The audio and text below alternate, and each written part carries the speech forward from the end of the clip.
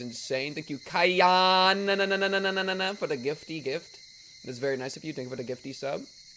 And W Mans, W Kayan. Wait, like the pepper? Your name reminds me of like cayenne pepper, but it's spelled, I think, completely differently. Okay, I've gone live on YouTube. Does that mean YouTube missed my singing I just did? I guess I have to do it again. What a wonderful day. What a wonderful day. What a wonderful. No, it's one N. Oh, man. How does it feel, Pink, to have come so far? Well, isn't there one more Higurashi? I didn't want to say it, but, like, aren't we doing, like, one more thing after this, too? So we're not, listen, job ain't finished. That's all I gotta say, job ain't finished. But no, yeah, it's pretty good. I just hope Takano gets, just hope we can save Takano. I don't think we can. I think we're in too deep, but I wish we could save Takano. I hope we can save Takano. Chat, peep my breakfast. This is the most depressing breakfast I've ever had. It's plain noodles with tuna.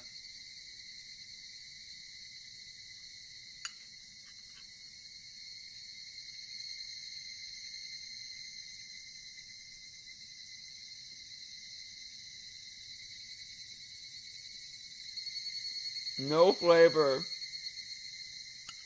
No seasoning. Nothing, man.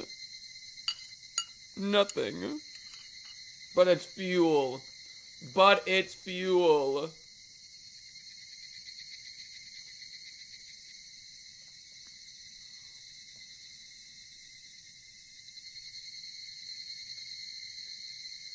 So making tuna mayo ramen. This was kind of good. Put salt on it. Dude, the salt's downstairs and I'm upstairs.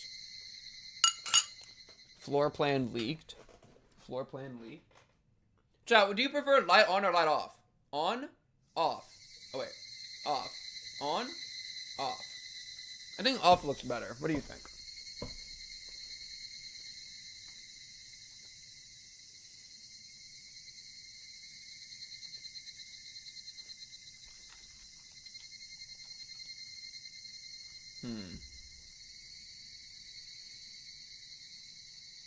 Off. Understood.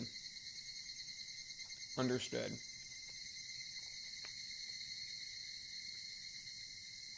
Let me pull out the corkboard.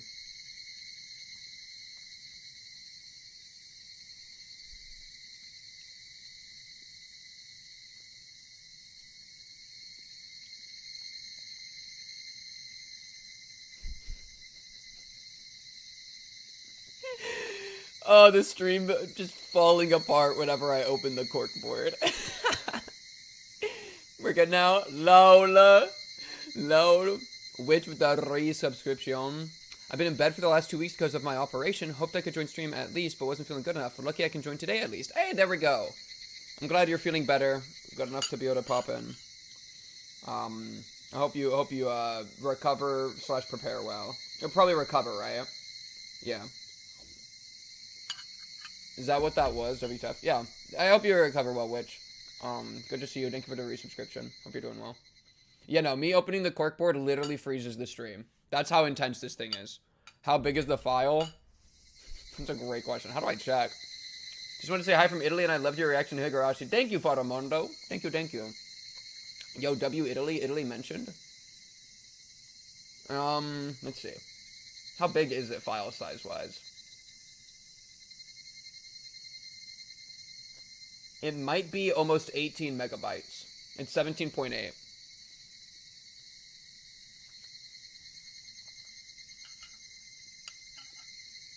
I just opened it up on my file browser.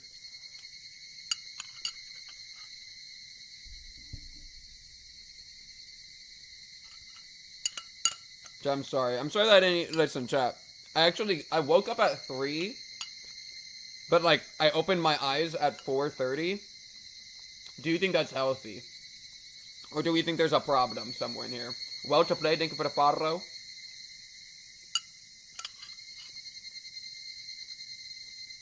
Actually, I think it was like 2:30 to 4:30.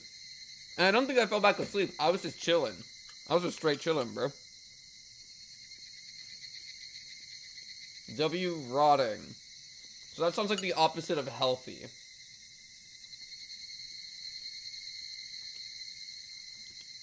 Oh.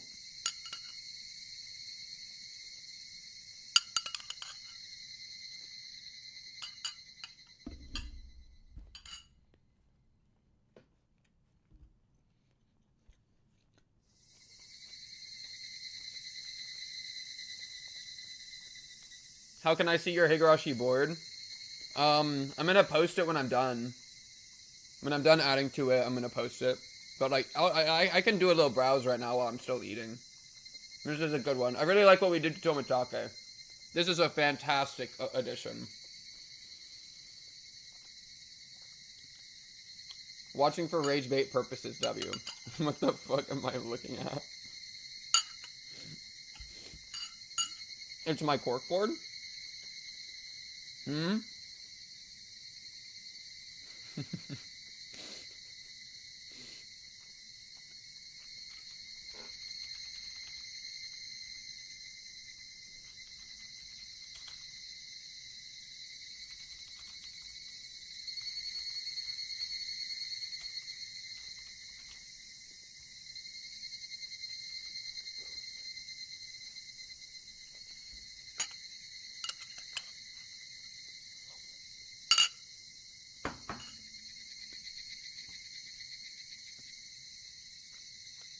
Wait, I want to reply to this by chewing. Okay, let's get going. Let's get going. I want to get going. I can chew more later.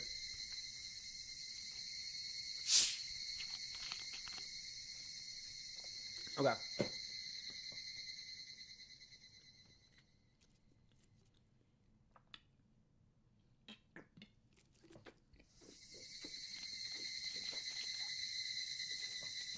Alright.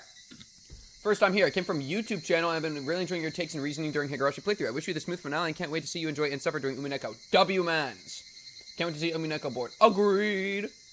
Stream dying every time you save the file is unironically a problem for the video sometimes. I think you can, I think there's a way to build it in. I think think that in and of itself is really funny. Right? I think there's a way to lean into it properly. Where, like, if you have a clip making it, like, you have to make sure there's a clip of me saying, like, every time I save this file, my computer starts to die. There we go, that was the clip, right? Then, bada boom, bada bang, you just put that in the beginning. Like, or, like, before it, like, freezes for the first time, you just put that or something, I don't know. Akasaka's right here, what do you mean? Zoom all the way out for a second? Yeah, I will. Yeah, this is our Akasaka board. I hope you actually start before I sleep. I'm going to start in a minute here. This is us zoomed out. Oh, yeah! Oh, yeah! Oh, yeah. Skylark 13, bro. I love Dead Wife. Dead Wife is a classic. Dead Wife is so good. Dead Wife is so good. This guy hates this ow ow ow girl is really good. That's a classic. I really like the chop out of the hours as I was waiting for the arm to show up. That was good. This is great. This is a great one. This one really, I think, like, ties off the Hitler arc. That's crazy. Skylark is a deep pull. Keiichi, You Must Forgive Yourself is perhaps the greatest one. I love Keiichi, You Must Forgive Yourself. Yeah. The alien estrogen... I forgot I put this in. Our Satoshi, bro. Where I almost replaced our Satoshi with this Satoshi. But then I decided, like, nah. This is just Keiichi with Satoshi's bat. Which is still awesome.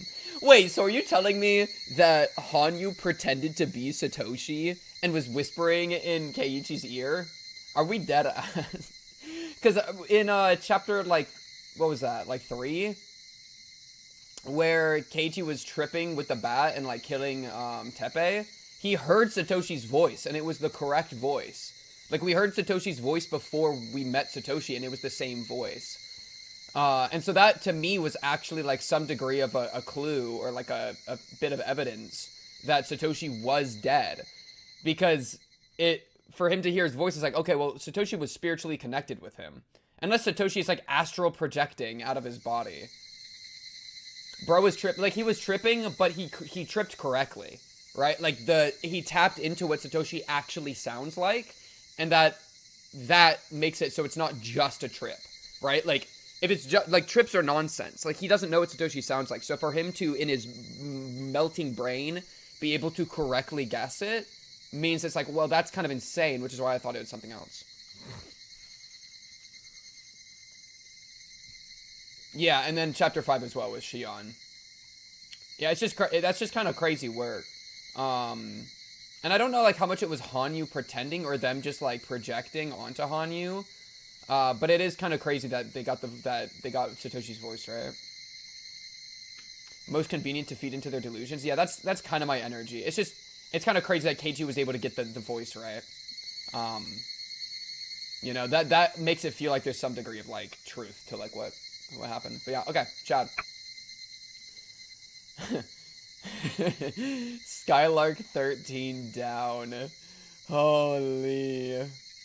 He tripped correctly is such a funny sentence. Yeah, it's crazy. I mean, there were so many times that, like, during L5, they were correct. I mean, like, Keiichi almost getting hit by the white van. I mean, the white van ended up being people full of problems. Like, the white van is a correct trip. It's not just him... well, it could have been him misreading a car as aggressive when it wasn't. But it also was quite likely that it was just the... that it actually was the gardeners, which are actually the frickin' these guys, you know? Keiichi's bat is an antenna that transmits Satoshi's omega brainwaves into Keiichi's alpha cerebrum. Are you bringing in the Omegaverse into this? Wait, who impregnates who in the Omegaverse? This is our last tangent before I actually click load. Who impregnates who? Is it Omegas impregnate alphas or vice versa? It's gotta be alphas impregnate Omegas, right? In which case, yeah, Satoshi would be the Omega and Keiichi would be the Alpha. Question marking me doesn't make sense here. This is the Omegaverse, bro. This ain't even on a me thing. Missed every Higu stream so far, TLDR. Oh, you want a TLDR? Homework's due in 20 minutes. Yeah, you're just gonna want to read this. This is the notes for the chat, for the trains don't grid. Oh, somebody said trains earlier. That's what they were meaning. Low. Okay, I'll look up the Omegaverse stuff on my other monitor. I need to have some sort of Omegaverse who impregnates who. In the Omegaverse, the dynamics of who impregnates who are based on secondary genders, alpha, beta, omega, rather than primary biological sex. Here's a breakdown of who usually impregnates whom. Oh, here we go. Alphas, impregnators. Omegas, impregnated. Oh, man, it might be peak. It might be peak. Male and female alpha... Wait, you can have female alphas? I thought this was entirely like a yaoi thing. I didn't know that we would extend it out. Are the dominant, typically stronger and more aggressive characters who impregnate others? They possess the ability to not. Okay. Which increases the chances of conception. Omegas. Male and female omegas are the nurturing, fertile, and submissive characters who become pregnant. Male omegas can become pregnant as they possess a specialized reproductive system, often described as a uterus connected to the rectum. Understood. Betas. These are often treated as normal humans. Female betas can get pregnant by alpha or beta males, and male betas can impregnate females. Huh. Yeah. So this is locked in with the Keiichi alpha Satoshi Omega. I would say that that's accurate. Yeah. I've seen a lot of non-yaoi Omegaverse. I won't elaborate, W-mens. Can we start Higu? Chat, you once put me and Oishi in the same photo, and I had a swelling pregnant belly. Did I not? And now I'm the problem for bringing up the Omegaverse. You made fan art of me getting impregnated. I am the victim. Do we understand? Keiichi's an Omega and Mion is his alpha. Oishi had the belly. Wait, who impregnated you? Wait, I impregnated Oishi? Immaculate conception. Oh, wait, did I impregnate Oishi? Oh, then I'm fine with it now. If I'm the alpha, then it's fine. If I'm the omega, then we got problems. Because I'm the alpha. Alright, that gives me an extra turn at the end of the turn. Doesn't even remember. I just remember somebody was pregnant, bro. I remember somebody was pregnant. Doesn't really matter who's pregnant. Okay, I need to remember what exactly happened at the end of last stream. Let me actually, because I know I accidentally, like, read a few lines before continuing, and they aren't in my log. So I'm going to pull up the last stream, and we're going to, let me just peep it real quick. Report from her. Right here. Oh, yeah. Yeah, I guess we just bounced. Jun's eyes were swollen from crying, but she had calmed down. Right. We had an emergency Satoshi evacuation. And then Takano's walking around in the woods. And Takano running around in the mountains. Thanks, Takano. Chat. It's another piss cubed pivot. She wasn't using an intercom. Oh yeah, she was yelling at the guy with the communications unit on his back. He was just screaming at him. That's so funny. Okay, yeah, I remember now. I remember now. I'm an alpha. Agreed. I missed a few / all streams. Can you quickly summarize the story so far? Homework's due in 20 minutes. 15 minutes now, actually. You're a little late to class, dude. Alright? I need you to review this. Review this document. Alright. There you go. Okay, Dumel. Crazy line. I need a shirt. I need a shirt.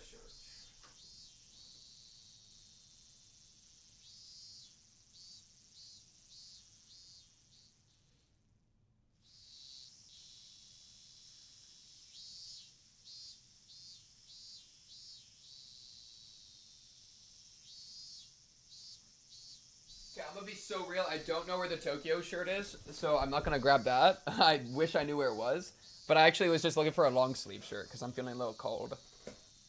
Didn't even give me a response. I did! I showed you the document. I said homework's due in 15 minutes. That was for you.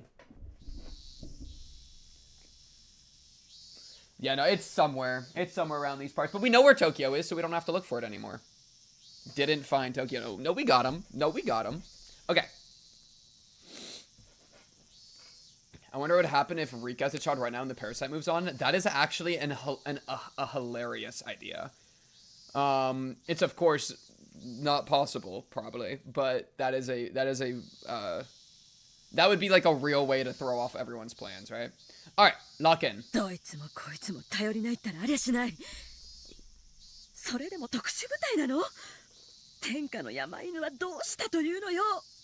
Tweak Takano. Takano bit her lower lip and squeezed her left arm with her nails. Her arms had nail marks all over them. She was holding her grandfather's research scrapbook in her left hand. Even Takano didn't even know why she was holding it. Maybe she grabbed it unconsciously because she wanted her grandfather to comfort her. The mountain dogs had already suffered devastating damage. They had to walk around in an area they weren't familiar with, and they wasted their energy on the multitude of traps that had been set. Skylark 13. Although they were tough as can be, they were getting exhausted.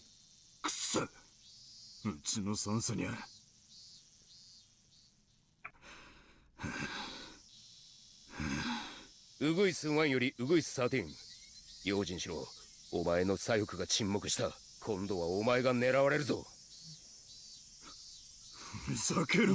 next is crazy.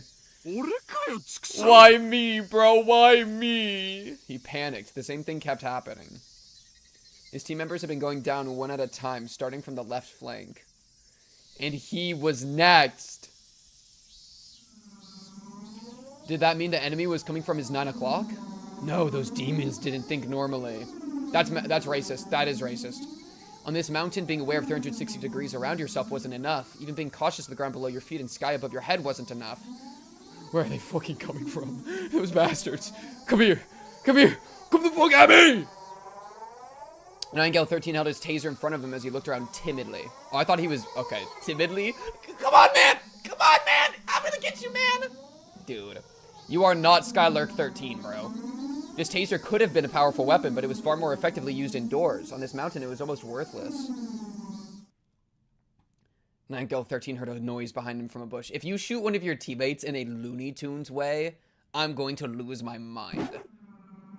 He thought he saw something, so he fired his taser. The electrodes flew out of the bush. Did you just imagine it?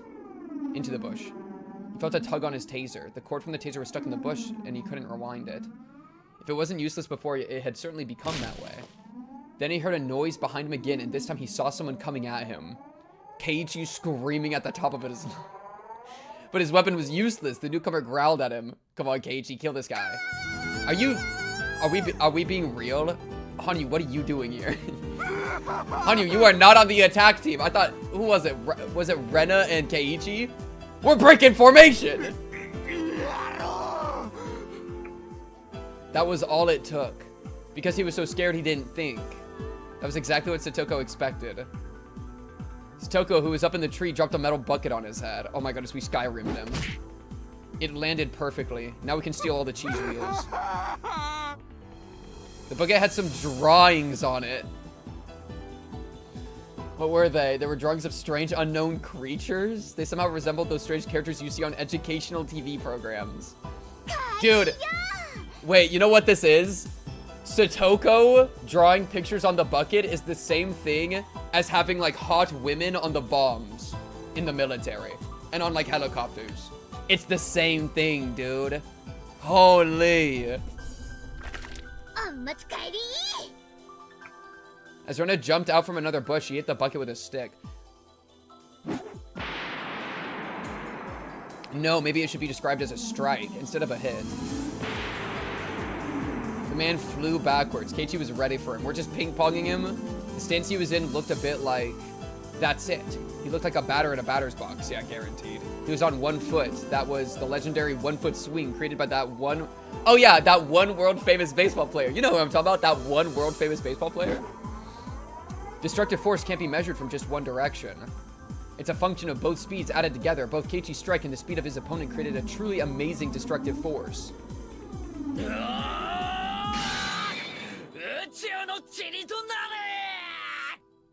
We are out of control. With an exhilarating and magnificent sound, the mountain dog flew into the air in the opposite direction. We lifted a grown man off the ground with that. I mean, he's dead. We hit him hard enough with a bat to fling him into the air. Like, if we hit him in the head, which it sounds like we did, I don't think he's alive. Then he rolled down on the ground and stopped. There, Rika awaited him. It was almost as though they calculated that he would end up there.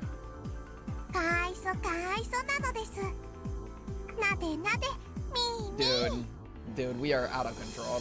Rika patted the bucket happily. This comforting moment for... You are actually comforted? For Nightingale 13 only lasted for a second. Oh, there we go. Mion shot her taser at his butt. Thanks, man. Nightingale 13 jerked for a moment, then went limp.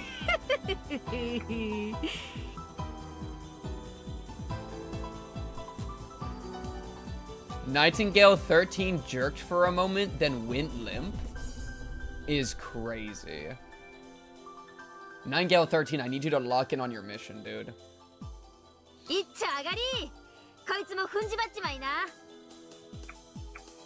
Keiichi and Rena jumped on him and tied his hands behind his back with wire. Hanyuu is having so much fun. She's having more fun than she's ever had in her entire existence. Beating up random men on Trap Mountain. Yo, Trap Mountain! That's the new tier of Gilf Grove. Think about it.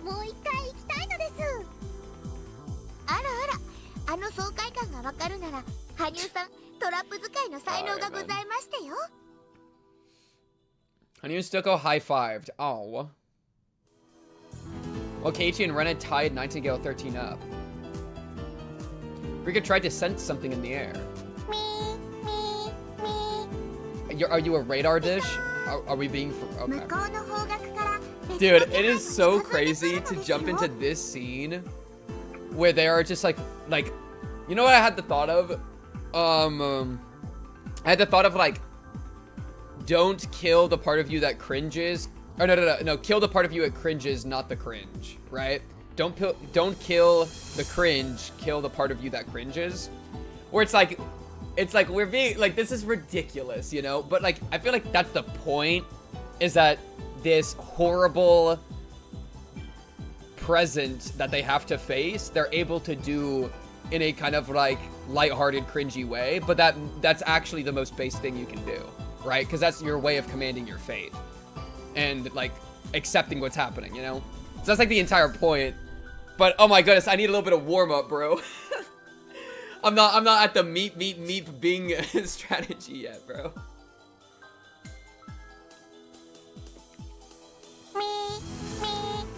They deserve to be a little cringe. Exactly.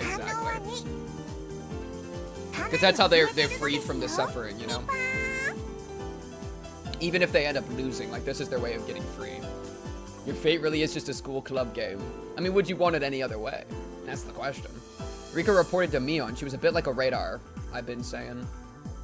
Mion didn't even care about the guy they had just knocked out. She was already trying to figure out their next move while looking at Satoko's map and using the info Rika gave her.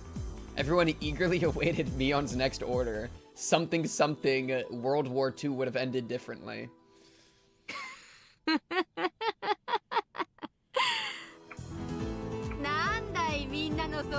Everyone's drooling. Everyone's hungry for more. Dude, we gotta hit Takano with a trap. You gotta throw her in the poop spike pit.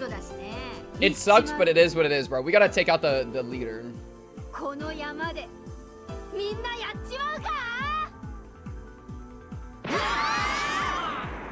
Yippee, yippee, yippee! Mion was a great leader. She had both leadership skills and tactical ability, but more than anything else, she was great at encouraging people's spirits. There are no cowardly soldiers under a brave general. And brave soldiers fight like 1,000,000 men under Mion's command. Nobody could stop Mion and her club members. Both Mion and Okanogi's original estimates were too low. Now Okanogi was thinking something else. Before they started the siege, he likened one of them to a well-trained platoon. But that didn't fit anymore. They were on par with an elite armored division. Foot soldiers couldn't beat an armored division. What Okanogi had was just a company, bro. Where was the air support or a bombardment from a warship or an artillery base? Okanogi needed someone to pump the mountain full of holes. If he couldn't have that, he needed a submarine to fire a nuclear weapon. If he couldn't have that, he wanted to retreat. Oh my goodness. Infinite glaze activation. Okanogi no longer doubted it. The enemy commander was a genius. Under a mighty commander, all soldiers become heroes. He wanted to see the face of the commander, or at least he wanted to know their name. Please, give me the honor of facing you in a 1v1 battle. But then Okanogi remembered that demons used to live in Hinamizawa. The commander's the Demon King, dude. The Demon King has risen from Onigafuchi Swamp, dude. He also realized the commander had to be a demon.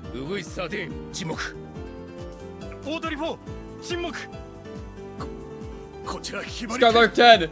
Report on Skylark 13! I can hear the voices of children. I'm surrounded.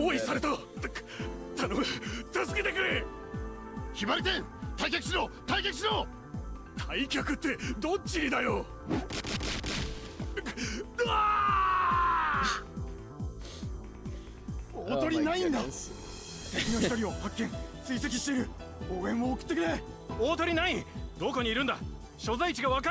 The true demon was friendship all along. I get it now.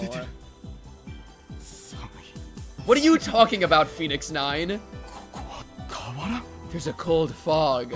Does one of our cast members have like necromancy? There's no rivers near us. Is bro running into the river Styx? Is he in hell?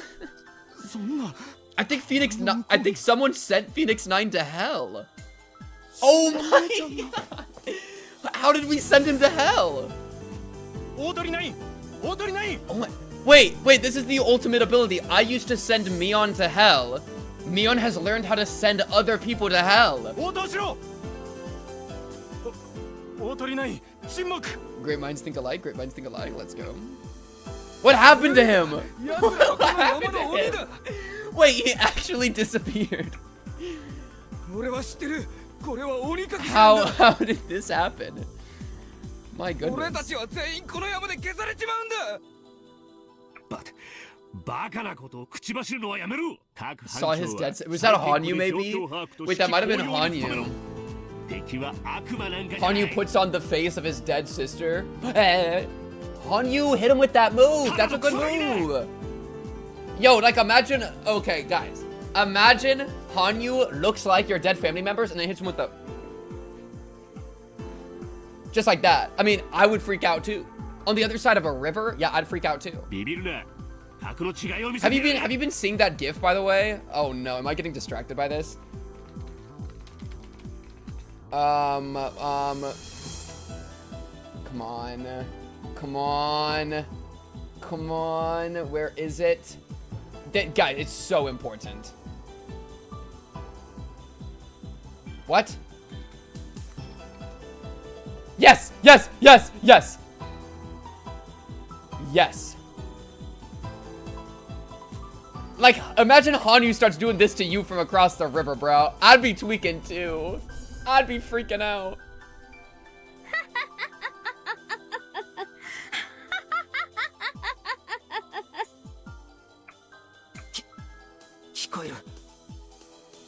They're in our comms. They're in our comms.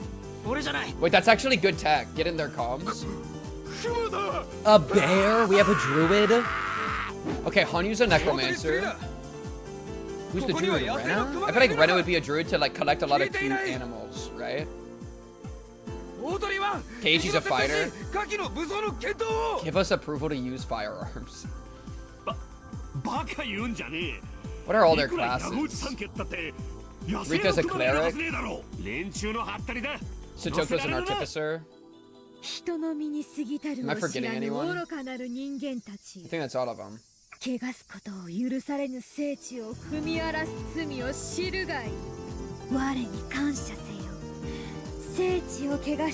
Hanyuu is tweaking. Honestly, tweak. You deserve it, my goat.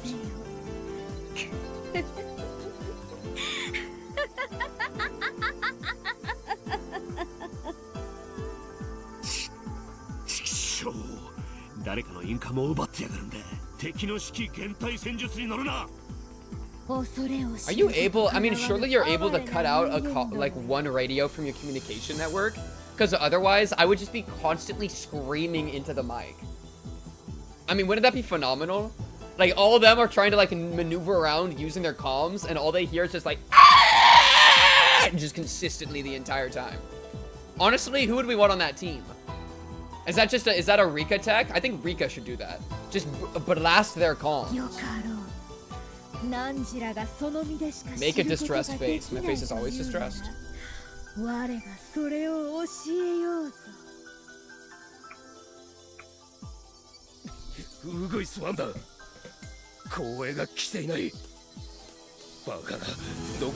Or she just meeps at him. Sure.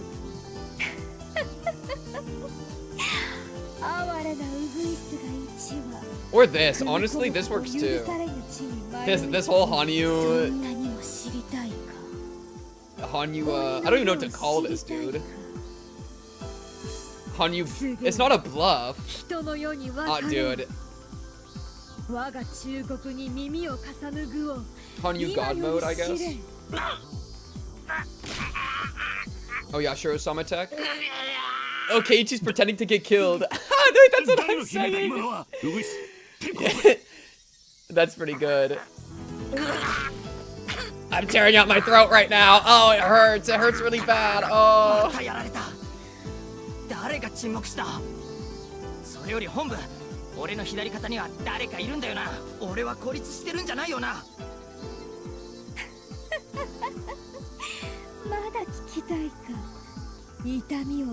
Oh, Yashiro-sama mode. Yo, Keiichi is on this. That's high-level strategy.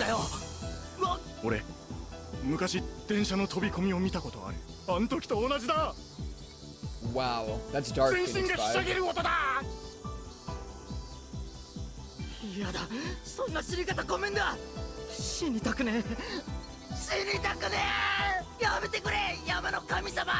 please got to the mountain. 俺も好きでやってるわけじゃねえんだ。給料もらってやってるだけなんだ。 Bro, they're just orders, bro. I was just following orders, bro. Bro, please, man, please. I was just following orders.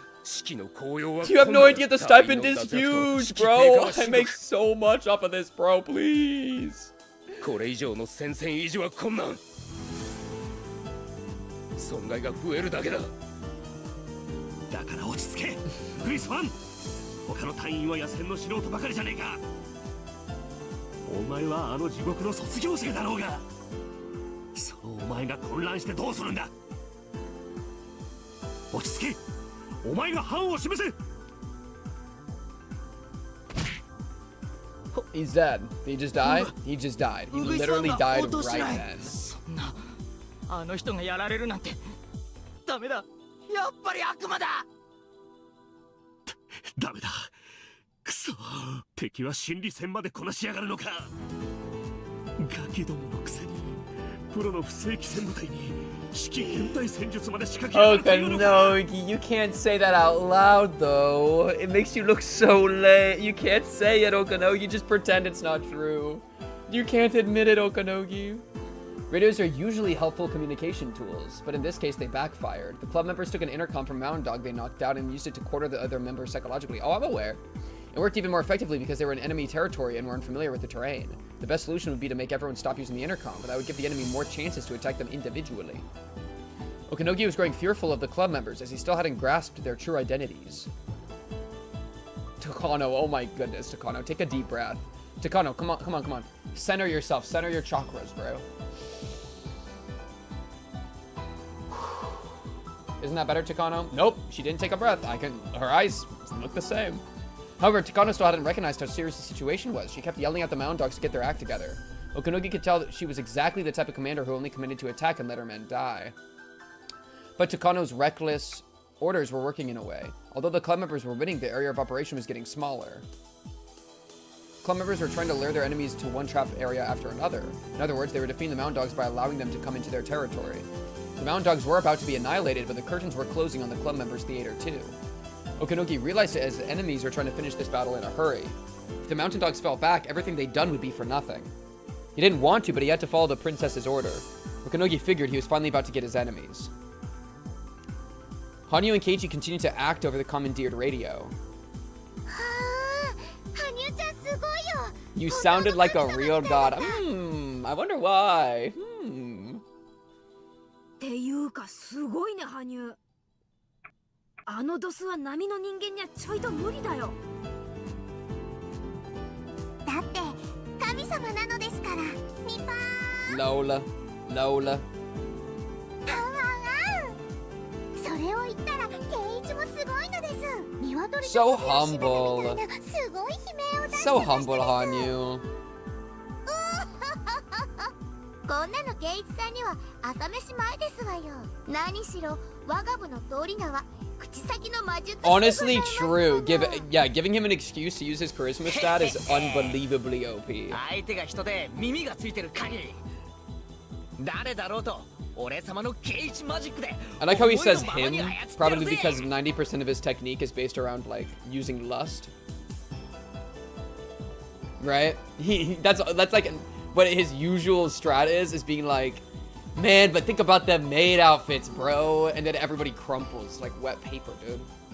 I also like that this line didn't have any voice acting. You should become a voice actor. I bet you'd be famous. Oh, thank you. There it is. It's just kind of ironic. Yeah, low-key fourth wall break. True. 私は高野よ。三等陸佐よ。あんたたちの最上位の上司よ。聞きなさい。鬼もいないし神様もいないわ。もしいるなら戦いなさい。神なの。その座から引きずり下ろしてやるのよ。Crazy that we're hearing Takano here. 戦力を立て直しなさい。大鳥は白鷺の残存と合流。敵は山頂付近の営林署の資材小屋あたりを本拠地にしている模様。交渉を取られてるわ。こちらの動きが筒抜けのはず。奇襲はあって当たり前よ。差し違えてでも倒しなさい。 Even if you have to stab each other? Why would they? 武装に戻る許可を。奴らを制圧するにはペーサーでは無理です。許可できるわけないでしょう。私たちは今奴らを完全に包囲して追い詰めているのよ。ここで引けば取り逃がすわよ。私たちはあいつらの首に両手をかけてる。あとは締めるだけなのよ。 At the same time, Okanogi received another radio call. Using that line meant his caller didn't want Takano to hear the conversation. Okanogi understood the meaning of that, so he walked away from Takano and answered quietly. Who's it about to be? 指揮者より大鳥は I see. 緊急事態です。診療所研究区画が Oh, yeah. 襲撃を受けたようです。 Yeah. Oh, no. Okanogi, you're about to... Oh, no, エ no, ントランス区画へ no. の侵入者警報を受信しましたが、すぐに解除されました。 Uh-oh. 工事の手続きによらない解除です。状況の確認を求めていますが、無線に応じま So せ they ん。 bought a little bit of time, but they didn't know the perfect 現在 procedure, so 研 it 究 wasn't 区画の武 perfect. 装保安隊も含め、全員が沈 That's 黙 good, してい though. I ます。 bought enough time that they were able to get the job done.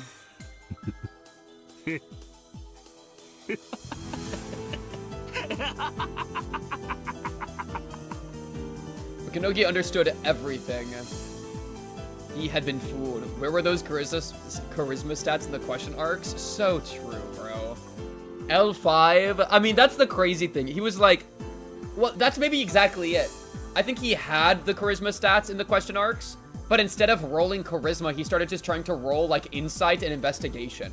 Bro has an int and a wisdom of 7 and 8, respectively. Okay? Right? His charisma's insane, but he stopped using charisma because he stopped using his friends. That's the crazy thing. And his brain was turning to soup. That would also probably debuff your charisma. He suspected a diversion, but he never even thought that the heavily armed security unit of the Mountain Dogs could be bested.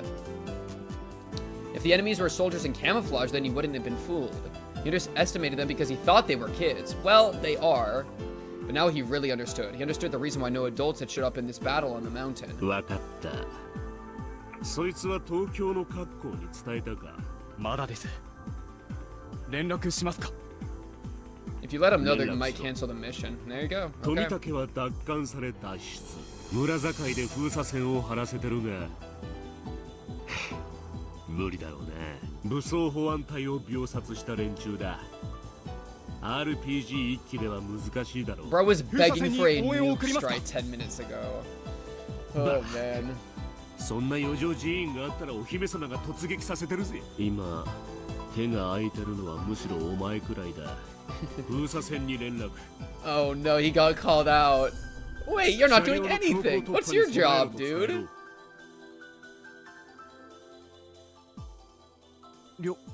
了解。了解。警戒を厳にする。 Is a new background? New background 診 just 療所 dropped? が襲撃され、捕虜を奪われたとの連絡が入った。敵はおそらく車両にて強行突破を試みるものと思われる。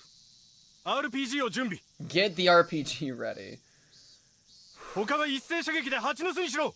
Wow. 射殺許可は出ているぞ。 I mean, that is going to loudly...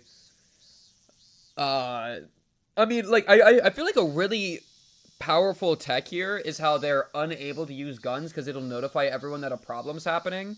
And RPG is going to do the same thing. But that means that it's to our benefit if the entire village starts to, like, freak out a little bit. Not enough to, like, actually be a problem. And you don't want to put them in danger. However, like, if the entire village starts to, like, freak out, and that includes a bunch of Sonozakis who are, like, Yakuza and probably have, like, hidden firearms and stuff, then all of a sudden, your ability to control the situation is, like, completely gone, right? Like, that is I don't think it's a great win condition for us, but it's definitely a lose condition for them. So I kind of frick with it. Like, I was wondering if there's a world you could, like, probably, I don't think there is, but, like, you put, like, a cement block on the car, like, driver pedal, gas pedal, and then just send it down the blockade empty. So they RPG an empty car and just expose everyone. Something like that. Like, anything to just, like, really get the entire town on our side. But you'd probably need to, like, actually lead the town a bit more and give a bit of structure. In which case, Keiichi, get on your soapbox. We need you. One of the Mountain Dogs nodded and opened a narrow case in the trunk of the van. In that case was a powerful anti-tank weapon designated RPG-7. This was a weapon that many said changed the history of modern warfare. After all, this terrifying weapon had a firing range over several hundred meters, and it was capable of bury someone. Burying most tanks in existence.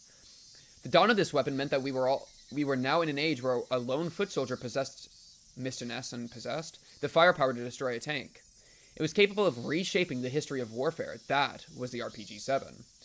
Each of the other 4 members had an MP5, the weapon used to destroy the tire on Irei's car. There was no question that the Blockade team was well armed. They waited in the van until the enemy vehicle showed up. Once they saw a suspicious vehicle, they were planning to stop it by moving into the middle of the road. They intended to destroy that vehicle by firing all at once. They all watched very carefully for suspicious vehicles coming from Hinamizawa. This was the only road that connected Hinamizawa to Okinomiya. It would take more than half a day to get to there if they used a different route. Their blockade was where the gravel road changed to a paved road. Yeah, we've been here like a handful of times. It was what people called the village border, and was their last chance to stop anyone from leaving. Hinamizawa was at a higher elevation from that point, so the vehicle would be coming downhill. I mean, then you wouldn't even just put the car in neutral and just have it go downhill. You wouldn't even need to do the gas pedal tech if you want to do the fake strat. They were probably expecting a barricade as well as heavy resistance from the mountain dogs. If they wanted to pass this point, the only way would be by force. Oishi, what if we sacrifice your car? What if your AC unit is the sacrifice on our team? Not any of the kids, not any of the adults even, but the AC, bro. Man, wouldn't that be the peak cinema we were looking for, bro? They could start a gunfight, but that would take too much time. Since they didn't want to waste any, they should avoid unnecessary conflict. Grumble. Someone's stomach growled, but nobody made fun of it. That was understandable. Since all the members were getting ready for a battle, nobody even wanted to laugh. Too great of a sacrifice. They looked at the clock. It was almost noon. High noon reference? Of course they'd be getting hungry. At that time they heard it. That actually scared me a little bit. Can they just look in the windows of the car? I mean, presumably Tomotake would be, like, hidden in the car, like, either in the trunk or, like, on the floor. And so they would need to, like, fully stop. Like, they need to go out on the road to stop a car. And then if the car doesn't stop, they explode it. And then if the car does stop, then they, like, have guns so they're able to, like, take control. Yeah. At that time, they heard a noise coming from the direction of Hinamizawa. Obviously, the car was going very fast. The van moved to the middle of the road and stopped there. Some of them hid behind the van and some hid in bushes on the side of the road, and they pointed their guns at the suspicious vehicle coming towards them. The car must have been going very fast.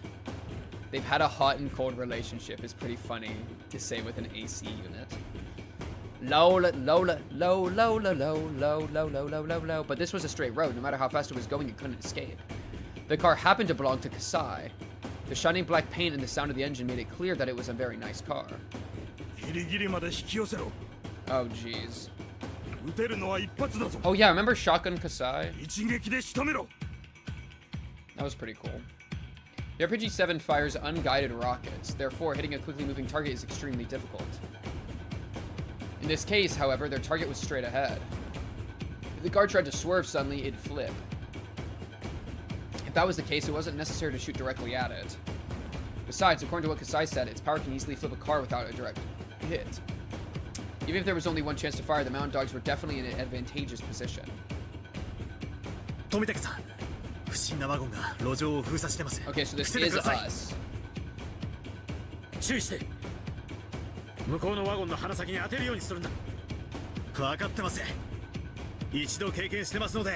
What's our tech here?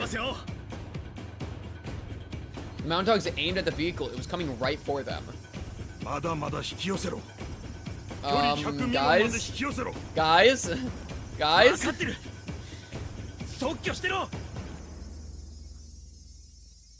mountain dogs in the bushes laid in wait, ready to fire. The rocket on the tip glinted eerily like it was waiting for its prey. The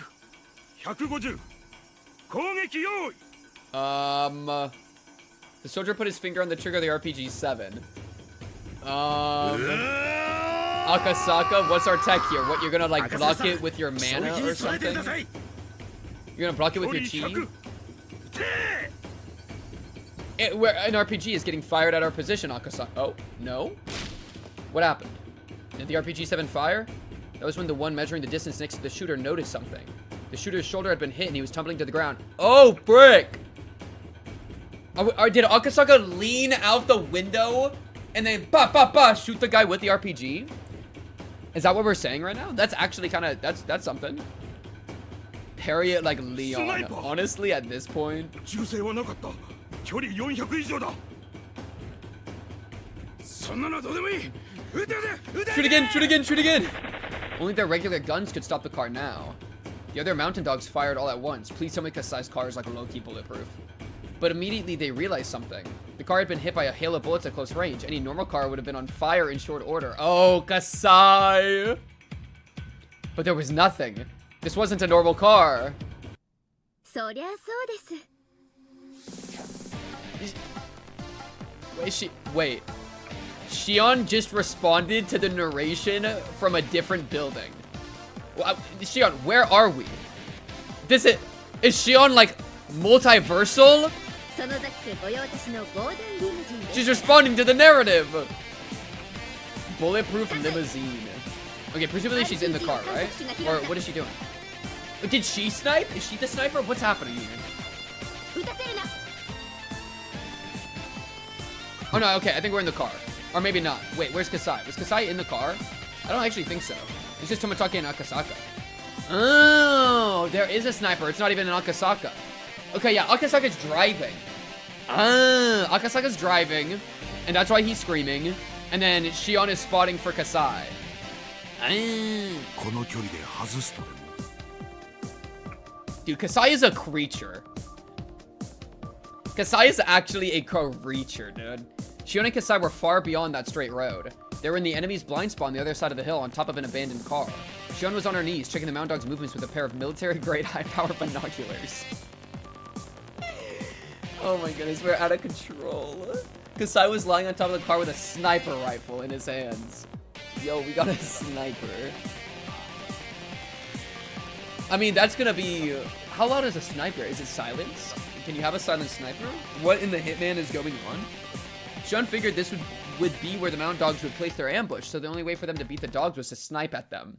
Both Shion and Kasai took sniping lessons in the US during the damn conflict. Shion took sniping lessons too? Kasai was now aiming at the man who picked up the RPG and was trying to take position with it. 早く撃て。吹き飛ばせよ。 Again, the RPG wasn't fired and was down on the ground. The two who tried to shoot were both groaning and clutching at their wounds. They were both shot in the shoulder. Yo, Kasai, you can shoot him in the heart, bro. I give you permission to drop some bodies, okay? The wounds wouldn't kill them. I knew they wouldn't, but they definitely couldn't fire that rocket. Yeah, we gotta be killing some of these fools, man. I know killing is like bad or whatever, but like, come on, man. The car had arrived. The Mound Dog screamed and dove out of its way.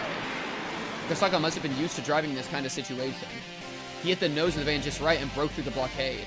The van was hurled away and spun in a circle.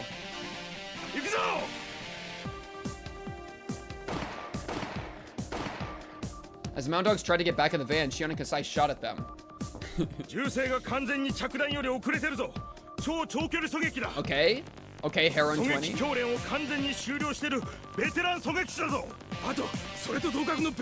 Veteran spotter Shion. Veteran spotter, by the way. That's so funny. The scope on a sniper rifle is one specifically made for sniping, therefore its field of vision is so narrow that the sniper is unable to see their surroundings well. That's why it's always necessary to pair up with a spotter. Okay, makes sense. A spotter uses powerful binoculars to probe the situation and communicate information to the sniper. Kasai's seen too much death, it'd be too much for his PTSD or something. Fair enough, bro. He's on his Vinland Saga arc. Holy. I have no enemies. Snipers can't do their job alone. Their potential is unleashed only when paired up with a spotter equally as skilled. They try to stand up and climb into the van, but the ultra velocity rifle bullets pin them down. Bullets rip through the air, traveling faster than the speed of sound. Yeah, like, I feel like sniper bullets normally, if you got shot in the arm, like, your arm's just gone. Am I overestimating snipers? Because that's like my thought with snipers is it's pretty much like a guaranteed kill if you get hit with it in like any real spot. Like not like your finger, but like yeah. But it could be like a relatively, I know it says ultra velocity rifle, but like it could be like a relatively like weak sniper, or like low caliber or something. The noise those bullets created was nothing like the sound from a normal gun. It almost sounded like the Grim Reaper himself was swinging down his scythe. Kasai's a ranger, bro. Or he's a ranged fighter. Overpen might save them a bit. I don't actually know. Yeah, I don't know. Maybe. Furthermore, they could see the mountain dogs, but the dogs couldn't see them. Only those who actually had experience being sniped at could understand this fear. Trust others, don't do things alone. Charu, that's actually facts. That the spotters working together, like the spotter sniper thing is them working together. And I mean, like, I've said this a handful of times, but one of my big messages about like good and evil that I've like really started to lean into recently is that good unites and evil divides. Like an evil organization will betray itself because evil inherently betrays itself, right? That's like part of being evil. That's part of how we define evil. And so an example of that is that here, the good guys, they're working together really effectively, right? We got the spotters, we got all the kids working together, blah, blah, blah. Whereas the evil group, the mountain dogs, they're betraying each other. They're like not working well together. Takano is tweaking. They're like Okanoki's answering calls that Takano's not aware of. They're hiding information from each other. Like they're inherently splintering apart in a way that the good team, they would never do that because they're looking out for each other. So they're always going to be bringing each other into it. That's the key distinction between good and evil. What? Don't be bringing up Stephen Hawking right now. What are we doing, man? Power of friendship. Yeah. And like, yeah. And how evil does the opposite. That's why I find it really interesting if you ever have like a group of evil characters that are like really locked in with each other, and like if you have evil characters that are loyal to each other, then that's a really interesting phenomenon, because I think that's a little counter to how evil is normally like functions, you know? Yeah. There was a driver and one mountain dog in the van. They had to leave, otherwise it would be too late. The driver made a snap judgment and slammed on the gas pedal. どうですか? 追ってきてますか? 来てるよ。運転がうまいね。あんなワゴン車なのに追い上げてくるよ。それは参りました。 What about people who do evil but see their own actions as just? I mean, that's like a lot of them, right? You just say they're evil. Lol. Like, yeah, I mean, I'm not an objective morality guy. I'm a very subjective morality guy. And so, like, everyone's, like, a lot of people that I view as evil are going to view themselves as good. I still view them as evil. They still view themselves as good. But since I condemn them as evil, I'm going to, like, do something about it. GG. Win the game. For free. You know? It's just how it goes. Oh, yeah, I can turn down the audio a little bit. Also, it doesn't help that this song is loud as frick. But yeah, I turned it down, like, how about like that much? Tomitake opened a window near one of the back seats and leaned out. Hot air blew into the car. Though the car was jolting up and down on the bumpy road, he checked the mechanism of his gun calmly. Which Discord user is the most evil? What's the right way to put this? It's like asking which drop in the ocean is the most wet. All of them? He did it naturally, as though examining his favorite camera. The gun had been taken from one of the security guards in the basement. W looting. Pretty much the reverse of the first half of the series, from characters hiding secrets and not trusting each other, being taken advantage of by a united conspiracy organization.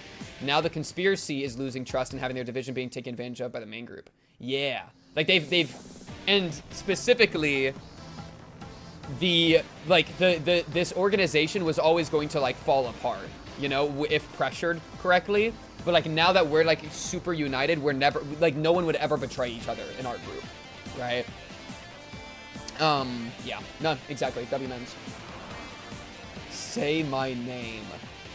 Walter White. Walter Hartwell White. One of the dogs in the van held the same gun in his hand. Their weapons were evenly matched. The road was no longer straight. It curved like a snake. There were some bumps and sharp curves, which made things in the car fly all over.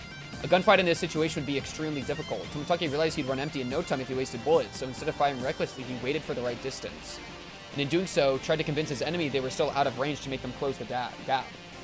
On the other hand, the mountain dog couldn't take it any longer. He fired, wasting his bullets on the bumpy road. Some of those bullets hit the body of Kasai's car, making a nasty metallic noise. 身を乗り出していては危険です。大丈夫。あんな下手くそじゃ当たらないよ。僕の生徒だったらゼロからやり直しだな。 Tomitake aura farming. He's giving lessons about shooting mid gunfight. What a guy. Shoot where the target's gonna be.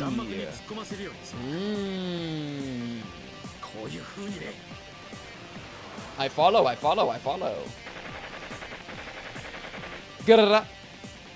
Tomitake fired for the first time after cautiously waiting for the perfect moment.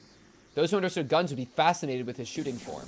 His stance was so firm, he didn't lose control even in the violent burst of shots.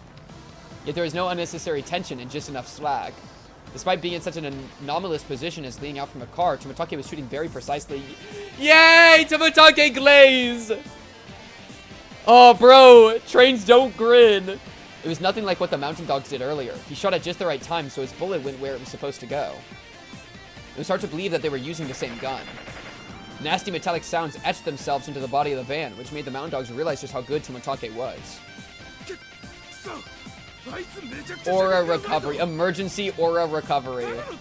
Get this guy in the aura ER. Oh goodness. Heron, what are you about to say? Oh man. Bizarre pivot? You're onto something?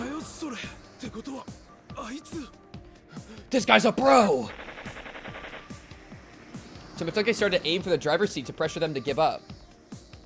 The Mountain Dogs could tell they were in a predicament. Tomitake was capable of hitting his targets easily, even on such a bad road. Furthermore, they were in a bulletproof limousine, while the Mountain Dogs were in a regular van. Bro put all his skills into handguns and marksmanship, and this is the first time he's held a gun the entire series. No wonder.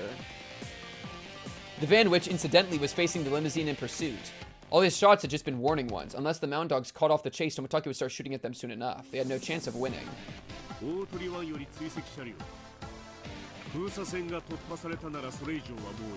Give up? Whoa.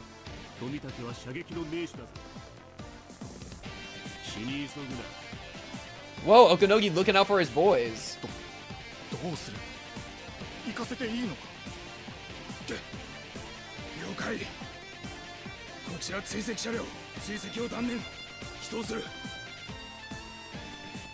That's crazy.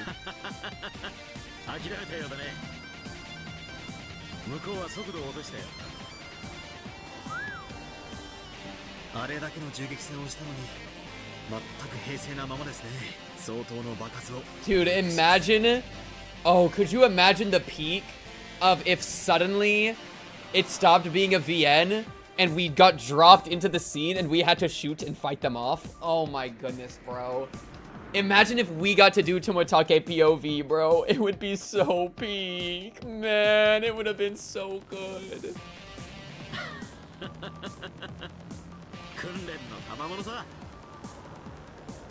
Tomitake, having slid back into the car, raised his fist in victory. Bro's hitting the All Might.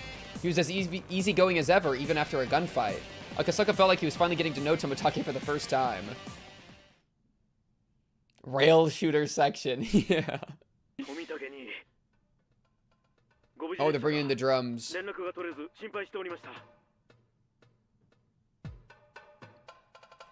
Tomitake was making a call from the telephone booth outside of Okinomiya. Oh, it's Jover, dude. We got in contact with the bloodhounds, dude. It's over, bro. The phone lines around there were on a different network than the one the Mountain Dogs had sabotaged. That was why he could make the call. Tomitake had called Tokyo immediately. He told Tokyo that there were some spies from the Mountain Dogs within Tokyo's research division, which is how they found out where he was. He also told them that he was captured and that he had escaped. True, it would thematically make sense to give us a little bit of power because we need to believe in the miracle too.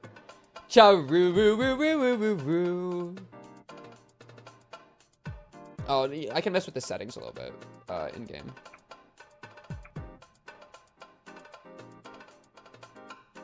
Hopefully that's a little bit better.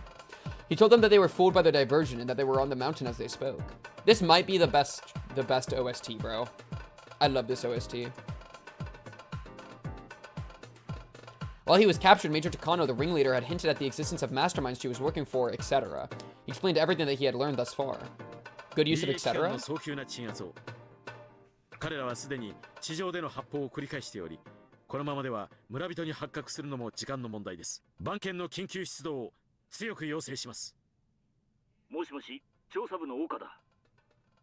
岡。無事でよかった。番犬はすでにひなみ沢地区の南方30キロで空中待機してる。こちらも上層部に鎮圧命令を求めていたのだが、石頭どもが事なかれ主義で渋りやがってな。In the air? So they're in like helicopters? We're so back? だが君が無事ならば話が早い。君の話はすぐにトップに説明する。Yeah, tell them to get in there right now and that they're trying to like cause a nightmare, which is what he already said that. Within 20 minutes.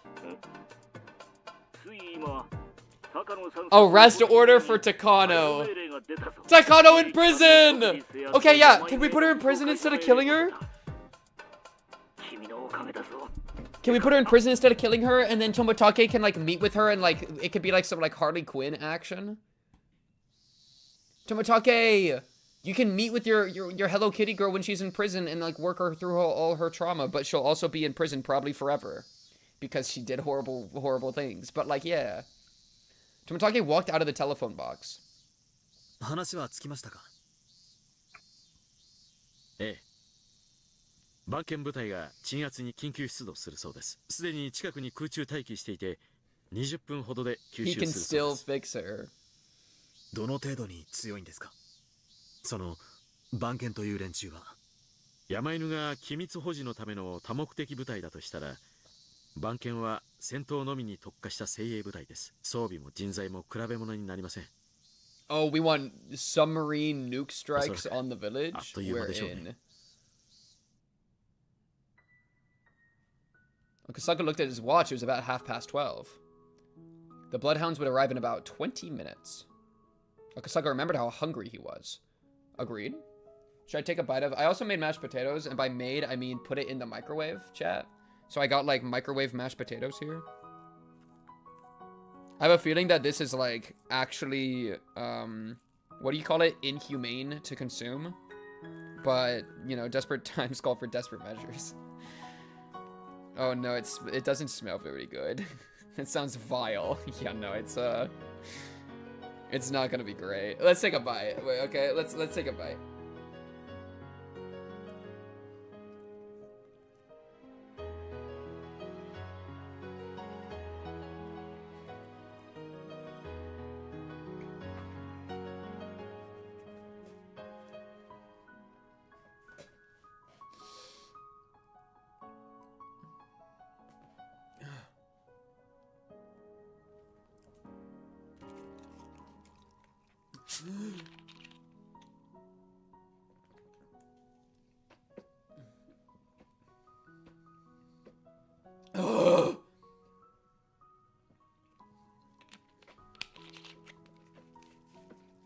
Oh my goodness.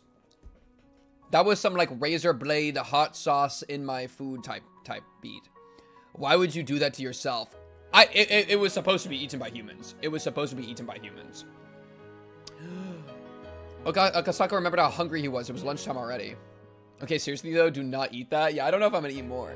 But like, this is off the shelf, dude. Oh wow, there's so much sodium in this. Dude, it's 170 calories, but it has 30% sodium. 680 mg. Yeah, the bowl is microwave safe. You're supposed to microwave it in the bowl. Literally 30% of your recommended intake for 170 calories. Isn't that insane? Like, if you ate 3 of these, you'd be like a 4th through your daily calorie intake, but like almost done with your sodium intake. That's wild. Yo, I need to light a candle. Now it smells like mashed potatoes in my room. We gotta adjust this. Yo, check, peep this thing. I have a taser. Isn't that awesome? It's for lighting candles. Isn't that cool? instead of using matches. And I plug it into the wall. I love you at pink cube, type B. I love you too, type B. Talk about it. Alright, anyways. Awful ratios. Yeah, horrible ratios. Okay, if he was brave enough, he would have head to a noodle shop. What? And by the time he was done, everything would have ended. For the mountain dogs, who fought well until their last possible moment, it was ending rather too soon. They were in an area where rice fields and a residential area mix. It was the border of Okinomiya. The sun was covered by a thin layer of silver clouds, and a cool breeze was blowing. It looked like it might even rain a little. The two of them couldn't even remember how many times their lives were threatened that day. They wanted nothing more than to let the rain soak their bodies. Bro, you know what this is flashbacking me to? Yeah, scented candle, yes. It's flashing me back to Takano in the rain. Remember that? Though it's not raining yet, but like Takano in the rain was like a depressing scene, but here it's like they want the rain to soak their bodies. I don't know. They could cook with something. They could cook with that eventually if they wanted. After a while, Akasaka spoke.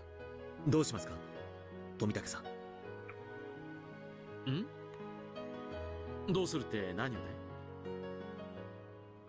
私、ひなみ沢へ戻ろうと思っています。 I was curious. I mean, yeah, 20 minutes. Like, 戦ってる。 could we get there faster? そうだね。でもいいのかい？一度はくぐり抜けた視線だよ。リカちゃんが待ってる。まだ約束は果たし終えていません。なら戻ろう。僕も用事があってね。Okay. ちょうど戻ろうと思ってたんだよ。The boys are back in town? 赤坂さんはヘリの旅の経験はあるかい？ Have you been on a 乗 helicopter せてもらえるこ before? とになってるんだ。Oh, bring him in, dude. Bring him in. They watched the breeze blowing over the rice fields for a while, then returned to the bullet-ridden car. The car started up quickly and they drove it back the way it came. It was only noon. There was still plenty of time before the Watanagashi festival began. Clouds covered the sky and it suddenly grew cool. It was going to rain a bit, according to Okanogi's intuition. He already knew that their enemy had broken through the blockade, but he hadn't told Takano about it. He hadn't even told Takano that they attacked the clinic, dude. By then, it really didn't make any difference if she knew or not, and he also wanted to reach the top of the mountain. Okanogi was only thinking about one thing. He was thinking about the enemy's commander, who had made the day so horrible for him. He just couldn't accept his defeat until he saw the enemy's commander face to face. The battle was already lost. They just had a princess who didn't think they had yet. With the rest of the mountain dogs fall into the traps and ambushes, Okanogi had ordered all units except his own to fall back to the front from the front line and into the vehicles. The only ones left to go on were the very determined princess, Okanogi himself, and a handful of exhausted members of the mountain dogs who could barely walk.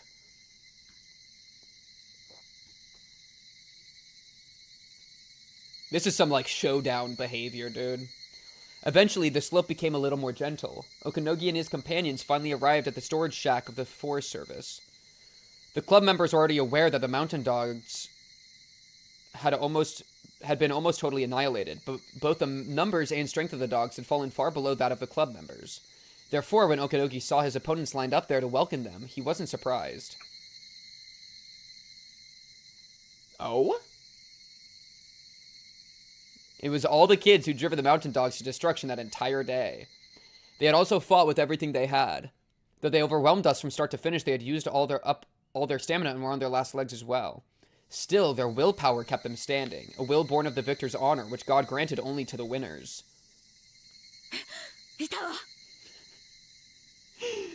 Just the visual. I mean, like, I'm seeing in my mind's eye, I'm seeing Takano on all fours climbing up the mountain, finally cresting some sort of, like, cliff-esque thing, and then Rika's just standing there. Oh, there she is! Tell him, Takano, bro. Get him, get him, get him!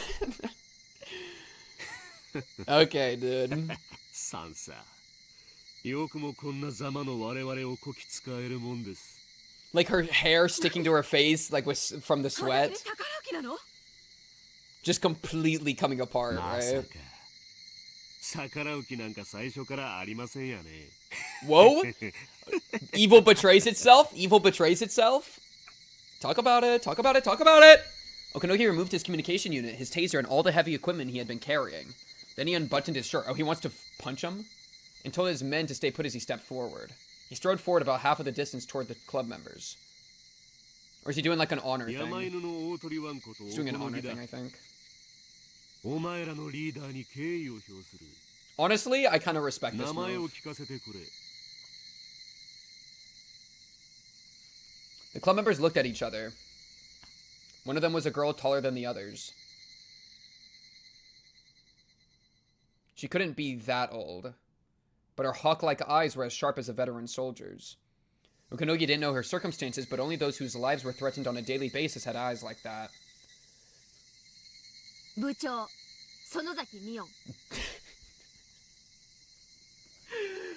Oh my god, what a scene. What a scene, dude. What is that? I just, like... It's like unbelievable, but that these two are on the same screen right now. Look at this picture with the Glock and everything. You can't tell me that, like, why does she have a Glock? Like, you can't tell me it's a water gun or whatever, dude. Like, the guy's here. The girl stepped forward.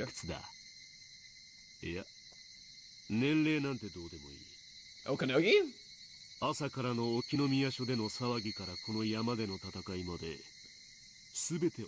Yeah, they both got green hair. Holy crap.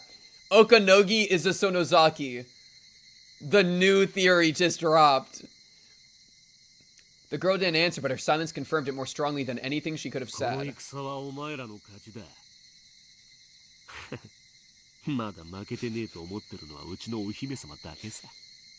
Oh, man.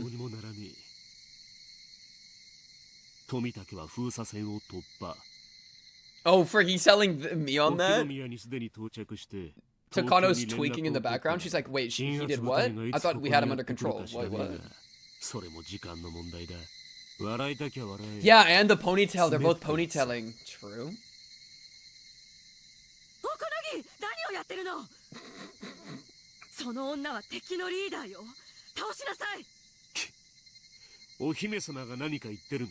The disrespect is crazy.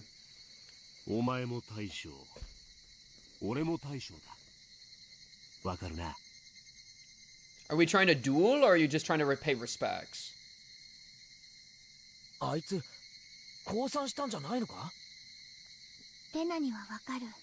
think he's okay. I think he's just paying respects, but I'm kind of scared of him doing something else.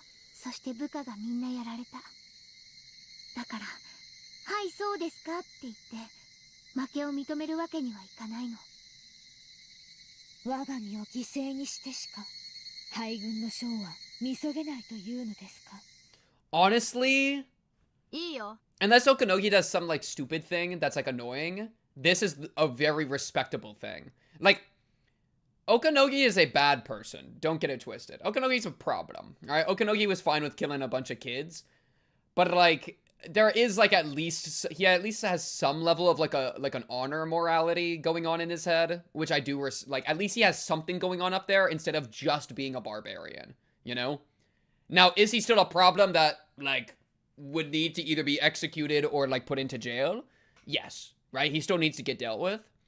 But like, at least he's not just like, I love hurting people. You know? He's got like a soldier's honor. You know, he's like a soldier pulled out of a war. And so he's like desperate to go back to that form of structure that he was trained to, you know? Like, he probably was part of some war in the past. I don't remember if we've heard this or before. But like, I imagine he was part of some war in the past and then got shaped into the perfect soldier, which then it makes him like a little bit of a victim of being shaped into the person he is, right? Like, cause if you go to war, I feel like how do I say this? Like, if I had to go to war for some reason and like full on like ground unit everything, my like morality and everything would probably like be heavily shaped and like forced into like a breaking point to like adapt to the situation and how like horrible it is, right? Depending on like where you're deployed or whatever. And so it'd be really hard to come back from that. Def not old enough for that. That could be true too. Yeah. Yeah, maybe, though maybe not. I guess I'm just trying to say that like, I'm trying to think of a way to say that, like, maybe he was shaped into this more than he was born into this, and then that's kind of cool. What game is this? This is Higurashi, a VN, a visual novel. We are in the end game though, so I would, you know, yeah, I don't want you to get spoiled, but I got the full playthrough on the YouTube if you're interested. Maybe take a little dip into the pool, see what's going on with this little VN. Talk about it. Yeah. He just whips his shit out. 感謝するぜ。 What's up, J-Mac? Mion took a stance. Okanogi took a stance too. Are we dueling? Ah, I thought we might duel. Okay, now this is what I meant by, like, this is some stupid stuff. Like, bro, take the L. Ah, yes!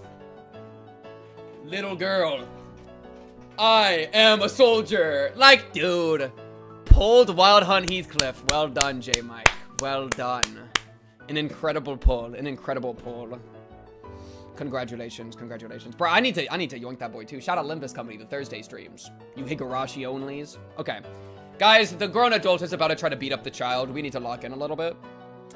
I was referring to a WW2 comment. He's probably some kind of vet. He's a commander of the Spec Ops unit, essentially. Okay, yeah. Like, I just don't know the wars that,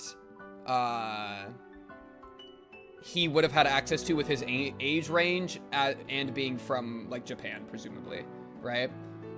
So I don't know, like, the wars that, I don't know the history of Japan warfare well enough. Lol. Okay. I have no interest in Limbus, no Rika, unless Limbus got some fun. Dumel, I think you would really like Dawn, the character Dawn. All right, lock in. The child is getting attacked by the grown adult. We need to lock in. Although Okanogi was nothing like Akasaka, he was still a close-range specialist. Even when exhausted, there was no way Mion could defeat him. Takano thought so too. She thought Mion was underestimating Okanogi, but Mion knew. She knew that she was the only one who could put him at ease.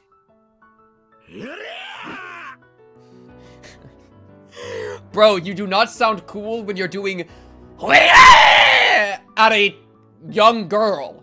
She's a girl. You are a grown man. This does not make you cool, dude. Dude, Higurashi Limbus collab? Holy chat. Which characters in Higurashi would be which characters in Limbus? Tomotake would be Gregor? Talk about it. Wait. Oh, Satoshi and freaking Sinclair. A Satoshi Sinclair ID. Oh, it's peak. Alright, lock in. Okanogi ready, launched sharp from his waist, but Mion deflected it to the side with her elbow, wrapped her arm around underneath it, wrenching it back behind him, and forced it up into a hold.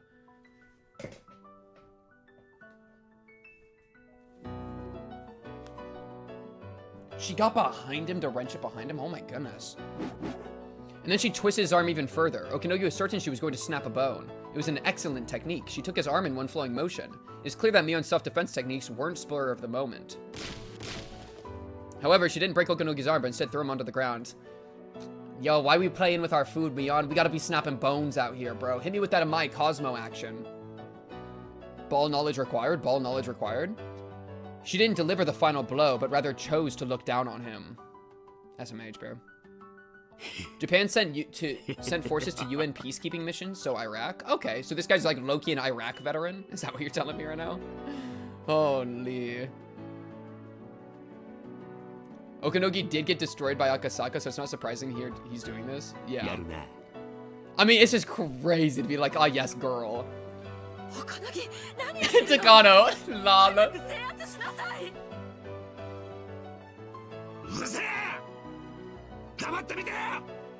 This is a battle between warriors. Leaders of men. Okanogi got up quickly, took a stance once again, and then swung his arm down. Oh, animation! But Mion avoided it effortlessly, and just like she did before, she grabbed his arm and turned it around. She's spamming techniques. They're in the same position as before.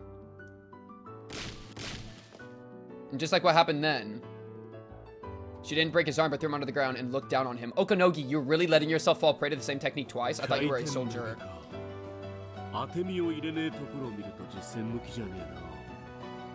Right. They didn't do combat in Iraq? Oh, understood.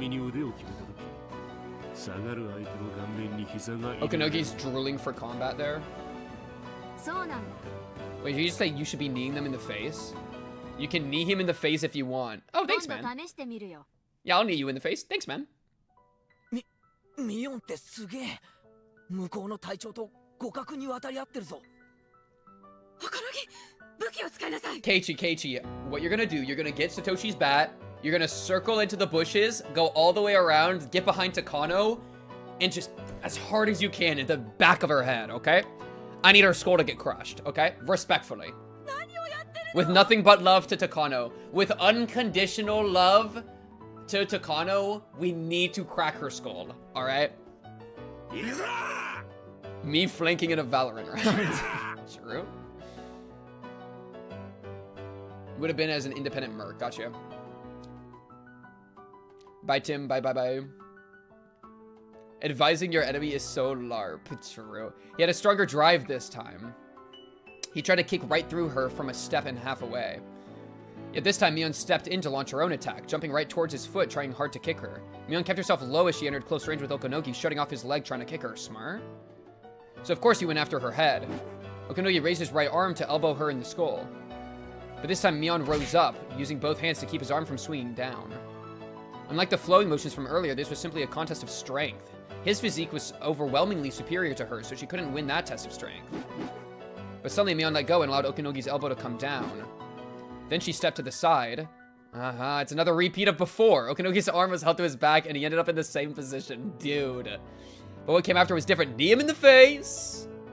Okonogi's face was lowered as Mion lifted his arm up high, and then she swiftly brought her knee into his face. It was exactly the technique that Okonogi told her about just earlier. And once again, he was down on the ground. So, He's glazing her. 戦略、戦術、そして戦闘、すべて三拍子揃ってるぜ。おめえみてえな奴が俺の役をやるべきだ。 You should have been in my position. From the leader of the Mountain Dogs to Mion Sorosaki, the, like, 14-year-old girl or whatever. Maybe like 15? クソどもの隊長な。 Damn. Calling him shitty? Come on, man. ごめんだね。あんたらみたいなネクラ Lol, I'm better than that. Lol. Low. Mion scoffed. Okonogi took it with a smile, too. He wasn't trying to, I think we're missing it too, be humble. It was just his pure reaction. Yeah, dissing his own squad is crazy. I mean, he's been doing that to Takano for a while. You shouldn't waste your talent. What should she go do? Bro. Go join the Spetsnaz. I'm dead. Hitler's greatest mistake was not recruiting a Sonozaki. This, but unironically.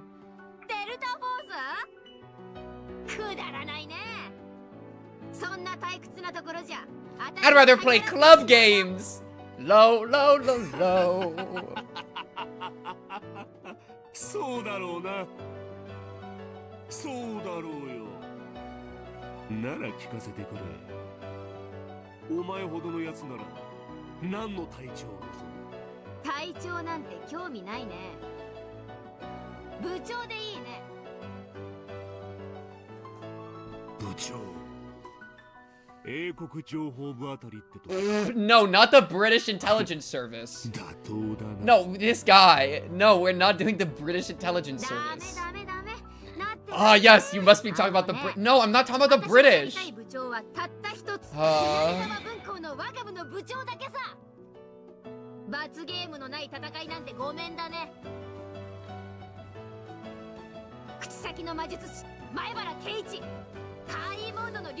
Holy, they're all getting titles. They're all getting titles. Charming Enticer? What? Yo, give Hanyuu a title! Give Hanyuu a title! God of the New World, Hanyuu? Furude? Come on, man. Yo, Hanyuu didn't get a title, bro. Mion. It's fine, I'll let it slide. At least she got mentioned. Wait, we need to see his... Look at his... Dude, his eyes here are crazy. Look at his eyes.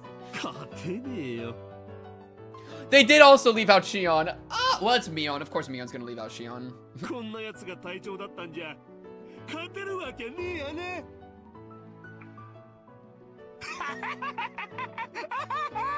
Why do you keep laughing like this, Okonogi? It's not that funny. This guy's just tweaking. Takano yelled at him, but Okanogi didn't hear it. My eyebrows do not look like Okanogi's eyebrows, bro. What are we yapping about? They would have to be, like, up more. Like this.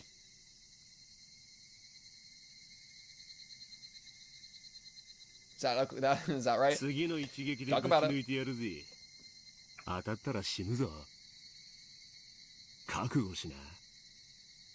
Loses 3 times in a row. Gets kneed in the face. You're going to die. Be ready for that. Okay, Okanogi.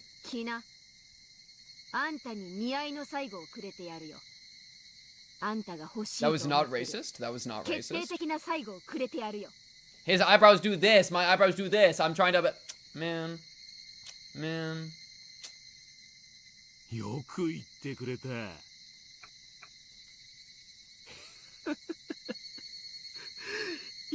く言ってくれたぜ。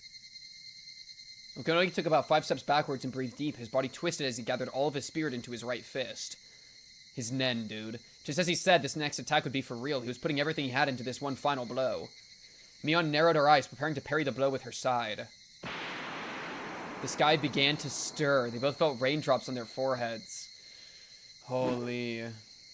行くぜ。殺すからな。殺しに来いよ。 Deep breaths. We're gonna make it, dude.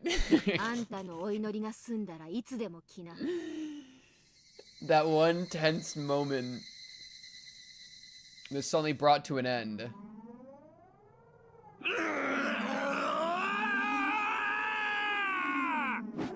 He dashed forward from a low position, just like a runner from a starting line. Then he added the twist from his body into the blow, as his right arm roared with all of his power. Keiichi from behind. Imagine. A bolt of lightning. Whoa! Whoa, that's cool. Bolt of lightning punctuated that moment in time, burning the moment into our eyes. In that moment, Mion's stance hadn't changed at all. No, maybe she moved like lightning in the moment it struck. Dude, she's Zeusing. She's Zeusing, dude. We had to recall the moment burned into our eyes to review the scene. Okanogi had swung with his right fist, which had enough power to shatter Mion's bones. So what if 100% of his power was directed back at him in a counterattack? When the lightning struck, Okanogi's body had been flying through the air. It was a legendary technique. Oh my god, she's using her legendary techniques, dude. I didn't know she had these. It was a legendary technique in Japanese martial arts passed down in Judo and Aikido, the air throw.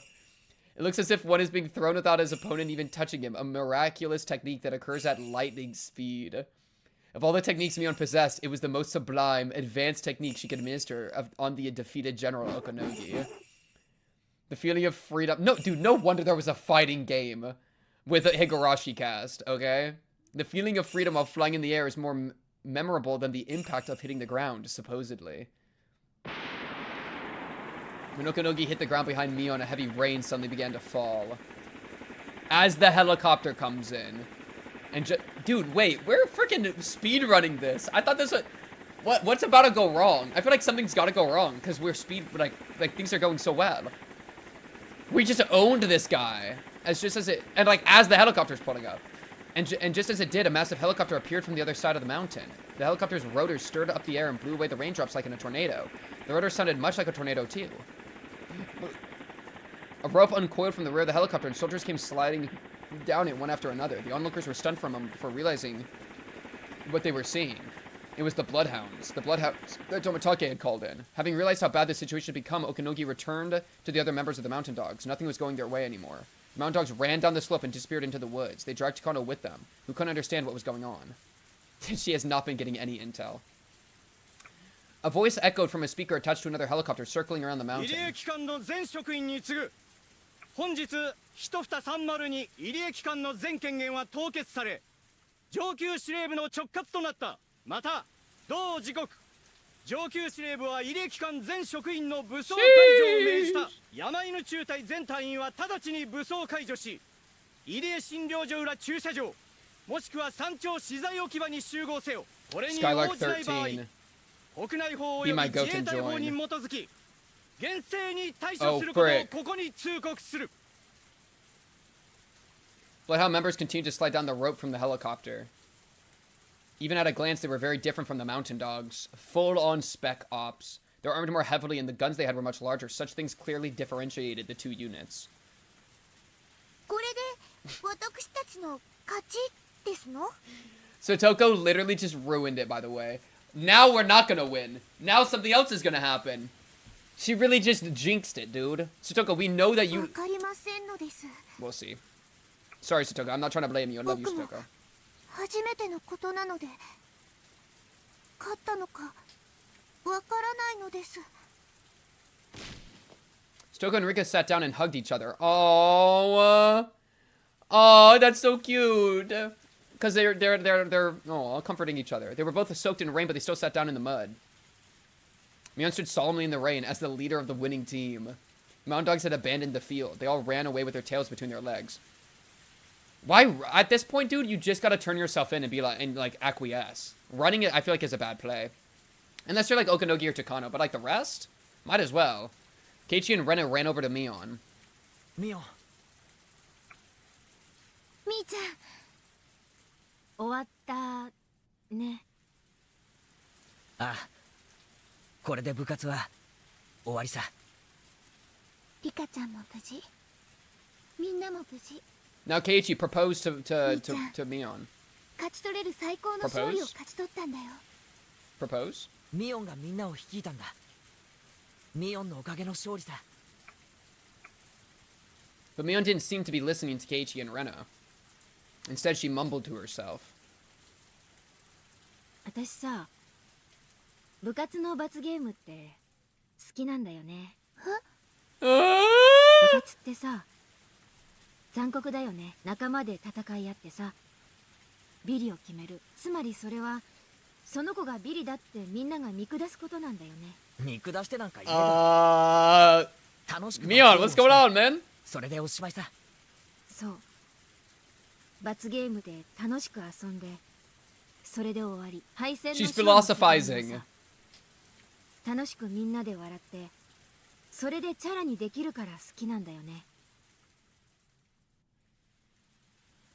Okay. What are we 負け building た to 本 here? 人も含めて、みんなで笑って、誰も傷つかない。みんなで楽しく笑って、おしまいにできる。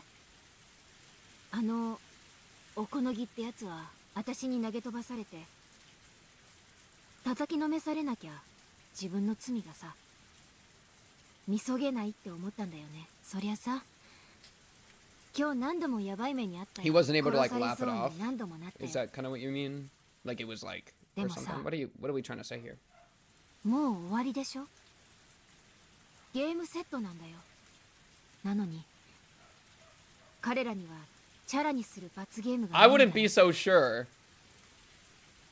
I mean, I feel like the entire point is that the bloodhounds are about to like go get them, right? But I mean, sure. They are running. Mion might have realized something when she threw Okanogi. Keiichi didn't think anybody else could understand that. ミオンが何を言ってるのかわからねえよ。もう忘れろ。あいつらはもう終わりさ。そうだね。これでもうすべておしまいなんだね。みんな生きてる。誰も怪我してない。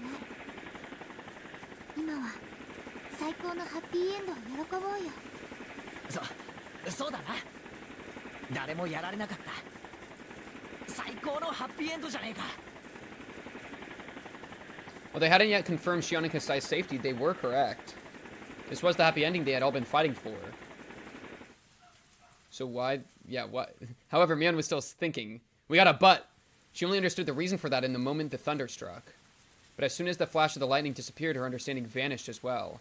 All she could remember was that she noticed something very important, and that shortly after she completely forgot about it. She could only feel a great sense of loss. Oh, I hate it when that happens, bro.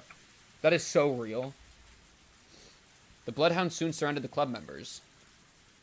At first, they thought the club members were their enemies, but when Tomatake appeared, he explained the whole situation. The commander of the bloodhounds appeared to beg the club members not to say a word about anything, as it was a politically sensitive incident. It was amusing to see a man like that beg while carrying all those weapons. Of course, they had no intention of talking to anyone about it. Once it had ended, it all felt like a bad dream. if on the following day someone asked them what they had been doing. They might not even remember it. This day was that unrealistic for them. So even if they were asked, they wouldn't say a word. リカちゃん、無事でよかった。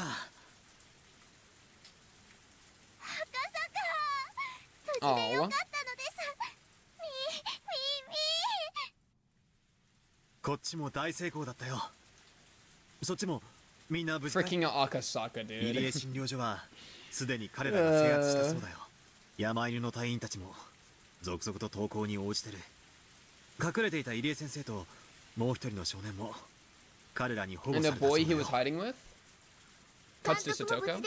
She's unaware. よかったですわ。少年 She's aware. はてどなたでございましょう。富田さんか岡村さんあたりが巻き込まれて怪我でもしてるのかしら。 Tomita or Okamura. Yeah, probably is Tomita. さとこ本当によかったのです。 Rika's smile made it clear on what she had gone through. Someone could only smile like that after a long and exhausting struggle. Satoko had no idea what that smile meant. How much time would be needed to make her understand? Still, Ide will do something about it. Yeah, okay. For certain, he will bring Satoko's Nini back home. Oh. そうださとこ。今日の He was in the basement. He was in the basement.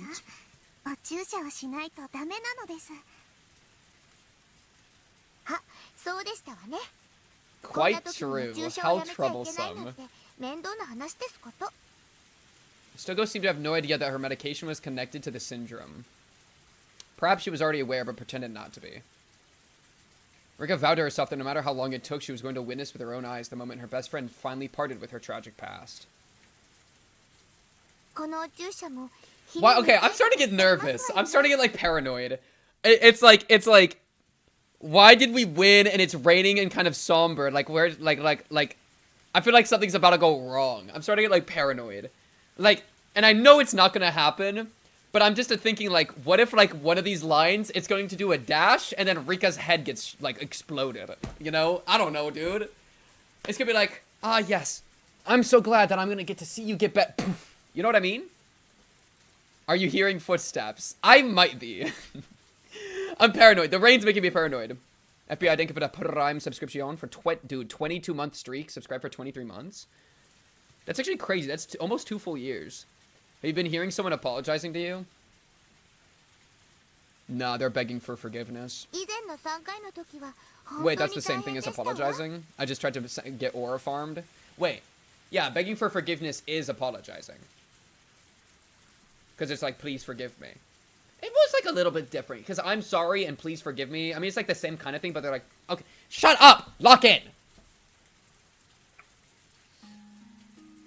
Satoko also had no idea that Satoshi was involved in the development of her medication. Oh, he was helping her! He was helping her, in a way! Oh! Ide had said that Satoshi as a specimen had contributed much to Satoko's treatment. Even while asleep, Satoshi longed to ease the burden on Satoko. And those feelings must have influenced Satoko's medicine somehow.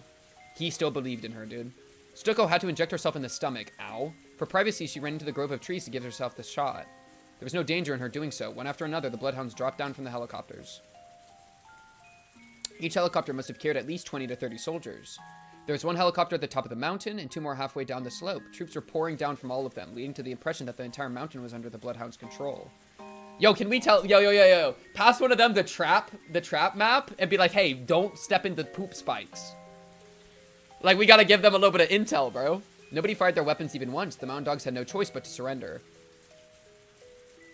It wasn't raining hard at all. The sky should clear up after 20 or 30 minutes. Oh, maybe what Mion was saying earlier is there was no, like... Even if they get captured by the bloodhounds and get thrown in jail, they're not getting punished in the same way that the group punishes things, right? Like, Okanogi's punishment isn't one that he'll be smiling during, deep down, right? And that's not true for any of the mountain dogs. Like, that's the important difference, is that when they lose in the club, even the loser's happy about losing in, like, an ironic way, because that's just, like, how the game goes. And so, like, being in that role in the game is still, like, a fun process. But for Okanogi and the mountain dogs, they don't get to have that because they're problems. Maybe that's the key difference that they're... that Mion had that, like, bit of realization on. It wasn't raining hard at all. The sky should clear up after 20 or 30 minutes. It was the volatile weather typical of early summer. Stoko soon returned and spoke to her best friend. Okay, so here's the thing that I was paranoid about. What happened to Hanyuu? Did Hanyuu despawn?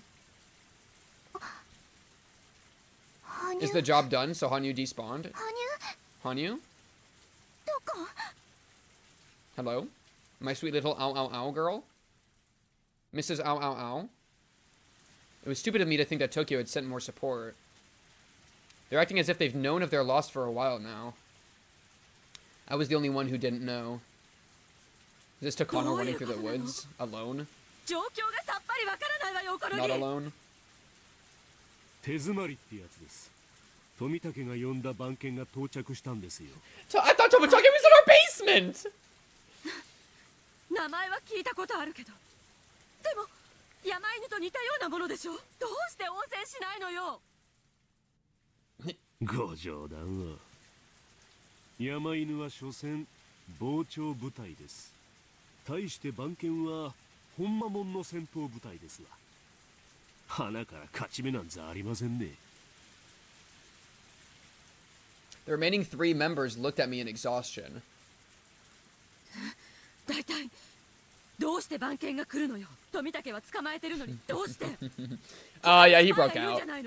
Yeah, he broke out. それは誰よ。 Yeah, about that. さんさ、すでに診療所が襲撃され、富武2が Haven't you heard? ご存知ないのですか。 One of the 3 spoke up timidly, but Okanogi signaled him to shut up. そんなの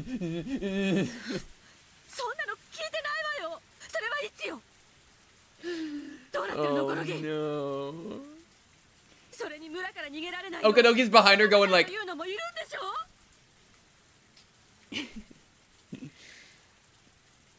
This is it's so unlucky, dude. Poor Takano getting betrayed by everyone. They aren't even responding to me anymore. I've been left behind. I'm the only one who didn't know. I'm being left out. The members looked at Okanogi waiting for his command. Nobody's waiting for my order. Nobody even cares about my orders. 隊長、指揮者より無線です。 One of the 3 members handed the intercom to Okanogi. 大鳥ワンダー。隊長、各校より最終連絡です。各校を実行せよ。 Oh god, what does this mean? Execute Order 66? Execute the order to cuck? 各校了解した。 What does the cucking order mean? 指揮者を番犬が包囲中です。 Are they all gonna start shooting each other? 投降を勧告しています。 Just surrender? What does cuck mean? いかがしますか。 What does it mean to cuck someone? Cuck order? いや、太田、足立、ご苦労だったな。投降を許可する。武装解除して以後は番犬の指示に Cuck Takano? 指揮者了解。各員その場で聞け。指揮者が制圧された。すでに診療所も制圧されているだろう。我々は全てのバックアップと装備を失った。 Yeah, I think it's a bird. Or like I was thinking like a cuckoo, like cuckoo, cuckoo, cuckoo. Like that's like a bird thing. Am I thinking cuckoo for Cocoa Puffs? All right.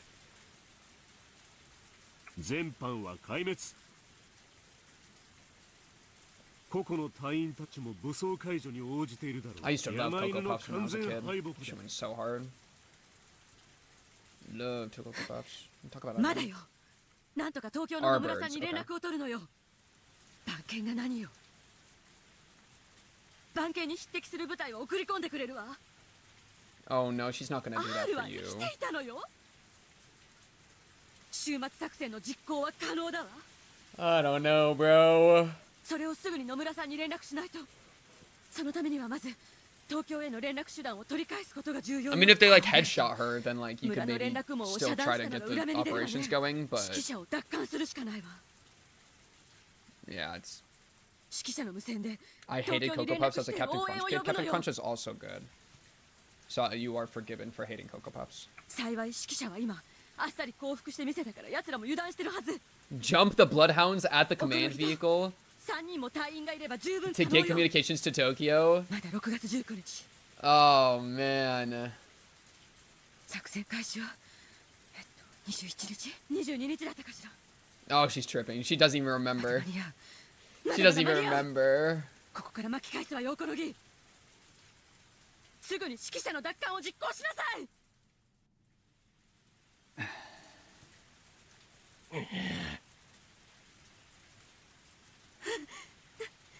なんで誰も私の言うことを聞けないの。私は3歳よ。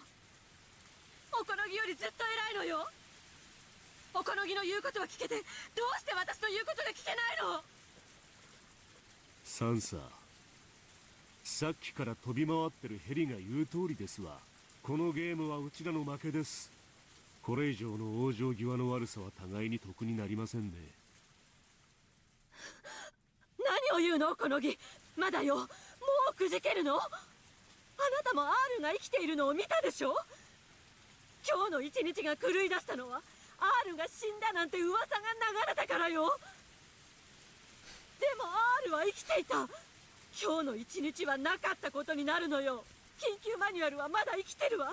Today didn't happen. You're right. Yeah, you're 情 right. 報感染者が生きている以上、改めて殺せば、そこから It sounds like she's like 48時間の crying, 緊急 dude. マニュアル執行可能な時間が。サンサ、緊急マニュアルがどうこうって次元じゃもうないんですよ。もう東京は女王感染者とか、それが死んだら48時間とか。終末作戦は完全に失敗しました。我々のクライアントはすでに証拠の隠滅に走り回っている。 Yeah, he's right. At least he's able to take the defeat gracefully, right? Well, he had to get beaten up by a 14-year-old first, but then he was able to take it gracefully. 貴重な経験ができましたわ。それも今日でおしまいです。そしてサンサ、あんたの役割ももうおしまいです。何よそれ。私の役割。何のことよ。 Oh, Takano. サンサ、あんたの役目はその手に持っておられるスクラップ帳を育て上げることでした。何の話よ。 I didn't expect Okanogi to start talking about my grandfather's scrapbook. 木並沢症候群って病気があることは疑いません。だが女王が死ぬと48時間で村中が大パニックになるってのは見た者がいません。本当か嘘かなんて分かりゃしないんですよ。バカなこと言わないで。ほら、書いてあるわよ。 Oh, dude, it's like the same. Man, I feel like we're like back to her grandpa, like trying to convince the people of like, no, look, like this is real, like check this out, you know. But now it's her in the rain. The rain's probably like messing with like destroying it, the scrapbook a little bit. The rain's getting into the book, flipping through it desperately, still trying to prove to someone else that this thing is real. Oh man, it's sad. どこのページかしら。 It's just so pitiable. 脳内寄生虫症の症例から類推して、統計的にどこよ。こんな時に限って。 Oh my god, she's breaking, dude. She's breaking. I flipped through the pages of the scrapbook in a panic. I can't even remember which page I'm looking for. Okanogi slapped the scrapbook aside and it thudded. No, it landed in a muddy puddle. So it splashed onto the ground. And this is like the stepping on it. Oh. Oh, no! The open pages of the scrapbook were face down in the muddy water and already turning color as they soaked up the mud.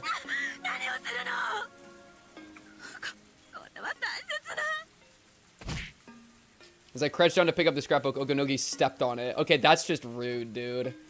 You didn't have to do that, Okanogi. That's just rude. You didn't have to step on it in muddy water, bro. The splash of muddy water hit me in the face. I had to witness my precious scrapbook being stepped on and covered in filth. このスクラップに書いてあることが本当だろうとでっち上げだろうと This is some goob behavior. This is some true sadistic goob behavior. 実は誰も気にしてません。 Holy goob. それはどういう意味よ。 I tried to get the scrapbook from under Okanogi's foot, but I couldn't pull it out. 東京のクライアントが期待してたのはそのスクラップ帳の中身をどれだけの人間が信じてくれるかってことなんです。本当か嘘かはどうでもいい。ただ信憑性さえあればよかったんです。本当か嘘か。 Oh, it's brutal. どうでも。そうです。どっちでもいいんです。でっかい研究所で偉い先生方が研究してこれこれこういう結果ですっていう専門用語だらけの難しい資料。 Remember when he said that he needed to pull it, like have like a nuclear submarine fire a nuke in order to like win the operation? He's doing that with his words now. That's crazy work. What if Tokyo is Pink Cube Central? Y'all wish y'all were that organized, bro. 嘘なんかじゃないわ。 Wait, no, it actually is though, low-key. Wait, Tokyo low-key is Pink Cube Central. I think you might be honest with 私と him. 祖父が何年にもわたって研究してきて。 Who's Takano? 足をどけなさいよ。 The scrapbook is getting soaked through. I'm trying my best so that it's not ruined, but it's no use. 女王が死んだら村は皆殺し。 He's monologuing at と her. んでもない話をお偉方に納得させられりゃよかったんです。ひなみ沢症候群が脳みそに寄生してどうこうとか、んなことは誰も興味ない。政治的アクションに使えるかどうかにしか興味がなかった。He is right. あんただって十分承知していたでしょうが。そして今や誰もこんなインチキスクラップは信じやしません。このスクラップ帳に大 The 勢が Nien cult? The Nien cult actually is Takano, bro. That makes Delhi Takano. Because Delhi is heading the Nien cult. Holy! Oh my goodness. Or does it have to do with, or is that like, or is Nien Oyashiro-sama? Is Nien Hanyuu? Could be either way. Could be either way. そして負けたんですわ。山犬もこのスクラップ帳に熱く張って負けた。それだけのことですね。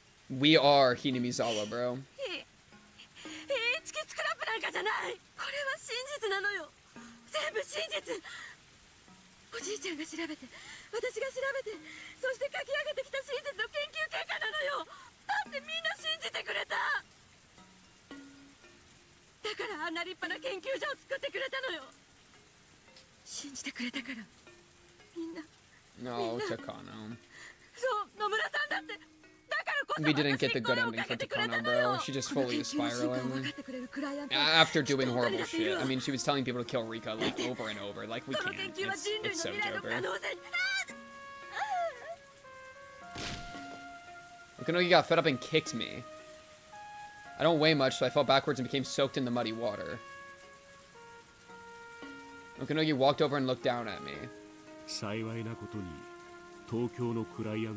Oh no! No, no, no, no! The cuck! The cuck! What does the cuck procedure mean? Oh no, are you gonna cuck? Are you gonna cuck Tomotake? Wait, or cut? Who's cucking what? Wait. Nien is Hanyuu. It was Pink Cube that tried to extinguish Nien. No, that was the Gyube. The Gyube tried to extinguish Nien. Right? Because I was taken over by the Gyube? Wait, what's the lore? Alright, lock in. Oh no. One of the mountain dogs handed a gun to Okanogi. Don't kill Takano. No, I want her in jail. Don't kill her. Or what? Or is she giving her a gun? I don't like that either. Okanogi checked the cylinder and then threw it over to me.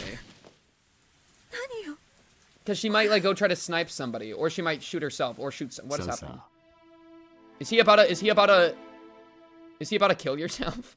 Is it about to hit him with the lightning strike, kill yourself? Oh my god. Oh my god. Wait. I need the image of me with the lightning bolt. Where's the image of me with the lightning bolt, chat? Yeah. The pink now. That's actually what's happening. Holy shit. Low tier Okanogi. No. Takano, don't shoot yourself in the head, please, man. I looked at the gun. I'm used to seeing guns working at the Ire Institute as I do. I was never frightened by guns before. But for the first time, I feel scared just looking at one. よくあるやつですわ。トカゲの尻尾ってやつです。サンサ。敗軍の将の責任ってやつで。Oh my そいつ god. で自分の頭ぶち抜いてください。 Takano, don't shoot yourself. Just turn yourself in. Nobody has ever told me to die before. Nobody has ever told me to kill myself. Yo, Takano would not last 5 minutes on the internet, bro. I've been told to kill myself a handful of times, alright? That's just how it goes, bro. That's crazy. Yeah, and you'll live a horrible fate if you live, because like you're gonna be under. Yeah, there's the rain and the thunder. Holy shit.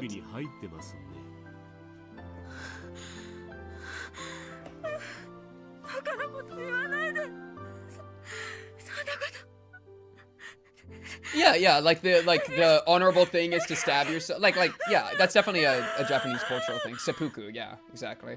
I'm starting to sob. My body is shaking all over. Oh no, you're gonna force her to die?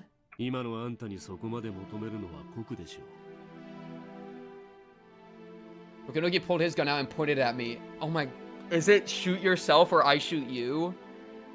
No, no.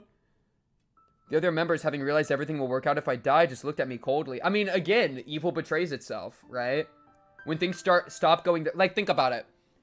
The last time we were in the rain and there was a gun, it was all the people, all the kids in our cast, all the kids in the club, desperately trying to save each other, right? Like, Keiichi got shot, and everybody was like, how do we save Keiichi? But here in the rain with the guns, on their side, on the evil side, they're ready to shoot each other. It's like evil betrays itself. Boom. Good always tries to save its like each other. Because that's like good is good. Like it's a unifying thing. Man. The other members, having realized everything will work out if I die, just looked at me coldly. Do I have Okanogi in the thing? Do I even have him in here? I actually don't think I do. I don't think I ever put him in. Because I can put Okanogi in, but just as the picture of me with the lightning bolt, right? I feel like that's gotta be the tag. We'll do that in a minute. I don't want to do that right now.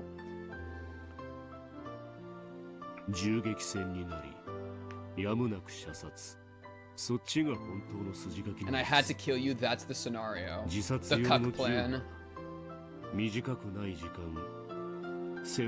See, and that I can appreciate that from Okanogi. Okanogi is a real piece of work, but he at least tries to do a little bit of like honor shit, right? It's to show my appreciation for the time we've known each other.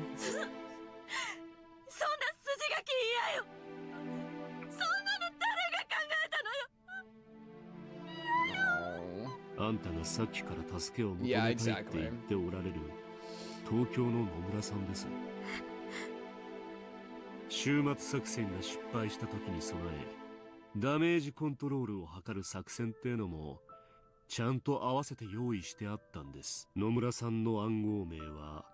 Kaku. Baby bird. Yeah, I really like Takano's character. Do they lay him in like baby bird's nests? Wait, what?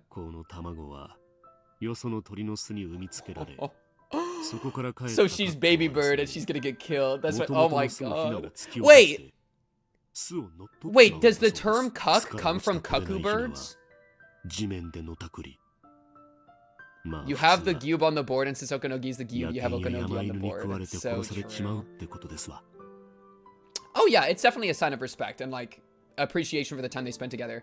But cuckoo birds lay birds in other birds' nests, and that's kind of like what a cucking thing is. Holy shit. That's crazy. Yes. Oh. I used the money I got from Uncle Koizumi to pay the mountain dogs, thinking I had gained a reliable ally. W etymology. Is etymology, right? Wait. Etymology. That's the thing of language, right? Etymology? Yeah, W cuck etymology, bro. I always thought that although Okanogi was barbaric, he was very reliable, but my nest. had been taken over. サンサ、あんたの味方なんていなかったんです。 Oh my god, that's so あ brutal. んたは東京のクライアントが描いた絵の通り I mean, Tomotage like would have been her 緊 ally, 急マニュアル you って know, やつ if she を hadn't 煽ってく betrayed れりゃ him. それで十分だったんですよ。ですが And Ire, その舞台も幕が降りてあんたにステージから退場してもらおうってことになったってことですわ。そう she could take it and try to shoot あん Okanogi. たの大好きなスクラップ長、そいつを左手に抱きながら Oh my god. 右手で銃を拾ってください。 Hold your muddy scrapbook in one hand and your gun in the other? Oh my god. That is so crazy. The scrapbook was finally returned to me covered in mud. I held it with both hands and cried. Oh. This is your Tower of Babel, Takano. You even knew this would happen. You knew that you were an affront to the gods, bro.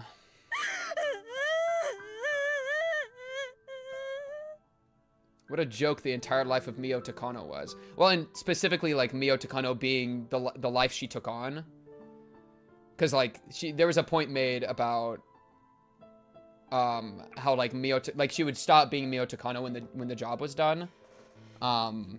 And that's kind of what's being said right here, right? What a joke the entire life of Mio Takano was. Right now is when I should just go back inside that chain link fence. My shaking hands held the ice-cold gun. 弾は一発ですから慎重に。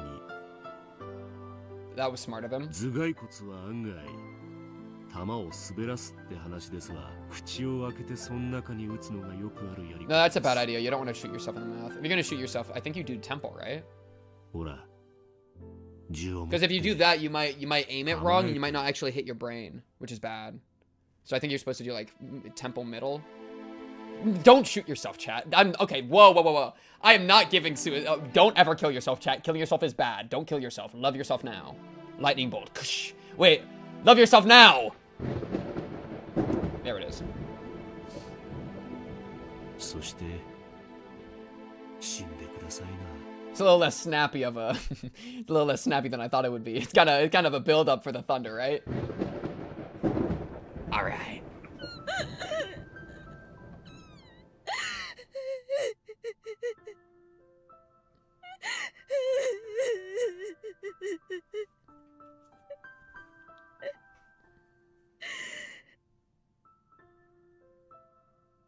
Where's Tomotage, bro? Where's anyone, bro?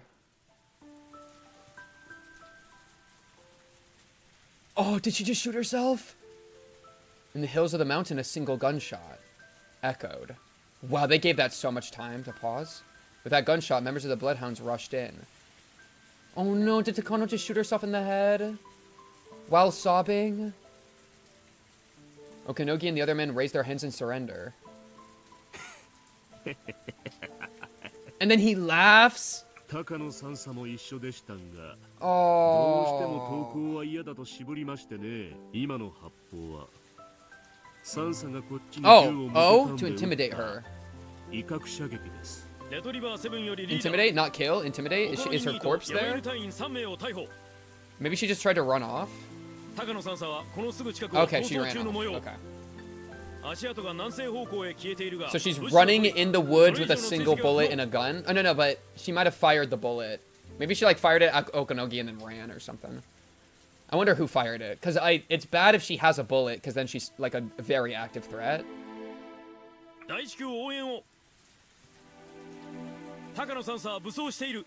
繰り返す。高野さんさは武装している。レトリバーリーダーよりオール。重要手配犯の高野さんさが現在逃走中。高野さんさは武装している模様。注意されたし。 Oh, Takano. Now you're back to running. Oh my god. It's just like her backstory, dude. She's sprinting through the woods while it's raining, getting chased. Which is exactly her backstory. With the orphanage. And now, like the chain link fence, like if she gets caught, she's gonna be dragged into prison, which is the same thing as the chain link fence. Oh, man, it's over. I'm running through the mountain covered in dirt and still holding the muddy scrapbook. I keep falling because of the mud, and branches and tree roots continue to torment me. I lost one of my shoes, so I decided to get rid of the other shoe too. And she's... I think she was barefoot as a kid too, right? That's like another parallel. This isn't the first time I've had to run like this. This isn't the first time I've ran barefoot. Hey, I was right. This isn't the first time I felt such pain on the soles of my feet. This isn't the first time I've cried like this. Oh. 繰り返す。高野さんさ、武装解除し投降せよ。逃げ場はない。山犬はすでに全員投降した。君に味方はいないぞ。The helicopter above my head is calling out my name. I crawled into a hollow tree. I held my knees and hid. The last time I ran barefoot like this was a very long time ago.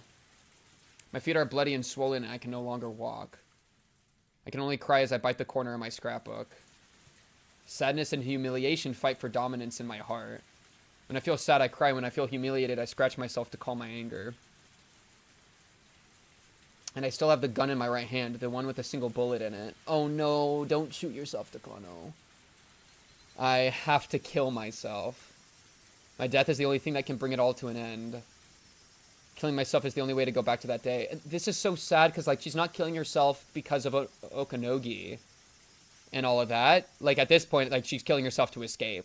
Like it's actual, her own desire for suicide at this point, right? Killing myself is the only way to go back to that day. But when I look at the scrapbook in my left hand, I'm assaulted by sadness and fear.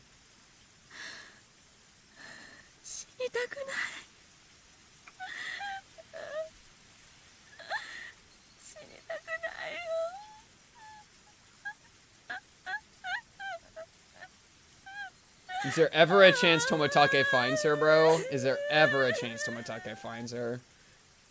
Just die. Atone for your actions with your death. I recall the look in Okanogi's eyes. I know. I know I have committed sins. There are so many sins. Too many of them. There are more sins than I can possibly atone for. But, do I have to die for them?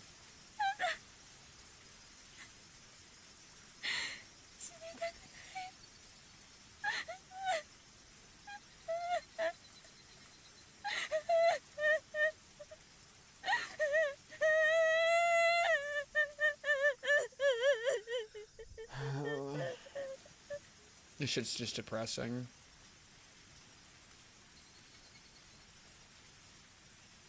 I cried again and then noticed someone standing nearby. Okay.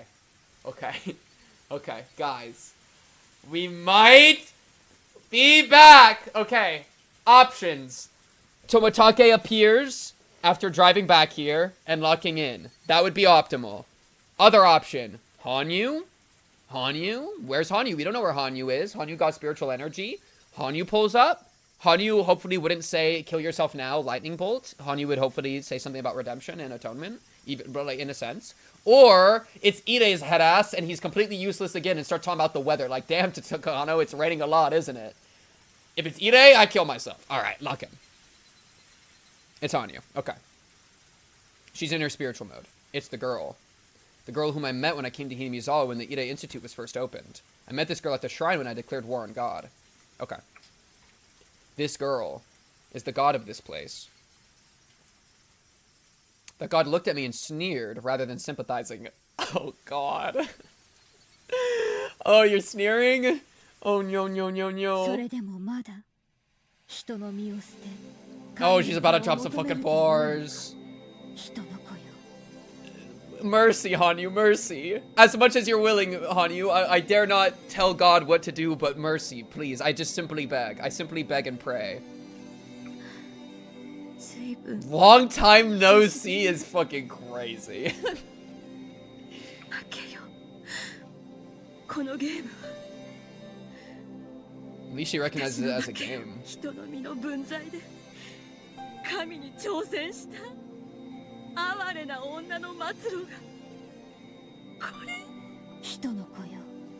Come on.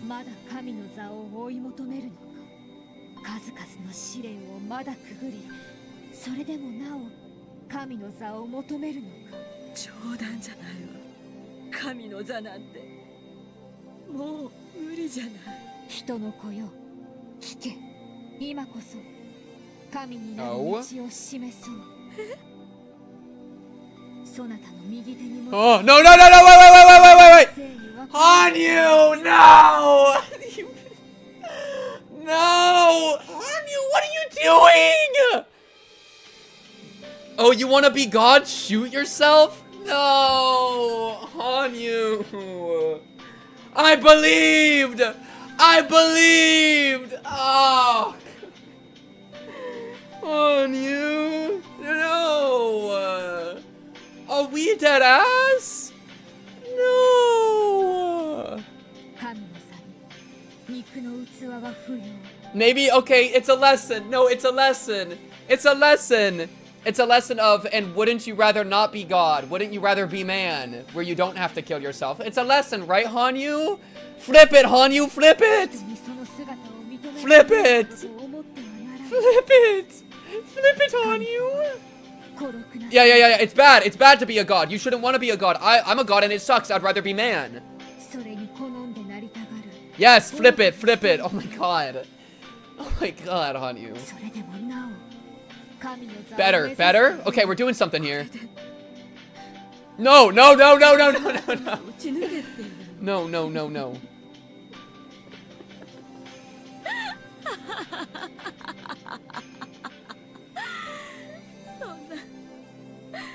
そんな簡単なことで私は神になれるの？そんなにも簡単なことだったの？ Takano, no, this is your escape hatch. This is your escape hatch. 今まで何を積み上げてきた？ No, Takano, no. Oh, yeah, that's kind of true. Yeah, because Hanyuu's death was allowing herself to get Tanagashi, right? Yeah, that's a good parallel. Yeah, and well, and here's Hanyuu pretty much like outlining that parallel.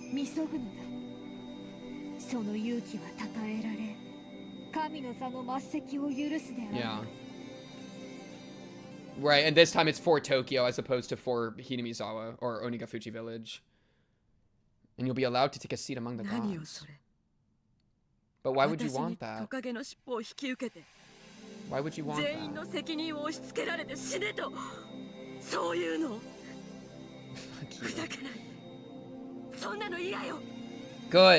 Good. Okay, it worked.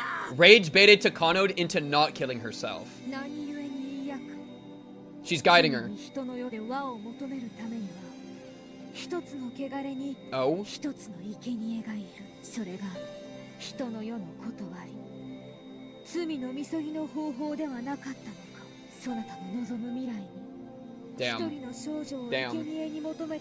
Damn. Well played. Well played. わかんない話はやめて。私には何のことかさっぱりわからないわ。それがわからぬなら、所詮は人の神の座を求めた身の程知らずを食い。 Don't even know how stupid you were. 他の人の責任をかぶって死ぬのが神になる道なんだ。 There we go. There we go. Okay, it worked. The rage bait worked. Hanyuu rage bait worked. Still Hanyuu. Like, okay, thank you. No, that's better. That's better, Takano. Being human is fucking lit, dude. Fuck being a god. Being human's the fucking play, dude. We love humanity, bro. Being a human's awesome, man. Like, that's even a thing of, like, there's, like, some interpretations of Greek mythology that the gods are jealous of humanity. That's why they're such dicks. Like, Zeus is a dickhead because he's jealous of humanity because humanity gets to feel emotions so profoundly. Like, their mortality makes everything so intense, and the gods are just sitting around being fucking bored. Like, they don't get to experience humanity. They don't get to have that fire lit beneath them, right? And that's kind of like Hanyuu saying, like, bro, being a god sucks. Being a human's way better. You know? And even Hanyuu taking physical form and, like, getting to participate in the club games was, like, peak. She had a great time doing that shit. That was more fun than all of her godhood, like, 100%. Yeah. I just wanted someone to forgive me for being that way. Oh.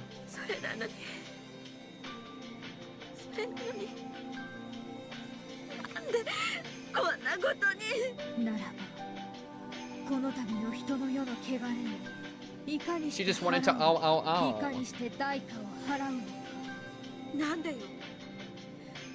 なんで誰かが責任を取らされなくちゃならないのよ。誰もが相手を利用してジョーカーを押し付け合って、自分の手を汚さずに済むように立ち回り、それが人の世なの？違う。そんなの人の世じゃないよ。だってお父さんやお母さんやおじいちゃんと生きてきた日々にはそんなのなかったもん。Getting to the core of it. That's good, Takano. 幸せだった。誰にもジョーカーなんか押し付けなかった。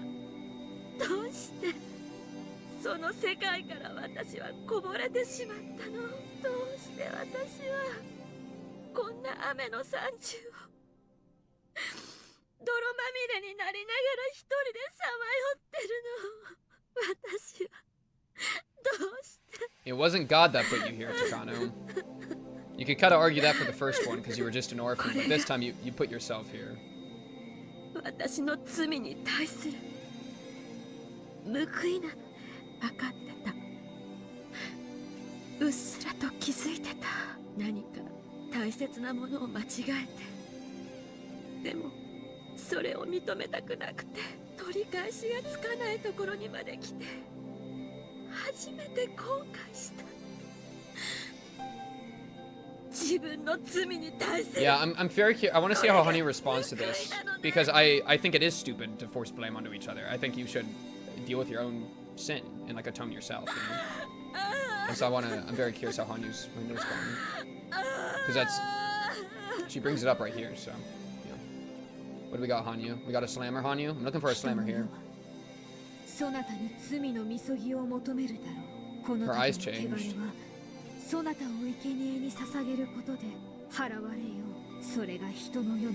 But it's like there's a reason that Rika, it took 8 generations to like break out of the sacrifice, and then like Hanyuu was able to manifest and all that. Like, I'm hoping, yeah, like, okay. What's going on, Hanyuu? Talk about it.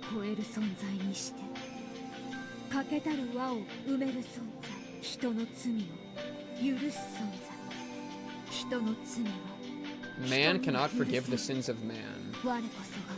I am the one who forgives. Hanyuu, I think I actually disagree, dude. Dude, I'm gonna go to my, I don't see God in this equation, bro. Hanyuu, I don't see God in this equation. Man forgives the sins of man. Keiichi forgives himself. Ew! That's me. That's me, man. So I'd have to like, I'd lightly pivot that a little bit, Hanyuu.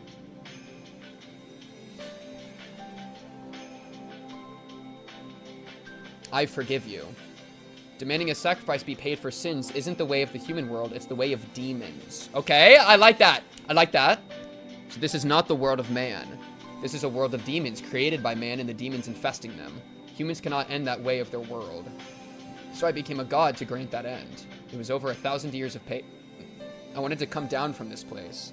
I desired a world where God doesn't need to make peace. And finally, after 1,000 years' time, I have found that fragment. Come, child of man, I will forgive your sins in my name. Kneel and repent, ask for forgiveness. Then you shall receive it. Holy Jesus Christ. Holy Jesus Christ. I've connected Jesus Christ to Hanyuu already, right? Yes. Through this line. Yeah, literally. Yeah, literally, dude. God will forgive you. God will forgive your human sins. The God in the form of a little girl walked up to me and reached out. As I knelt and looked down, she touched my head. Hanyuu is literally Jesus. How long was she in physical form?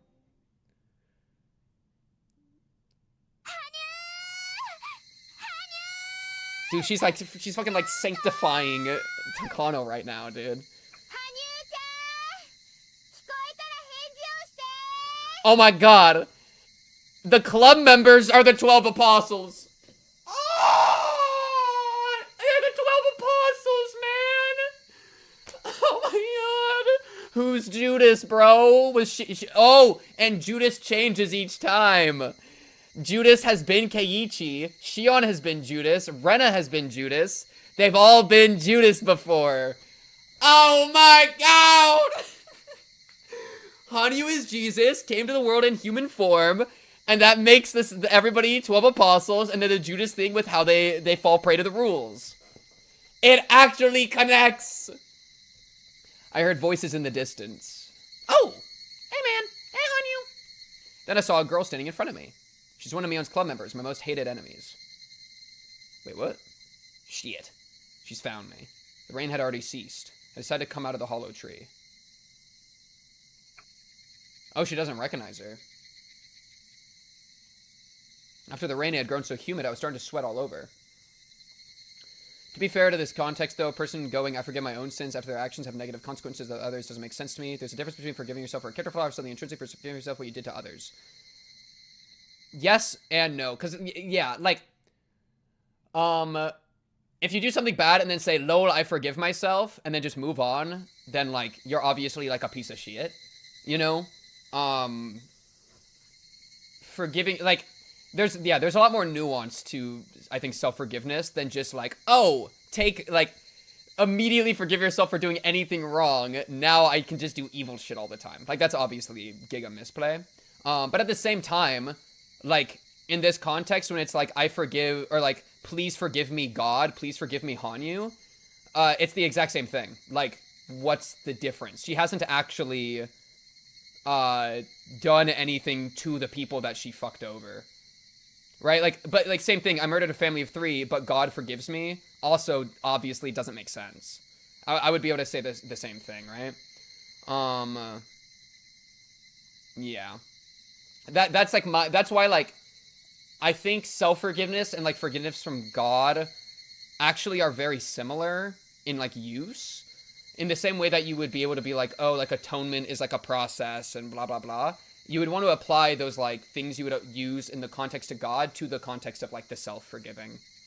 It's not just, like, LMAO forgive. In the same way with God, like, I don't think there's a religion that'd be like, oh, when you ask God for forgiveness, you go like, hey, God, am I forgiven? Oh, I'm forgiven? Bet. No, like, it's, like, contemplative. It's, like, hours of prayer. It's, like, confessional. Like, there's a bunch of different iterations of how forgiveness, like, plays out, and it always has a lot of sauce in it, you know? So I would apply that same level of sauce to self-forgiveness. I just prefer self-forgiveness because I prefer to keep it all in the self as opposed to externalizing. I think externalizing gives unnecessary distance. Like, why have a messenger when you can just have it?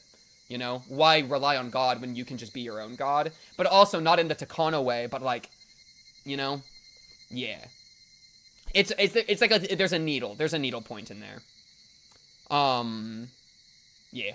After the rain, it had grown so humid, I was starting to sweat all over. I'm soaked in sweat, mud, and rain. I feel filthy. I've been bitten by mosquitoes, and my body is itching all over. This is why I hate the mountains. Body is itching all over? Rip out your throat? L5?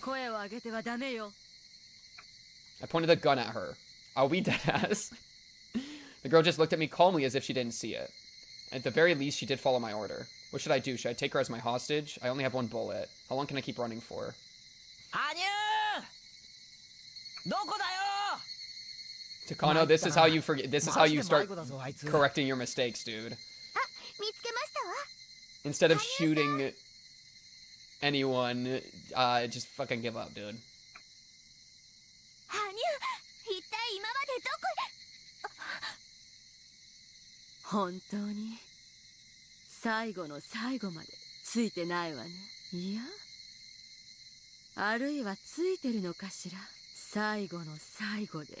No, Takano, you cannot have an entire moment with God and be like, ah, yes, forgiveness and shit, and then be a head-ass again. You have to prove something now. To be fair, you can't forgive yourself. You can accept your actions, but forgiveness is something only granted by the party that was actually wronged.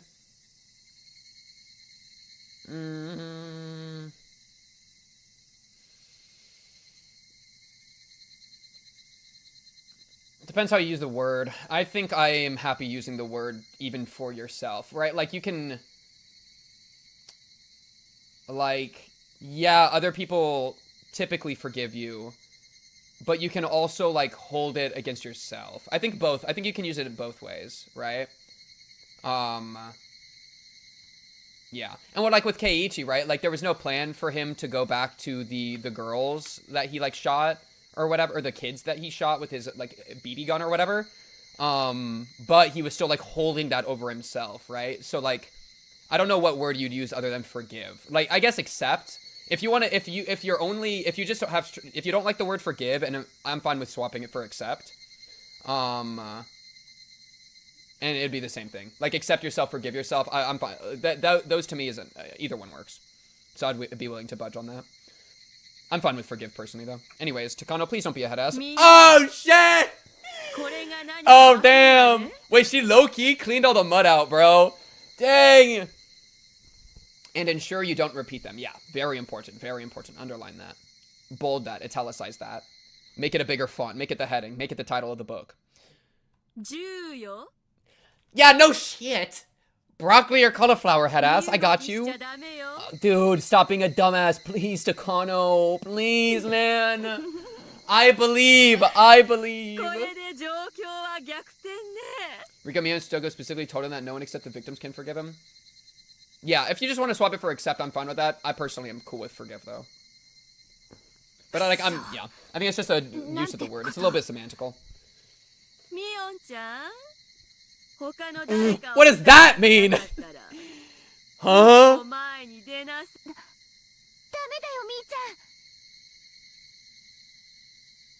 Mion stepped forward quietly. Keiichi, roll charisma. Keiichi. Persuasion. She certainly has a lot of courage. No wonder she's their leader. Takano, please. I literally have been wishing for a miracle for so long. Please.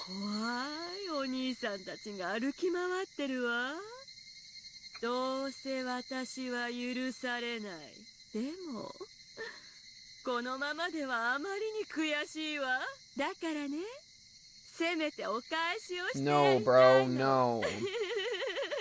You're trying to, like, dude, you just had this whole thing about, like forgiveness and absolution from sin and blah, blah, blah. You can't be like, I want more sin. Oh. Keiichi's about to roll the craziest persuasion check. Holy shit, how did he do that?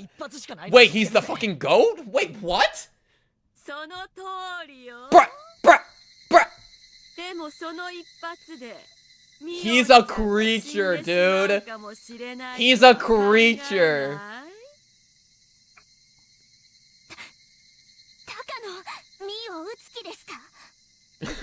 What the hell?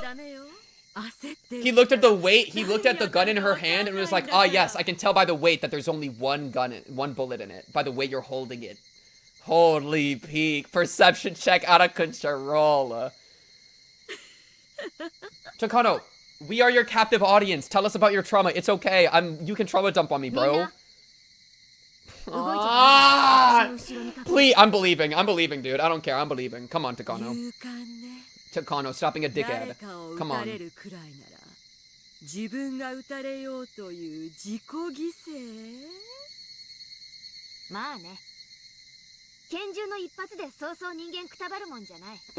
Oh?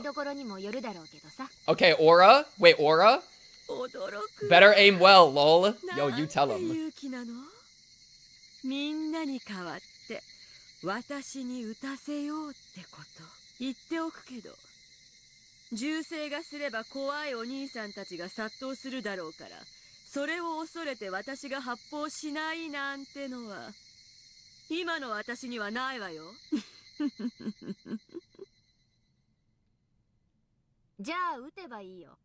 What is going on? It's true. That would happen.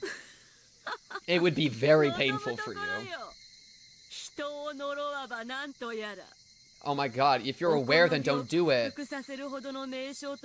No, stop digging holes. Oh my god, it's self-destructive. Fucking death cult. They say you dig 2 holes when you curse another, so hey, I'm gonna choose you. You seem like a good one to go down with me. You don't have to dig any holes, Takano. Stop digging. Just stop digging. Put the shovel down. Stop digging.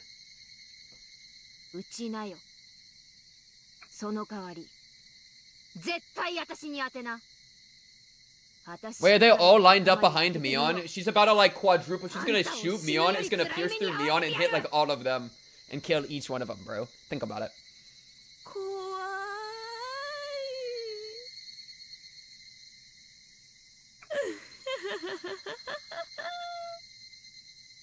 ダメだよみーちゃん。高野さんは本気。この人本当に撃つよ。 Crazy like Machina TF2 collateral kill, bro. そうすれば番犬の誰かがきっと。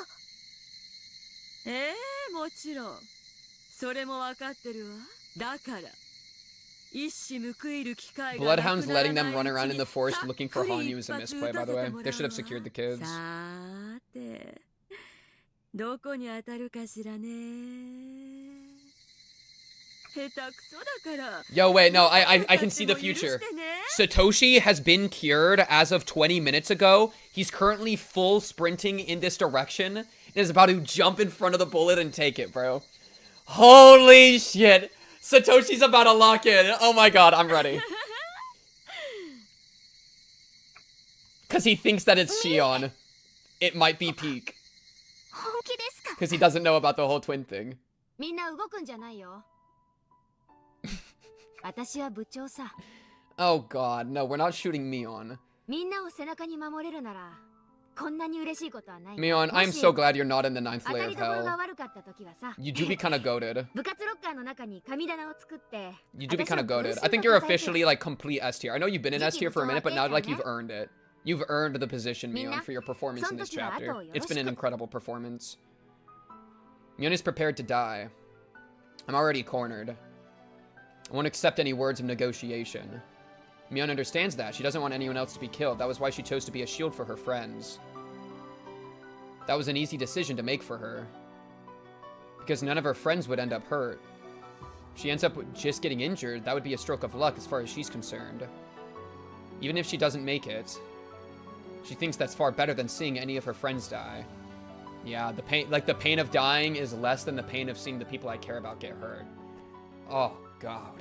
It might be peak. And that's why Takano will shoot.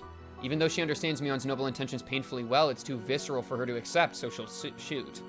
I will pull the trigger. With all the absurdities of the human world riding on that bullet, I will shoot her. Takano, I have put so much faith into you. Please don't. You want to do Russian roulette? Oh, I'd fuck with Russian roulette a little bit. Is this Russian roulette? やらないね。うちはジジ抜きばっかだよ。 What is the rules of old maid? Break it down for me, Takano. 人の世の罪はババ抜きと同じ。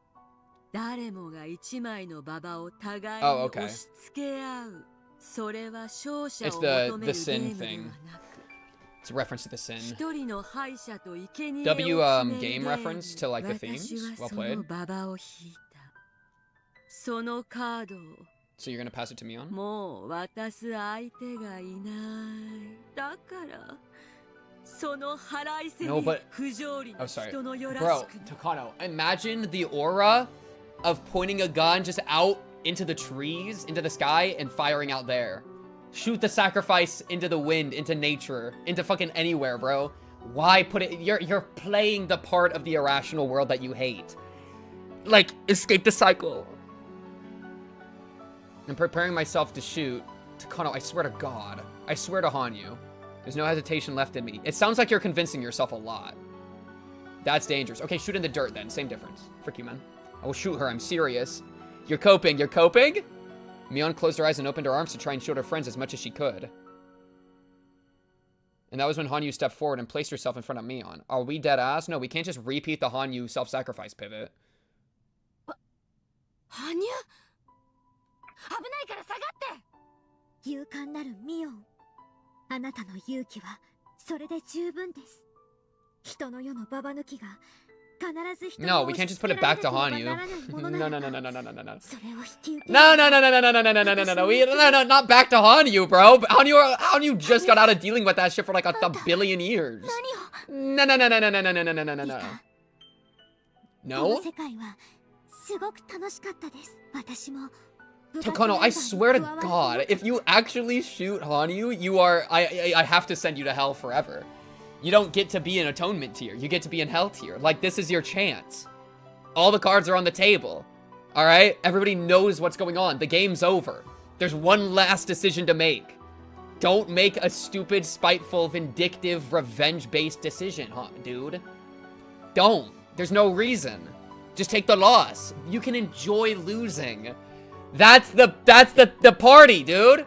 The party, the entire point that Mion was talking about is you can accept losing and like take that gracefully and with pride and with happiness, you know? You can smile as you get punished. And like it can be a good thing. But for Takano here, this is you just being a dickhead. You're not taking your losing well. You're fucking spiteful and like crying and running in the rain. That's the opposite. That's what Mion realized, dude.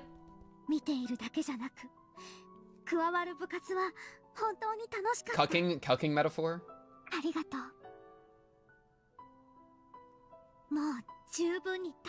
I'ma be so mad if we shoot Hanyuu. That's gonna be so stupid. Please don't. Takano, dude.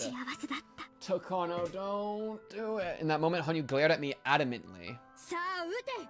No, we're wrong. No, wrong. No! Wrong! No! No!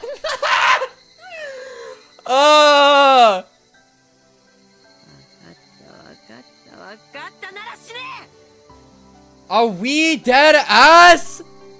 Club members must have thought I was joking or bluffing. You have said this in your internal dialogue 500 times, dude.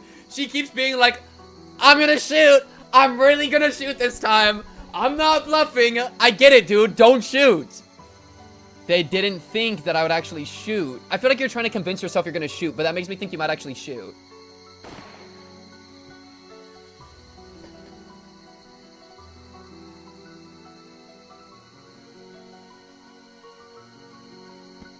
I think she shot me, dude. I think she actually shot me. There was a noise like something exploding. In a world where time became as sticky as syrup, we saw it happen. The silver bullet hitting an invisible wall in front of Hanyuu. As though the wall was protecting her. The bullet wanted to pierce Hanyuu's chest, but it couldn't reach its goal. A bead of sweat formed on Hanyuu's forehead. She had stopped the bullet with an invisible force. She stopped it using her fucking magic.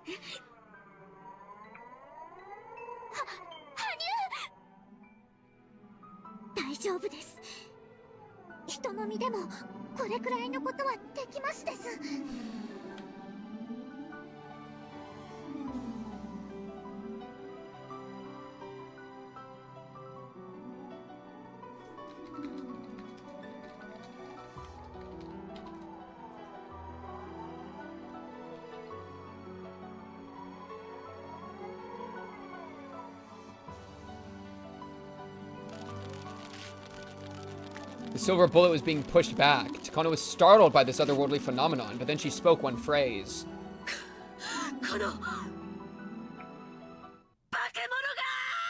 That's gonna... No, don't crumple because of that. The silver bullet smashed through that invisible wall, being called a monster. Her own, like, PTSD and sadness, dude.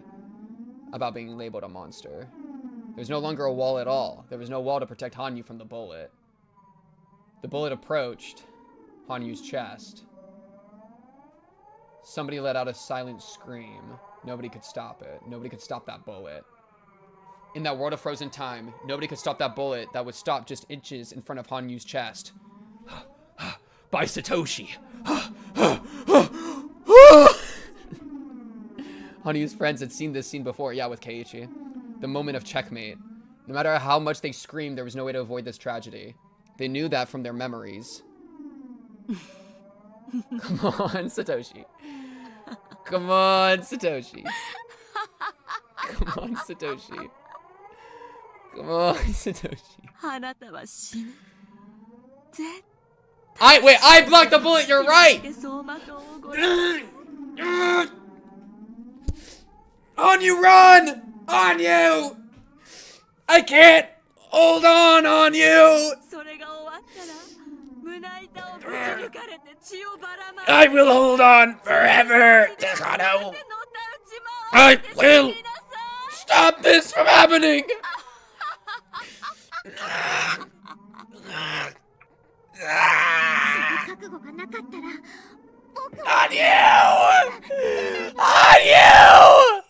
Hanyuu thought that this would take care of everything. Hanyuu wasn't supposed to exist in the first place. She would leave the stage and the rest of the cast would stay unharmed. This is how it's supposed to be. No! But in that moment, something happened to surprise even Hanyuu. In the world of frozen time in which nobody could move, Rika reached out and put her hand on the bullet that was stopped in midair. Get it, Rika! I'm holding it! How could she move? Even Hanyuu couldn't move. Why could a mere human like Rika grab that bullet? Because she got aura, bro. She got aura. Channel your energy into Rika, bro.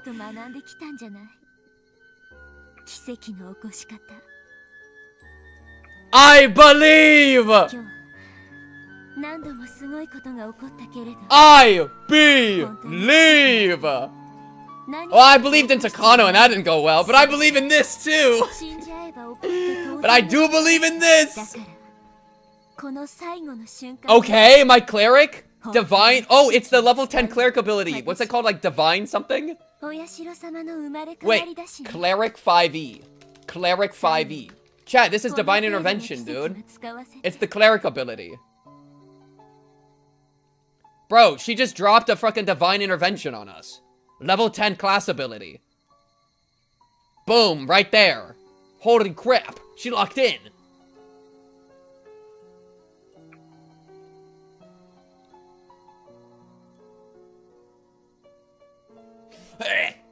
Rika rubbed the frozen bullet gently. Very gently. Strange behavior. And then held it. And embraced it, leveling her hands at her chest. Don't embrace the bullet. Hey, just like put your finger on it and move it out of the way. Can we quicksilver this shit? In that world where not even Hanyuu could move.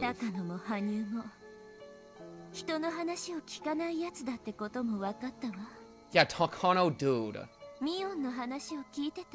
Good thing there was only one bullet. Facts. Old Maid is freaking boring, dude. We don't play that shit. We play Old Bachelor, bro. Old Bachelor is way better, bro. Oh, how are they different? Break it down for me. Break it down for me.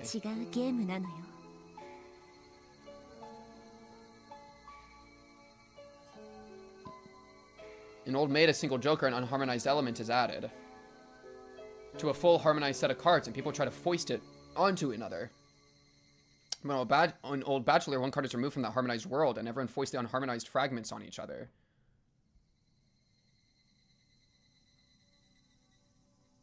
It's different than having a joker, because everything would be in harmony if there wasn't something missing. Players try to get rid of something in both games, but what they try to get rid of is very different. Yeah, break it down.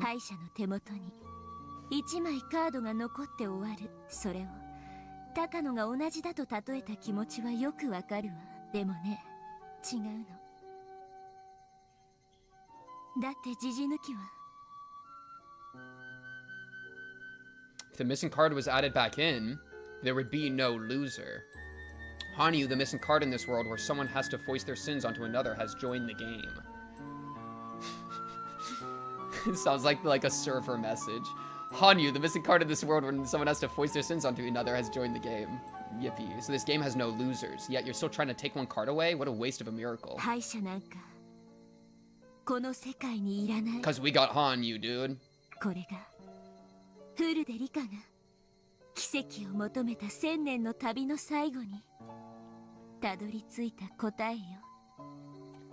The answer has always been there. It was there in the very first game of Mion's club.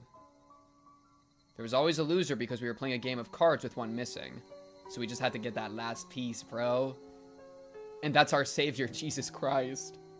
If we could fill in for the missing card by believing each other and helping each other, then it would complete a full deck of 52 cards. A complete world without a loser.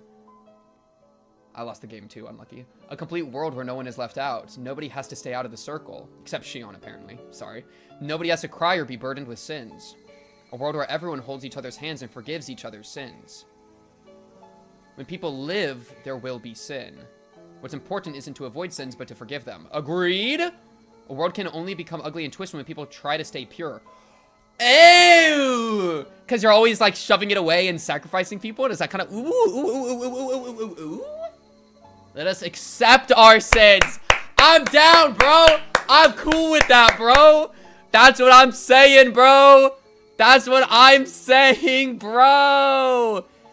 Oh my goodness. Lag. It's all about self-acceptance, bro. And that comes from self-understanding. And that's what Takano lacks. Let us accept our sins. Let us all forgive. That's the answer Rikifrude reached. A complete world. A world free from the sins of the human world. Where one has to become a loser. Rika reached that as a human being. After an unbelievably long time, she finally reached it.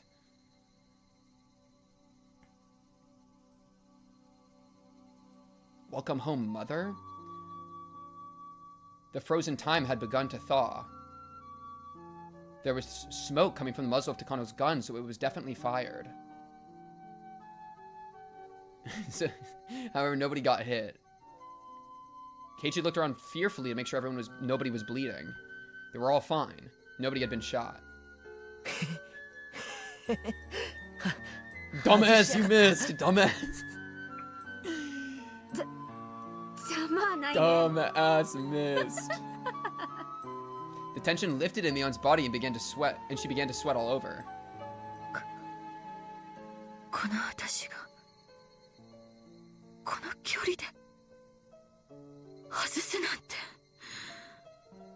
All the club members thought the same thing. It was a miracle that the bullet didn't hit anyone. The club members had all felt the same way. They were all thinking, if it's going to hit someone, let it hit me. However, Rikifrude wished for a miracle that was far beyond that. Rika wished for a miracle that was higher than self-sacrifice. Like that, love that, love that. We're not, like, deifying self-sacrifice. She wished for a world where the bullet wouldn't hit anyone. No need for sacrifice. She wished for a world where Takano wouldn't be hurt because she shot someone. Footsteps were rushing towards them. Takano tried to run, but she tripped over a root and the scrapbook in her hand scattered everywhere. She tried to gather up the papers. Members of the Bloodhounds surrounded her. All the Bloodhounds pointed their guns her way, and some even poked her with them, but Takano still didn't stop gathering up the papers. Some of the men stepped on the papers, and Takano tried to pull them out from under them. She tried to pull them out, begging them in tears not to step on her precious papers. Takano-san. Oh, Takano. I believed in you. And guess what? Me believing in you wasn't wrong. Alright? That's the real truth, Nuke, okay? It wasn't wrong to believe in Takano, even if it was disappointing. But it was never wrong. Alright, Takano? Holy shit. Lo Kirkuinly died for our sins. Huh? That's connected to Akasaka? How is that supposed to be connected? What? Okay, put this away. Alright.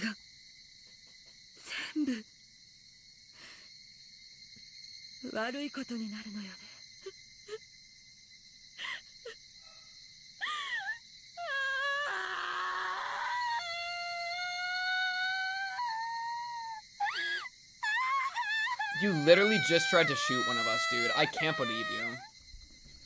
The club members, feeling bad for her, looked at the ground. Takano, I believed in it so much. Chat, I could have fixed her.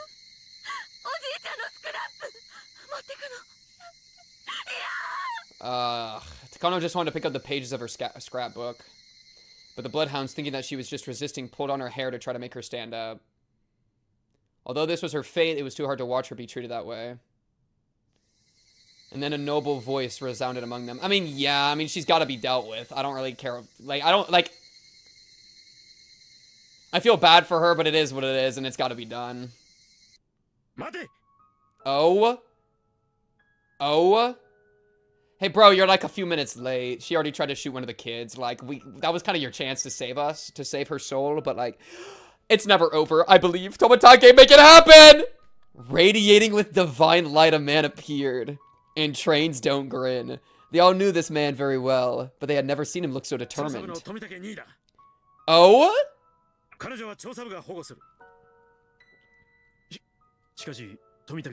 Yeah, Bloodhounds kind of took control.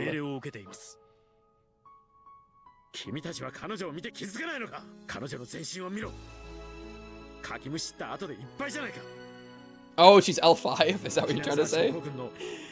Sure, dude, sure. There were lots of horrible scars on her wrists, arms, and neck.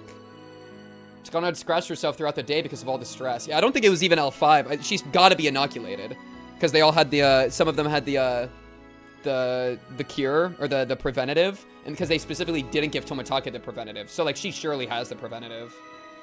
There's no way for anyone to be certain if those marks were symptoms of the syndrome. But when Tomitake said that, it certainly sounded true. Yeah. That's what I'm thinking.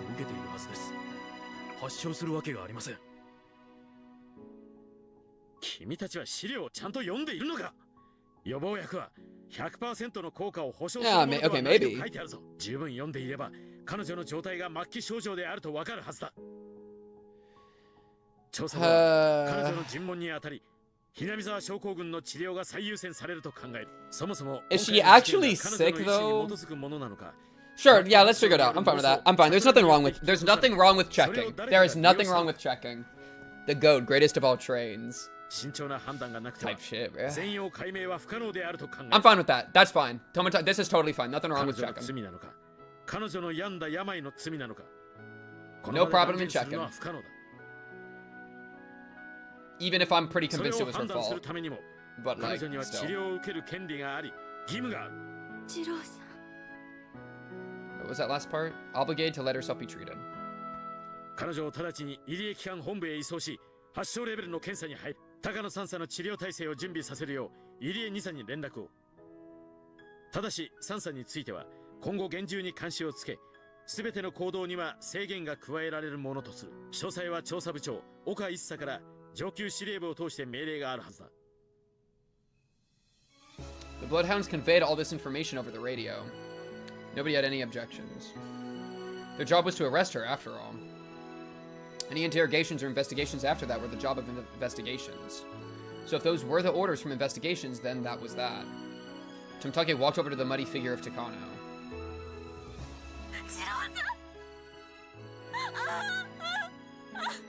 Ah, man.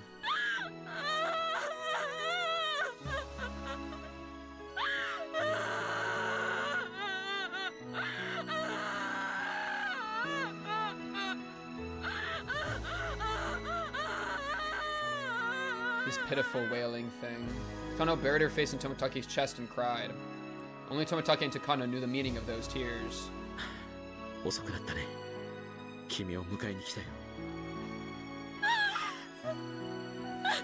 Tries to shoot a kid and then immediately gets comforted. It's so crazy. Oh, Takano.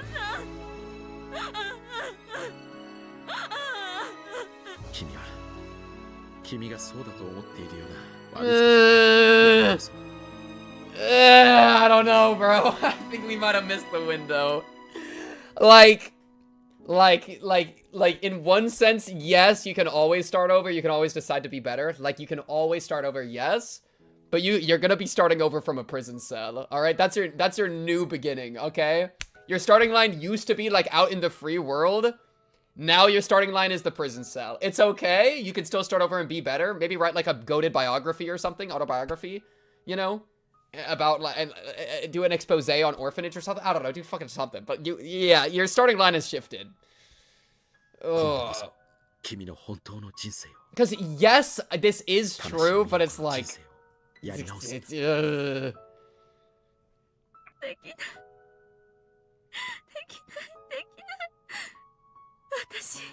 But that's kind of what I mean by like you have to accept, like forgive, or like let's say accept. I can move it to accept. You have to accept the sins you've committed as what they are, and then stop committing sins. Like internalize that, admit that, lock in, then you can be like, okay, I'll stop sinning now. You know, but because the problem, if you believe this, if you believe that this is true for Takano, then her only option is to keep sinning. I can't start over. I've committed too many sins. Where does that leave her? That leaves her to either, like, suicide or more sins, right? Those are, like, her two options. And so it's better, I think, to not believe that, you know? You shouldn't believe that it's ever too late for you. Now, of course, part of, like, accepting the sins you've committed is being like, wow, I'm a piece of shit. Yeah. Prison cell and medical help, that must be your starting line, exactly. Pink, you try to shoot a kid, then you'd understand how Takano really feels right now. So true, bro. Chat, none of us understand Takano, bro. She's just misunderstood, bro. She's just misunderstood, bro. Suicide, right? No, it's like, you can always be better, bro. You can always be better. It's just, you really fucked your sins up. You really put yourself in a hole, but you can always start to dig yourself out a little bit. You might never make it out. You probably won't, but at least you'll be up a little closer to the light of the sun, dude. そうだね。君の罪はひょっとすると軽いものじゃないかもしれない。でも大丈夫。僕が一緒だから。だから一緒に償おう。高野美代の罪を償おう。I fuck with this. そして僕と一緒に田無美代子を取り戻そう。その日まで。僕は I'm fine with this. Tomitake is doing so above and beyond the Call of Duty, but it's okay. I'll let it slide. 生きてていいの？みんながお前が死ねば丸く収まるって私に言うよ。それでも私は生きてていいの。 Way too good for her, but that's okay. I mean, like,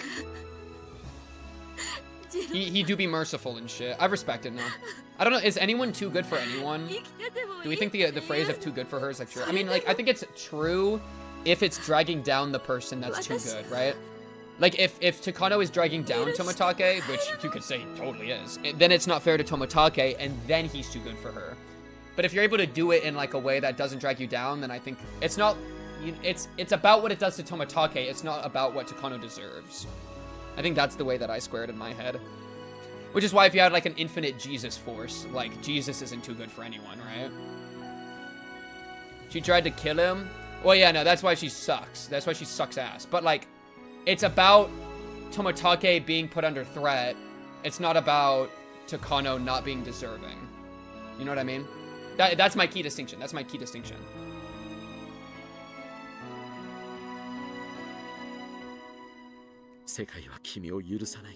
True. True. でもそれが何だってんだい。僕が君を Okay, dude. I don't know about that. Tomitake, come on, we gotta give it a little bit. Come on, Tomitake, we gotta make her work for it a little bit more. Just a little bit more of internalization before that. だから生きよう。 Just a little bit more. Just a little bit more. 罪の償いにはならない。 Just a little bit. 償い、世界に許しを請おう。 I agree with this part though. Death can't atone for sins you must live and ask the world to forgive you. I fuck with that. 君が本当はどんな人で、どんな風な笑顔を浮かべていたかをね。 After a while, Takano was taken to the Ida Institute in handcuffs. She was, however, handcuffed with her hands in front of her. She was holding the scrapbook. Tomitake cleaned the mud off of it. The downpour from the early afternoon had passed. The cicadas began singing again, reminding everything that this was a normal June in Hinamizawa. It was so hot despite being June. The sky was brilliantly clear. Someone asked someone else the time. She looked at her watch. It was 3 p.m. The Tanagashi Festival would be starting at 5. It was almost time. Even from there, the Furude Shrine could be seen. What, we're just gonna go do the festival? There were red lanterns hanging all over. Once the sun went down, those lanterns would be lit. Shit's about to be lit. It was almost time for the Watanagashi Festival. And with that, everything would end. And the Higurashi cry. Ooh! Oh, oh, oh, oh, oh! The game that stretched across different worlds had ended. And what the winner obtained after their victory is that the game ended without a loser. True. True. And it's all a reference to Myrrh. Myrrh from Impractical Jokers. Because there is no biggest loser. Talk about it, chat. Talk about it. It was foreshadowing, bro. It was foreshadowing. Hanyuu was prepared to leave after the game was over, but she was still there. She was allowed to be there. In other words, she wasn't the card that was taken away. The card that was taken to play their game of Old Bachelor was no longer there. The breeze rustled Hanyuu's sweaty, messed up hair. She was dumbfounded. Rika went over and stood next to her. She didn't need to say anything. She only smiled at Hanyuu. That girl had pretended to be a bystander, but decided to step onto the stage, and then she thought that was enough and tried to step off of it. With those memories of her bright time on stage, she tried to step off, but someone grabbed her sleeve and stopped her. Man, Takano, I can't believe you had your fucking... Everything came crashing down. You had nothing to fight for anymore. And Hanyuu gave you a speech. And you got a Hanyuu speech. And you still pulled the trigger? Really? Oh. Oh, God. Why?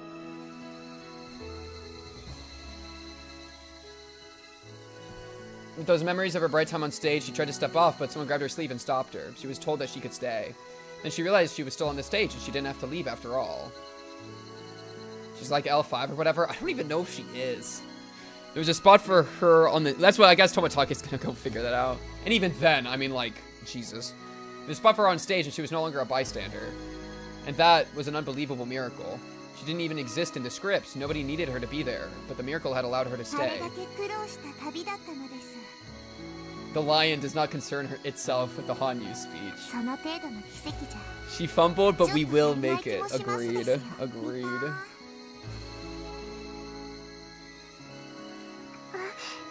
Aw, that was so affirmative. That was so sweet.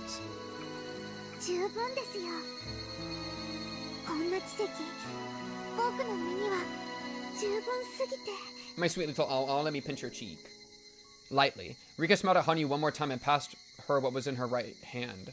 Hanyuu felt something cold and hard. Right hand? Okay. What was it? Hanyuu slowly opened her hand and looked at it. Is it a Glock? It was the bullet Takano had fired.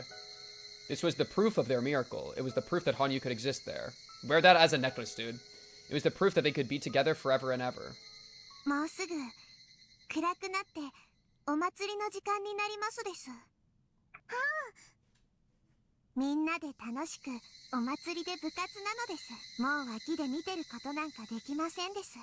get to join us at the festival. Yippee. And we get to punish you. Hanyuu as a furry. Yay. Put her in a collar.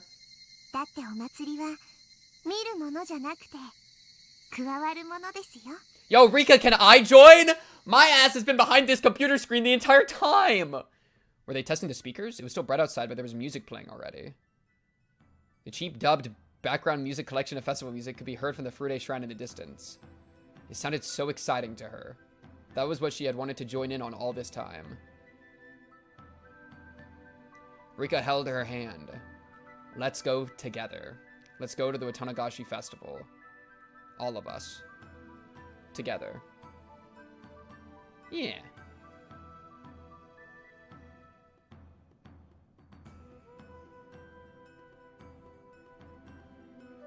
Yo, bro.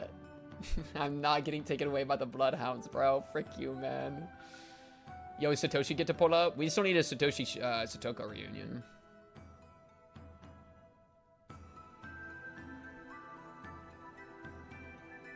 They had almost too much energy left. It's been a long day and many things had happened, but they still had the energy to go to the festival. That's crazy. It was, after all, the special day of Watanagashi. The curse of Oyashiro-sama had been lifted, and no tragedy would ever occur again. It was the first peaceful Watanagashi, the first one without a tragedy since the dam conflict. Yeah, where's Skylark 13? Does he get to go to the festival?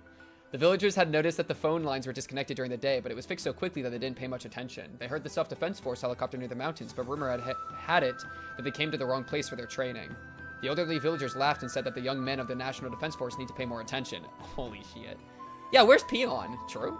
Some people say the self-defense force even came to the Iride clinic. The villagers didn't even get suspicious about that. They assumed that the Iride clinic had started doing physical checkups for the SDF. There were pieces of broken glass on the roadside near the village border, as if there was an accident. Some people wondered how anyone could have had an accident when there was no obstruction on the road.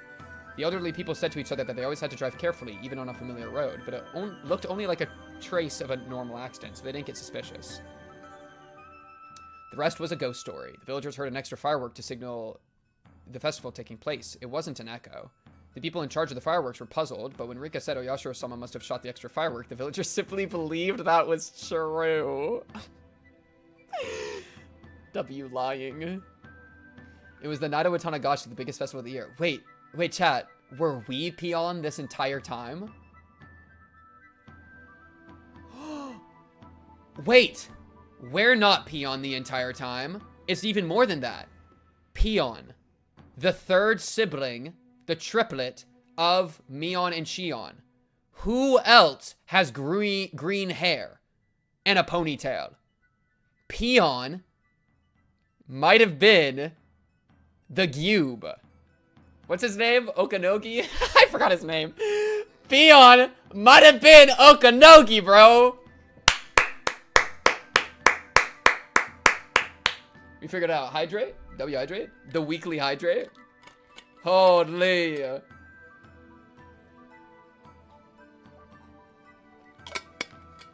Okanogi might have been Peon this entire time. It was the night of Tanagashi, the biggest festival of the year. The villagers forgot their worries and enjoyed themselves. The club members were doing great as usual.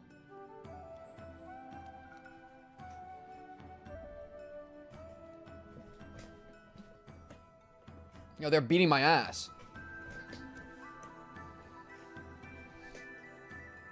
Okanogi equals Peon equals pink cubed. We've cracked the code. Hey, Shion gets to be here. Yippee, yippee, yippee. Oh, Ch8, what's good with you, Ch8? They were doing so great that they were all taken to the main tent and yelled at by the mayor. Bruh. That was a normal Tanagashi night for the villagers, but there was one thing that was very different. The girls fought for an unimaginably long time in many different worlds for the sake of this night. However, nobody would ever know that. Oh, there was another big change, too. Rika Furude said that she wants to go to a pool in the summer. Beach episode? Pool episode? It's unusual for her to say she wants to do something. She wants to see the stars. She wants to go on a camping trip. She wants to look at the sunflowers. She wants to make the school into a haunted house, etc. There are so many things she wants to do over the summer break. Right. Rika Furude, for the first time, is making plans for after June 1983. Because this is the first summer break she's going to experience after 100 years of repeating the same life. She will now experience an all-new summer vacation. Who would stop her from getting excited about that? Rika Furude is looking forward to waking up before Satoko to rip the page off the calendar at the end of June. Rika Furude's infinite future has begun. There are infinite possibilities, yet she can only make one choice. But that's why it's a great world. Let's talk for a moment about the people who fought with Rika Furude. Mion Sonozaki. We're getting like that thing at the end of the movie. Mion Sonozaki went on to become a lawyer for a great firm. She died as from a drug overdose in her 30s. Keiichi Miyabara was fired for betting on baseball. You know, like shit like that. Like, we're getting all of that. Mion Sonozaki has vowed to study hard so she can continue her education after the summer break. According to Keiichi, even that may not be enough time for her. However, how could the legendary club leader, Mion Sonozaki, fail an entrance exam? Okay. She'll more than likely find a way to get into the school she wants to go to. Became a politician, that is what Keiichi would do. Hopefully it isn't an illegal one. However, anyhow, she's looking forward to enjoying her final summer break, so she has tons of plans. The club members can't get away from Mion, even during the summer. Shion was found dead in an alleyway. Once you're involved with her, she'll always find a way to get at you. No matter how much you want to be alone, you'll never go back to spending a boring summer by yourself. Keiichi Miyabara has been asked by Mion and Ch8 Sensei to be the next class president. He was also asked to be the next club leader too, but he declined immediately. Keiichi likes the club because Mion runs it. He continued saying that it's Mion's club until she got mad. Keiichi can't understand why she's so angry. Well, Keiichi wouldn't be Keiichi if he wasn't dense. Lol. So things are rather lively around him today again today. His good name continues to spread even in Okinomiya. Renayugo is growing more energetic every day too. Hanyuu! She just kidnapped 3 children. Stoko, Rika, and Hanyuu spend every day in fear of being abducted by her, as you do. Still, she's been acting more mature lately. She takes care of her younger classmates, and she's almost like a mother figure to the class. She is a mother. She's like a mother to all the club members, too. After hearing that, Keiichi said that he'd be a father. Oh my god, Mion's getting cucked by Hanyuu, dude. It might be peak. Keiichi said that he'd be a father for the class. As usual, Rena thought about that too much and blushed. Stoko Hojo is as lively as ever. She used most of her traps on the mountain during the battle with mountain dogs, so she's setting up new ones for the next event. Rumor has it that some members of the Bloodhounds were so impressed with her trap techniques. Is she gonna go work for the Special Forces, dude? Are we dead ass? That they asked her for some lessons. That's even crazier. That the Special Forces are asking Satoko for advice. This is supposed to be a training area near Mount Fuji, and they asked her to set up her traps there. That's not a very good idea. The Sea of Trees really will become a force of no return. Either way, Stoga keeps saying how she wants to fight against the Bloodhounds next. She's invincible. Also, she's become a great cook. That's because Hanyuu has been teaching her. According to Hanyuu, Stogo's a quick learner as compared to Rika. Stogo's dream is to master fried chicken, which is her brother's favorite, and welcome him home with it. I'm the only one who knows this, but her dream may come true very soon. As for her brother, Satoshi Ojo has yet to return home. Can you just want to edge me forever, dude? You just want to edge me forever? His condition is unchanged. If there's any change, it's in Shion Sonozaki. Fucking like the fucking like messianic ass Satoshi. Always incoming but never arriving. She goes to the clinic on her days off. Nobody knows why she goes there, but she seems to be very happy, so nobody pays much attention to it. Mion has teased Shion by saying that maybe she's planning on getting implants. Okay. Shion just smiles. Also, for whatever reason, she's been visiting her relative's clothes shop and buying up all kinds of men's clothing. Lately, she's even started buying more than just men's clothing, but why is she so excited when she visits the clinic with a maid outfit that's not in her size? The truth is shrouded in mystery. What? What? The biggest change is probably that Shion babies Satoko nowadays. She tries to make Satoko call her Nini, which only annoys Satoko. Satoko did call her Nini that one time, right? Kyosuke Ide has 2 jobs now. On one hand, he is a respected doctor, and on the other hand, he is an evangelist for maids. Why would Shion need implants? Has she forgotten how stacked they both are? Hey, man, I mean, like, it's like, you know, going from an 18 to a 20 in an ability score. All right, more is always better. At least that's what she's thinking. She's transitioning. The asymptote of Satoshi returning. Exactly, yeah. The Ide clinic was supposed to be closed, but the villagers pleaded with the authorities not to shut it down. While Ide isn't originally from the village, he and everyone else feel that he's one of the villagers now. He's an indispensable part of village life. The conservative attitude toward Hinamizawa syndrome is gone, and now it is being researched very proactively. The syndrome is being researched so passionately that, hopefully in the near future, all the victims of this disease will be freed for good. Also, later on, Ide will publish an advanced article about the influence of the brain on human behavior, which will surprise people in the medical world. I won't go into the details here, but it'll talk about how one should hate the sins instead of the sinner. Okay, I like that. I like that. The deceased Hifumi Takano and Mio Takano's names will be mentioned in that article. Wow, that's cute.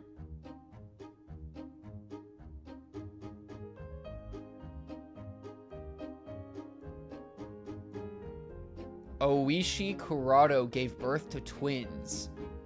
The father is unknown. Pink. Holy shit. Mpreg Oishi Omegaverse canonized? Jirei Tomitake still visits Hinamizawa every season. He's still known as the fighting traveling photographer, and he continues to walk around the village looking for good picture spots. However, he isn't seen in the village as much as before. His bicycle is always parked around the back of the clinic, so maybe he spends a lot of time there. Some villagers say maybe he's sick and being treated, but his bright smile proves they are wrong. I think Takano's probably in the basement, right? Mio Takano hasn't been seen since that day. Nobody knows where she has gone, but obviously Tomitake isn't worried, so she must be doing fine. She'll probably show up one day out of nowhere and start telling ghost stories to scare some kids. I don't know if she's coming out. I mean, anytime soon. She did do a lot of horrible shit. As for Mamoru Akasaka, what happened to him was pretty funny. His wife and daughter followed him in secret. What? They pretended to run into him at the festival. Lol. Rika called him Papa, so things grew complicated all of a sudden. Akasaka's wife smiled, but she choked his neck with her braided hair.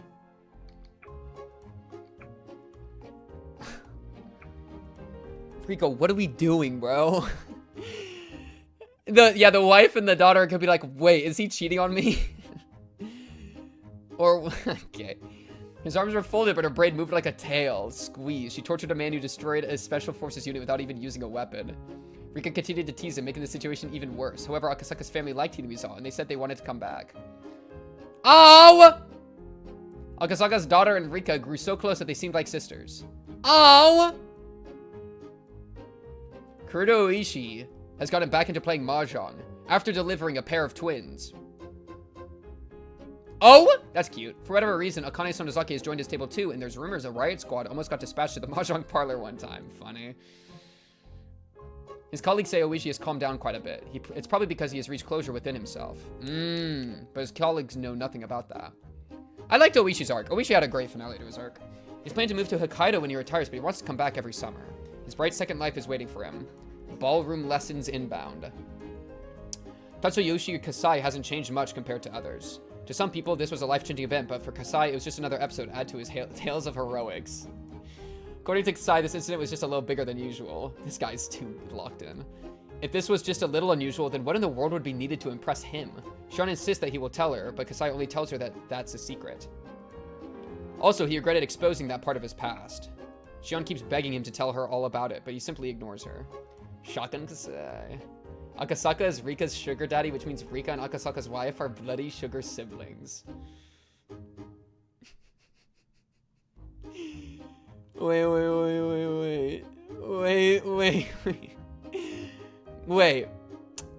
This is Rika. This is Akasaka. This is Rika, and this is Akasaka's daughter. Right? So yeah, they are bloody sugar siblings. Like, not even the mom, but the daughter. Because it's a blood daughter. Right? Wife is just like over here. This is just wife, right? Wow, that caused me to lag. Lol. I think this is the wife, but yeah. That's crazy word. Swap the A's to E's in the sugar chart you typoed? Yeah. Let me talk about myself too. I, Hanyuu, okay. I'm doing great in my new life as Hanyuu Furude. Wife got cuckooed. I'm finally getting better at playing games, and now I'm taking the role of the club's dark horse, a position formerly reserved for Keiichi Maebara. I have a bad habit of believing everything I hear, so Mion and the others always tell me some strange things. Thanks to that, I'm getting tougher, to put it in a good way. Shrewd, to put it in a bad one. But then I need to, otherwise I wouldn't survive in this club. I'm going to continue to learn a lot of stuff through these club activities so I can live in this human world. Sunday, June 19th, 1983. Night falls on my longest day of the past 1,000 years. The club members are having a blast. A lot of people are here. The stall vendors are still doing business. The speakers are blaring rough yet exciting festival music. I've known all of these, but how wonderful is it to actually feel and hear them in person? I thought I knew. I thought I knew because I've been following and watching them, but that was completely different. Mary's room? If you know, you know. I know of it, but this is the first time I've actually experienced of it. We had a takoyaki eating contest. There was no octopus in it, but it was still very tasty. We had a shaved ice eating contest. I would have enjoyed the shaved ice if I had eaten it more slowly. I bought a candied apple for the first time. Everyone took a bite from it. It was tasty and it was fun.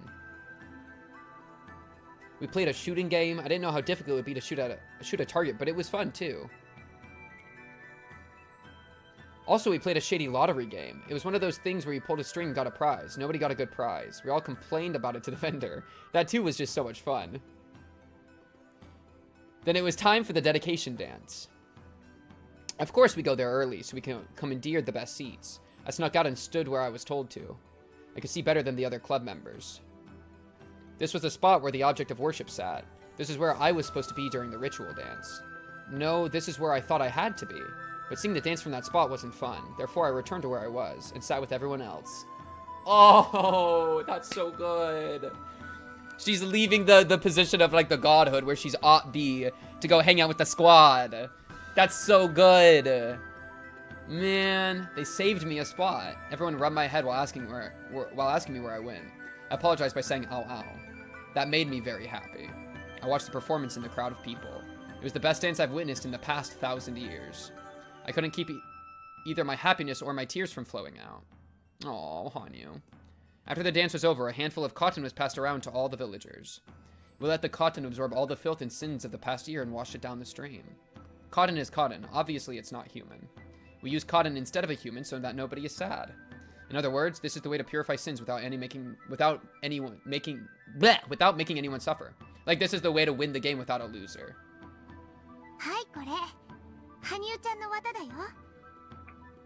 やり方わかる？ Oh, preaching to the choir. わかりますのです。こうしてポンポンしてから流すのですよ。はんはん。 The girl who gave me the cotton took the letter I from her name during last year's Otanagashi and washed it down the stream. By doing so, she was freed from her suffering and began a new life. We drifted our sins down the stream. Man, there's even like a comparison, like the changing the name thing to like move on. I mean, that's exactly what Takano's thing is like. Tomotage sneaking a suspiciously Takano's shaped bag to the cotton to wash her sins away. Just holding her underwater. Come on, this will fix you. This will fix you. We drifted our sins down the stream. It's not the same as pushing our sins onto the cotton. Instead, we wash away our own sins and forgive ourselves. Well, well, well. Well, well, well. Forgive ourselves, you say? And it all comes back. It all comes back to the most important thing on the corkboard. Which I think it's ironic, because this, I think, is the most important thing. And it's, like, one of the smallest. But that's the key. Right? That's why I'm fine with using forgiveness onto the self. Like, and the show is fine to do it as well. It's just, there is a nuance to it. We forgive each other, we help each other, and that's how we celebrate our own story. Yeah. And we also forgive each other. Ourselves includes us. Like, ourselves. Yeah. I think it works. I think it still works. I put my cotton in the stream gently. It's dead center in the board, though. Chat, it's symbolism. It's symbolism. Right? Well, it's also kind of not. You want to know what's dead center of the board? Wait, it's like this. Like, is it fucking the bald head of Mayor Kimiyoshi? I think it's actually Mayor Kimiyoshi's bald head. I think that's our center. More than anything else, it's Mayor Kimiyoshi. Yo, he's our guiding light, bro. He's our guiding light. This is like, because, yeah, we expanded it out. It's hidden. It's hidden, bro. Can't wait to upload this board to the Higurashi subreddit. Yeah, that shit's about to be peak fiction, bro. Oh my god. I put my cotton in the stream gently. Oh, new scene. Oh, the squad. Yo, Keiichi, bro, look at that boy. That's my boy right there. Satoko. Rika. Dang, Hanyuu kind of tall. Shion. Squad goes! Squad goals! Hell yeah. The cotton went down the stream into the world, where sins are cleansed. I let my bare feet soak in the clear stream. As I watched the long, long line of cotton flowing downstream in the dark, surrounded by people sending their cotton flowing down the wondrous stream. Oh, missing spaces for Satoshi? That actually works, because it's next to Satoko, and it's next to Keiichi, because we know Keiichi and Satoshi would be freaking goated together. Oh, man. Wait, we can put him in. We can put him in ourselves, bro. We can put him in ourselves, using the power of snipping tool. Just pretend this is Satoshi, okay? Oh, it's adorable. Satoshi's with them, bro. Man, the squad, bro.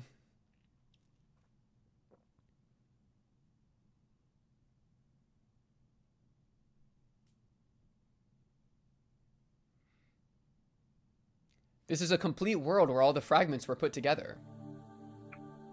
This is an ideal world. What else is there? What else do you need? Satoshi Satoko, Takano to heal with her past? Hanyuu Furude still wants more, because we can be even happier than this. Then they all died because of Rule Omega global warming? True. And guess what? Rule Omega is actually connected. Hear me out. Rule Omega is actually connected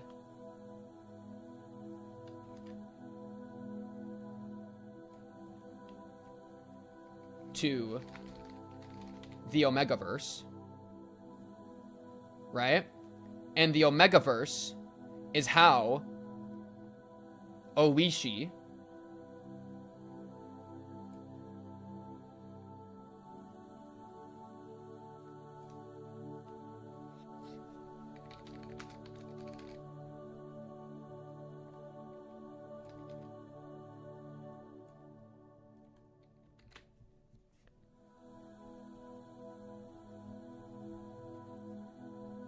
We can be even happier than this. We can be happier if we wish to be.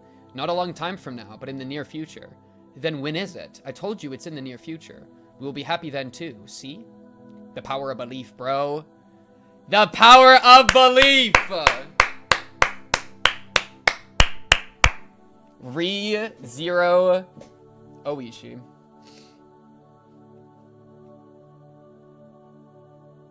The rising tide raises all ships, bro. Everyone is entitled to happiness. The difficult part is accepting that. Everyone is entitled to happiness. The difficult part is fulfilling that. I too am entitled to happiness. The difficult part is working out a compromise. I agree. Including Takano. Everyone means everyone. Because from now on, I'm going to live a much, much happier life. I'm not going to compromise with just this. We'll retrieve all the happiness that we missed. 100 years worth for me, 1,000 years worth for you.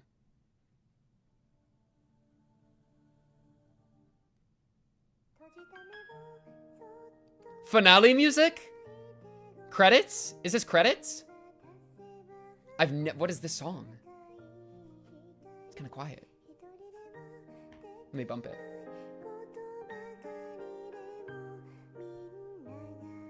Yeah, dude, those Burn Gospel poems are awesome.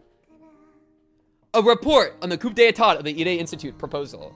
Regarding the coup d'etat of the Ide Institute. Background. One of the responsibilities of the Ide Institute, hereafter the Institute, was the administration of Rule 34. Certain personnel were exasperated. These individuals include the Institute Subsecretary Miyota Kano, First Lieutenant Okanogi. Response. Authorities in the Institute were detained immediately. An emergency response was to attack the Institute and all detained inside. The workers in the Institute also surrendered were publicly secured by headquarters. Regarding the commission officers and commanders of the Ide Institute. Lieutenant Colonel Ide Director. The inquiry committee has confirmed that the Ide has nothing to do with this. Have a duty to represent as a he was handed over to the disciplinary committee, which removed him from his official capacity. He was instructed as a leadership position. Major Takano, Sub-Director. Ringleader. Infected with Hinamizawa syndrome. Severe.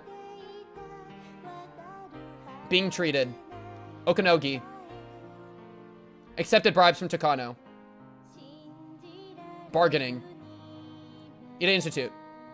Conclude within 3 years. Building will be sold to a private property. Is this acceptable? If I may enter Imperial, Nomura. Ah, Nomura! Nomura wrote it. Nomura wrote it. Okay, I think I got it all. Because there was like, there's like some idea of like, maybe the organization putting this out was actually like cooked. You know the worst part, guys? We won, but the real mastermind got away. The real mastermind of Nomura got away and wrote the paper. That's the real fucked up shit. The real girl boss gets away, dude. She was taking it, and like Takano was actually probably L5 at that point then, you know? So there's like some degree of like help there. As often happens, yep. That's the brutal part of reality, man. It reminds me of, I don't want to spoil it, but it's such a good comparison. I'll just say, at least we got ours. Takano was the one that we were having to get. And at least we got ours. And I think after all the darkness and all the pain of every single chapter up to this point, we've managed to reach a world that's a little bit brighter. And a little bit better. And that's what matters. You know? Like, it got the world, the universe got a little bit brighter. And the power of good expanded a little bit more into the empty void of darkness, you know? Reminds me of Epstein type shit. Reminds me of literally 2026. Agreed.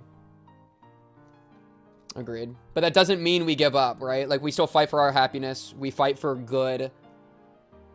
We try to, you know, do what we can. What do you do when you can't do nothing and there's nothing you can do? You do what you can. And you believe. That means believing, chat. The world became brighter in this little rural village in Japan, and that's a win. Ape together strong. Higurashi last part end for reality right now. Talk about it. It's golden. It's golden. Yeah, it's a great Boondocks quote. You know what I said a minute ago?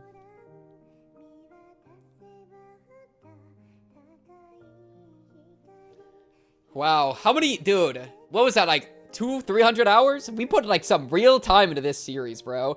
The piss! It's Piss Satoshi! Oh my goodness! Holy peak. Hello? Yeah, wait, I thought this was gonna be way... This part was gonna be way longer. Oh, there it goes. It's fading. W-man. I thought this part was gonna be like 6-7 hours. 6-7.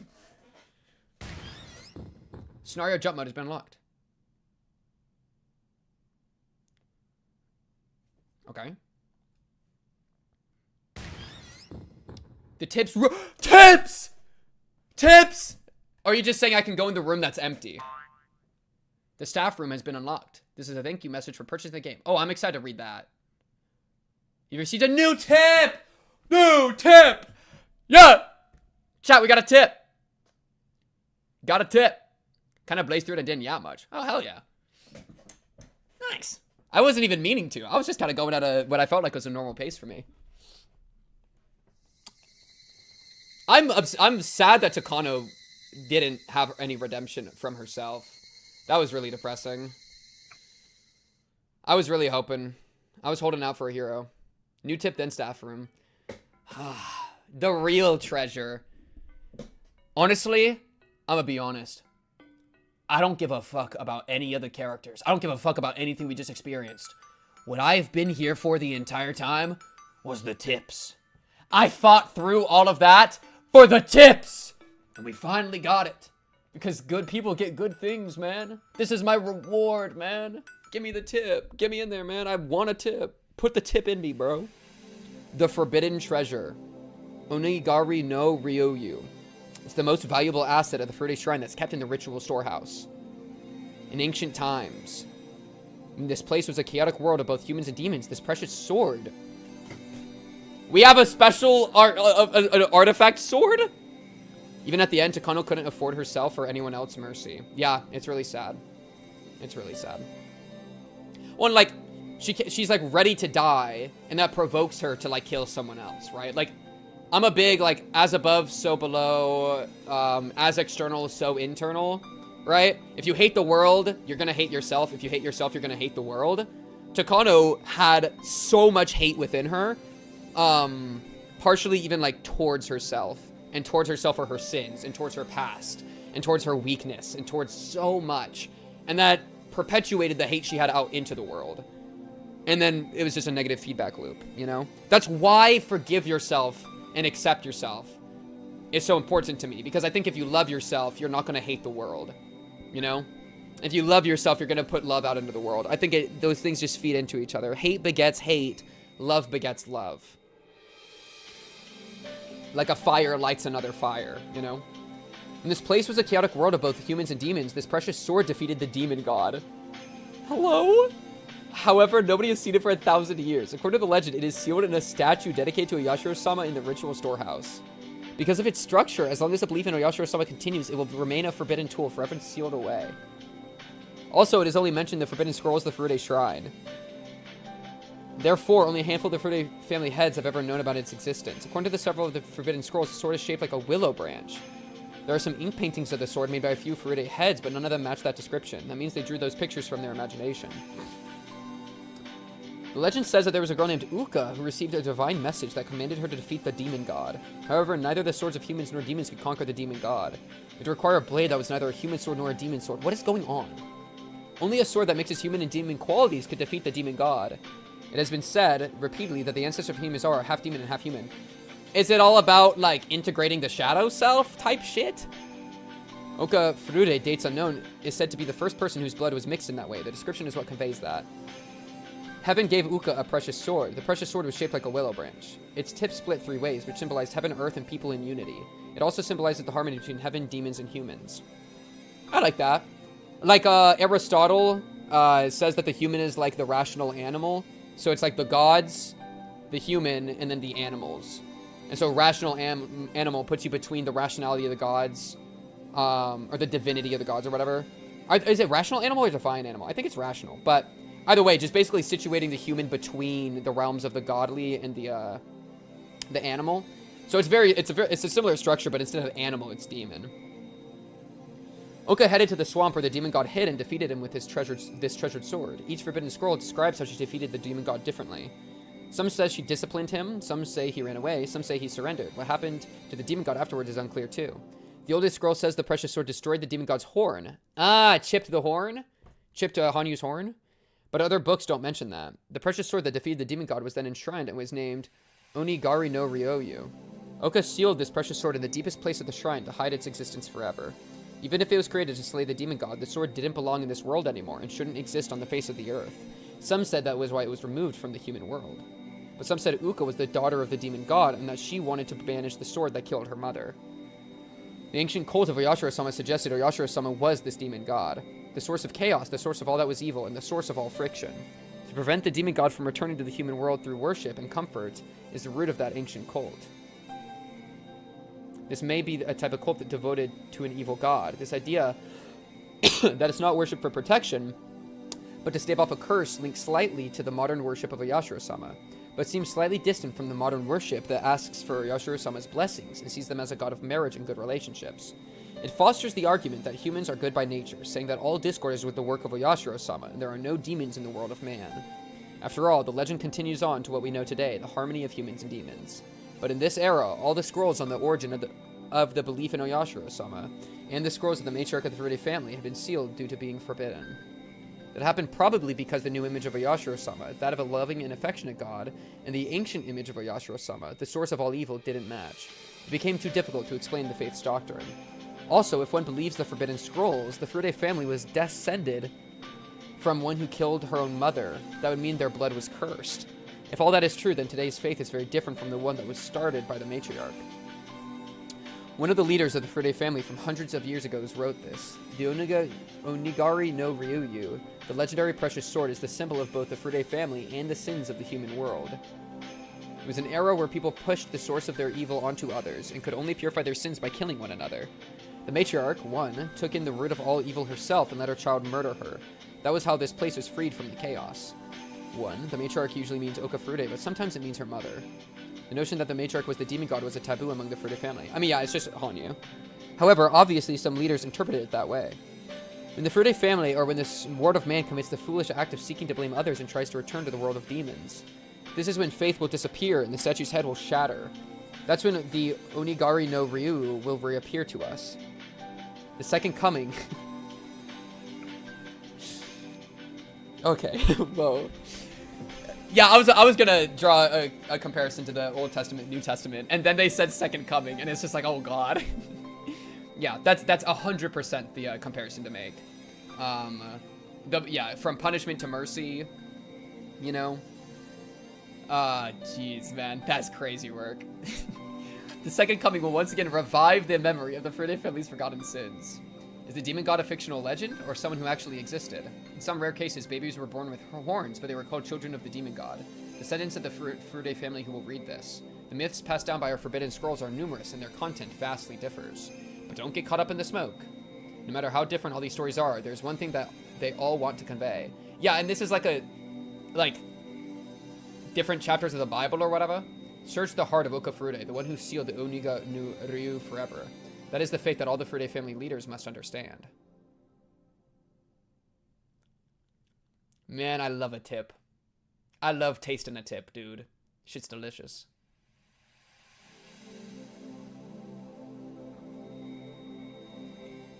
Peep the staff room. Detective Matsuya Buyashi. Read all tips in Matsuya Bashi. Hell yeah.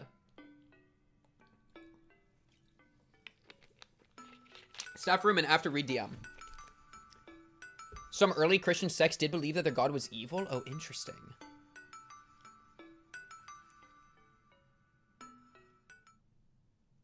Yeah, I mean, like, Old Testament do had a lot of crazy shit going on, bro. Like, flooded the world. Me too, Pink. Hello, this is Ryukishi07. Holy quote. It's not my brain playing tricks on me, right? Like, these pecs are extra juicy tonight, yeah? Don't they look like, but they're firm, though. Oh my, those are natural? I think I was doing this when I said that, too, right? My sweet Omega Tomotake. Hello, this is Ryukishi07. Thank you for playing Matsurabushi. No, thank you very much for playing Higurashi when they cry until the end. You're welcome, bro. Thank you for making it, bro. Thank you for putting it out here, man. Shit was lit, bro. A lot of words. A lot of effort to write all this, you know? So thank you for making it, man. That was awesome. It was a great story, man. Shit was awesome, bro. Man, reading that kind of made me that kind of got me a little emotional. Matsurabashi is, in a way, the solution episode for the situation with Takano and the kids, starting from halfway through Minagorushi. How can they defeat Takano's conspiracy? How can they reach their ideal ending? I wrote this episode as a duel between you, the reader, and me, the writer. So if you think you created a better resolution world than my Matsurabashi, that means you've defeated Ryokishi in this duel. I, Ryokishi, have provided 2 resolutions. One is how to fight against Takano. Here's a hint from the Minagorushi chapter. You find out Takano's conspiracy, which relies on Emergency Manual 34. Yeah, Ultimate God was out here making crazy moves, bro. Next, here are hints from the Watanagashi Festival and Miyakishi chapters. It has been 48 hours after Rika's death, yet the village is peaceful. If you put those things together, obviously the basis of the emergency manual, which Hifumi Takano wrote, that everyone will develop terminal symptoms within 48 hours, isn't true. When you put these 2 together, you can realize that if Rika's body was discovered 48 hours after her death, then it's possible to prevent the final operation. In the Matsuria Bayashi chapter, I wrote about an attacking side and a defending side like a novel. If I were to simply write about the resolution, all I had to write was for Oishi to announce that Rika died at least 48 hours ago, and Takano's conspiracy would fall apart once the news reached Tokyo. This was rather an easy resolution, like a puzzle, so I'm sure many of you got this right. The other resolution was the ideal ending for this world. To answer this, I have to explain the worldview of this story first. There are hints all over, but the crucial ones are in the Tatoragoroshi and the Minagorushi chapters. To be fair, he explicitly said not to look back. That's so funny. It's still kind of a dickhead thing to do. Like, I'm gonna turn you to sand if you look back. Like, why are you turning me to sand, man? Fuck, why are you threatening me, bro? That's rude. Satoko's uncle comes home and Satoko's life becomes miserable. How can she be rescued from that situation? If the story was an exercise in murder, then the Tatoragoroshi chapter is the correct answer. Keiichi kills Teppei and hides the body well. There's a happy ending. But I didn't end the episode that way. Instead, I denied it with a bad ending. The resolution the worldview of Higurashi When They Cry advocates is a non-violent one, where everyone united together. This is established in question chapters such as Onikakushi, Watanagashi, and Tataragoroshi. In those worlds, when someone becomes suspicious about everything and worries about it alone, things get worse and that leads to tragedy. The Miyakishi chapter is the sublimation of that situation. On the other hand, when one talks to their friends, it's revealed that the causes of the tragedies are quite silly. That is indicated in the Tsumi Hiroboshi and Minagorushi episodes. In other words, can you see that in the worlds of Higurashi, anything can be overcome when people talk to each other and help one another? Unfortunately, that doesn't happen in reality. Helping each other creates friction, and oftentimes working alone is a lot simpler. However, we always hope that we can connect with other people and understand each other so that we can face any difficulty. In that sense, this world is a fantasy. That's right. In the worlds of Higurashi, there's one magical rule. That is to talk to others and accept help from them. Then you can defeat anything. With that, it is possible to make a miracle happen. If that could be cast into an absolute rule, it would be a sort of magical, systematic miracle. Just like what Hanyuu and her friends said in the story. That is the worldview of Higurashi When They Cry. If you follow that rule and think about an ideal ending, I bet the first thing you'll think about is an ending where all the club members unite and defeat Takano. Actually, there are scenes in the Matsurabashi chapter that affirm that sort of ending. However, at the same time, Takano is described as a very lonely person. By doing so, I raise a question about the resolution. Everyone else unites, defeats Takano, makes her into a sacrifice. This is a happy ending for everyone except Takano. It is a very popular style of story for the protagonist to unite together and to sacrifice the antagonist. Aliens come to the Earth to invade us, so the world unites and defeats the aliens. Hooray for humans, and we must all get along.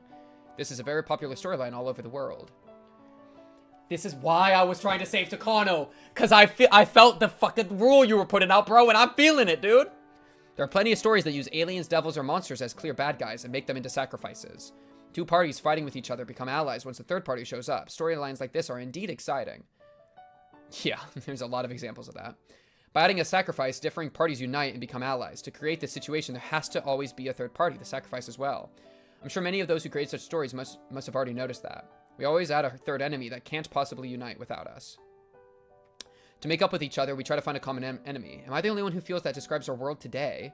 In reality, this world belongs only to humans. There are no aliens or devils or monsters. So for us to find an enemy, we'll have to fight each other forever. Truth, Nuke? To make up with each other, we need a new enemy, so we just end up fighting someone else. In this chapter of Higurashi, I declared that to be the demon of the world of man. Oh. Oh, man. Oh, true, man. That's good. That's good. With these explanations of the worldview here in mind, do you wonder if the resolution of defeating Takano is in fact an ideal resolution of the Matsuribashi chapter? That's right. It's basically the same foolishness found in Tatoraghoshi. Yeah, I would love to find a way to save Takano more than... And we did to a small degree, but I would, you know... According to that logic, the Minagoshi chapter isn't the best resolution for the problems that surround Satoko either. Do you understand that? How can they make up with Takano? You wouldn't suggest to make Takano into a new enemy. Tokyo into a new enemy and let the club members join with Takano, would you? No. If I continue to talk about this issue, I'll probably end up mentioning something religious, so let me stop here. What kind of ending would be the best outcome following the worldview of Higurashi when they cry?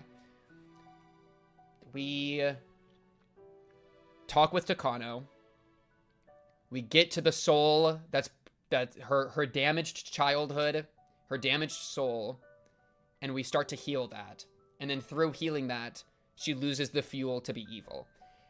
She literally was talking about the Tower of Babel, and that entire thing was like the most she ever hesitated and the most she let it in, like those feelings. And I think if we had the right person saying the right things there, we could have done it. I can see the world. I can see the world lines converge. I can see the hope, bro. Perhaps it's something better than the Matsuribashi chapter. You can consider this a graduating question for Higurashi when they cry. Maybe I will leave it as my final gift to those who enjoyed this tale for 4.5 years.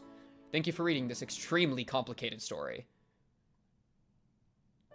In the end, what was this all for?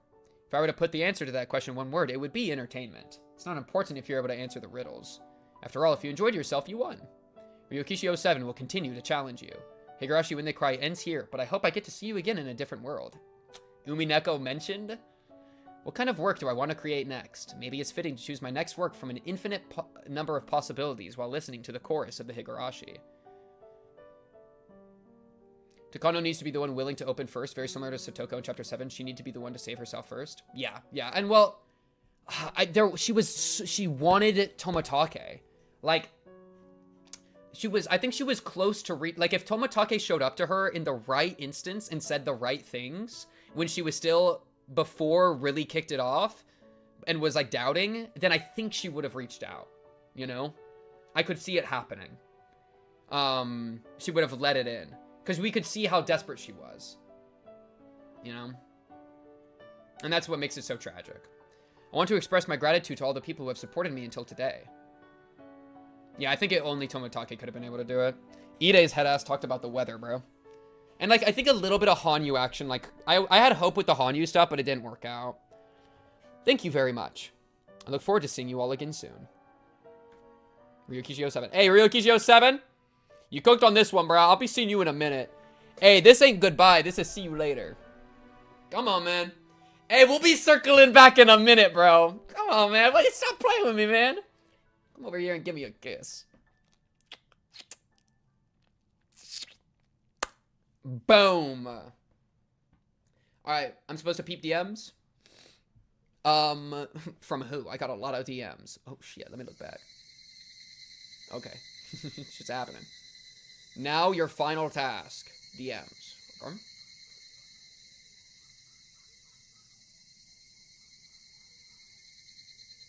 Oh! Oh!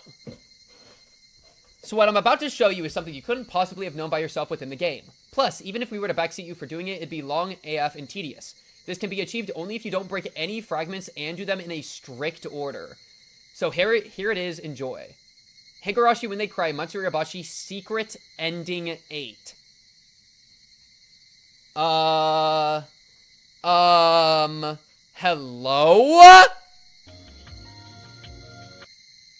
Hello? Let me close the actual. Secret ending? Huh? Gameplay? Gameplay? Wait. The skill issue mattered. Well, and strict order too, right? And strict orders too.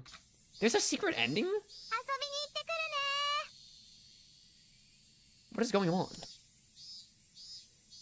A girl's cheerful voice echoed in the house. It was a tenement house, so walls were thin.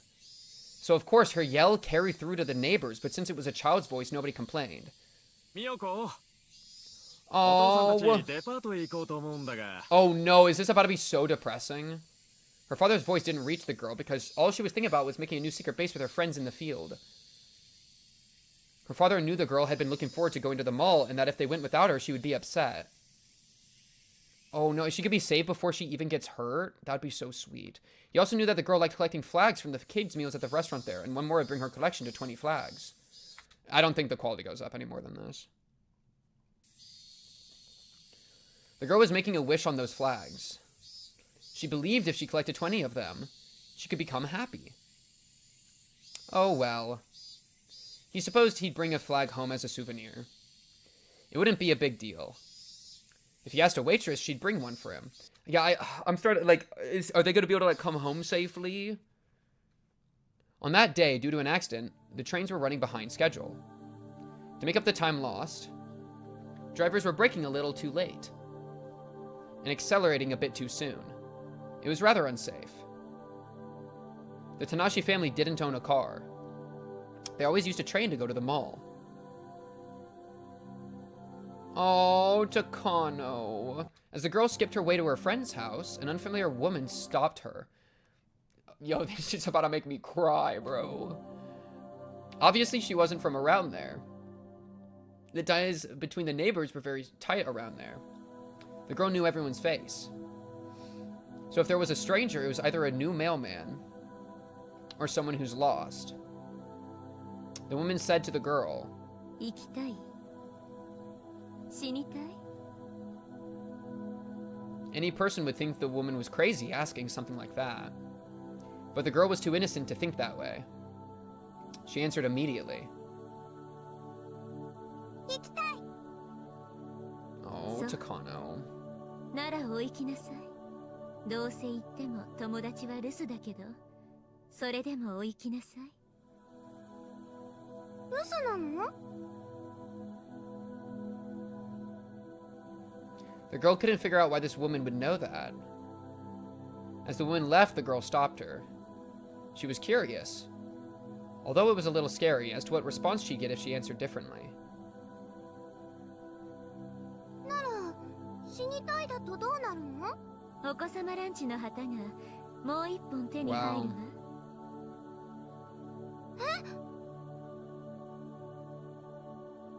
ずるい! 私に内緒でデパートに行く気だ! ずるいずるい! The girl turned and tried to run back home. いいのね? 後悔はしないのね? The mysterious woman tried to confirm this. なんで後悔するの? 教えないわ。意地悪だから。 Thanks, Rika. The girl thought this was some kind of a riddle, so she pondered it for a while, but she couldn't figure it out. Then she clapped her hands as if she came to a conclusion. 大丈夫だよ、お姉ちゃん。どうして大丈夫なの? 何があってもお父さんとお母さんが一緒だもん。 The woman stepped aside. The girl bowed to her and ran home.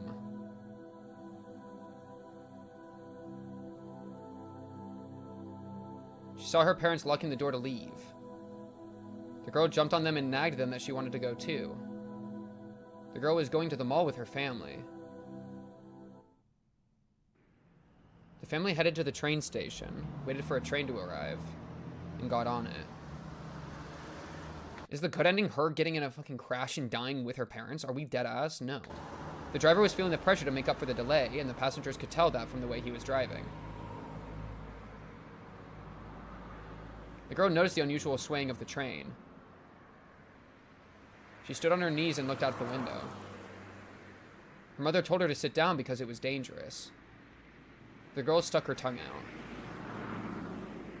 Then, the train reached a very big and very sharp curve. The train tilted in that direction and all the people were shoved to the side. They were all squished together and grumbled about it. Then the train continued. to ...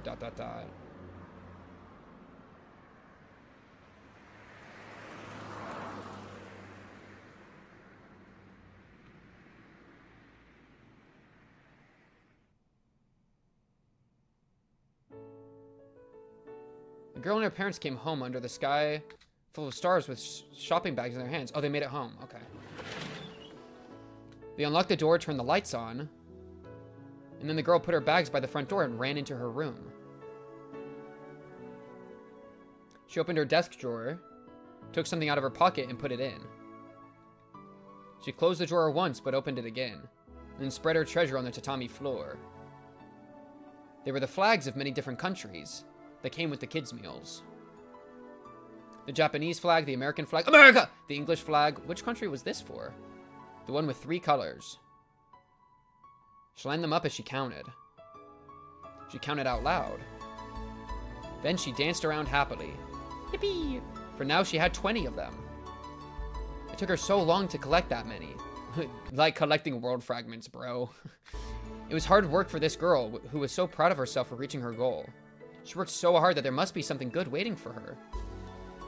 She made a wish to become happy if she collected 20 of them. Therefore, something wonderful must be waiting to happen. Trans flag, a German flag. The girl waiting excitedly, but soon realized it wasn't a magic lamp, so no genie would be jumping out. Maybe it wouldn't happen that night. Maybe it'd be tomorrow. The girl decided to wait patiently. She accomplished something as great as collecting 20 flags. Surely some wonderful happiness awaited. Bro, you gotta stop skipping through the lines. Give me a second, bro. Calm down. Surely some wonderful miracle awaited. Or perhaps it might be like a charm, keeping sad misfortunes at bay. The girl put her 20 flags back in the drawer. She heard her mother tell her to brush her teeth and go to bed. She ran to the bathroom.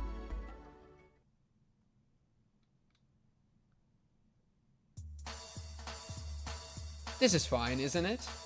It's okay to get a miracle in advance. What should I do next?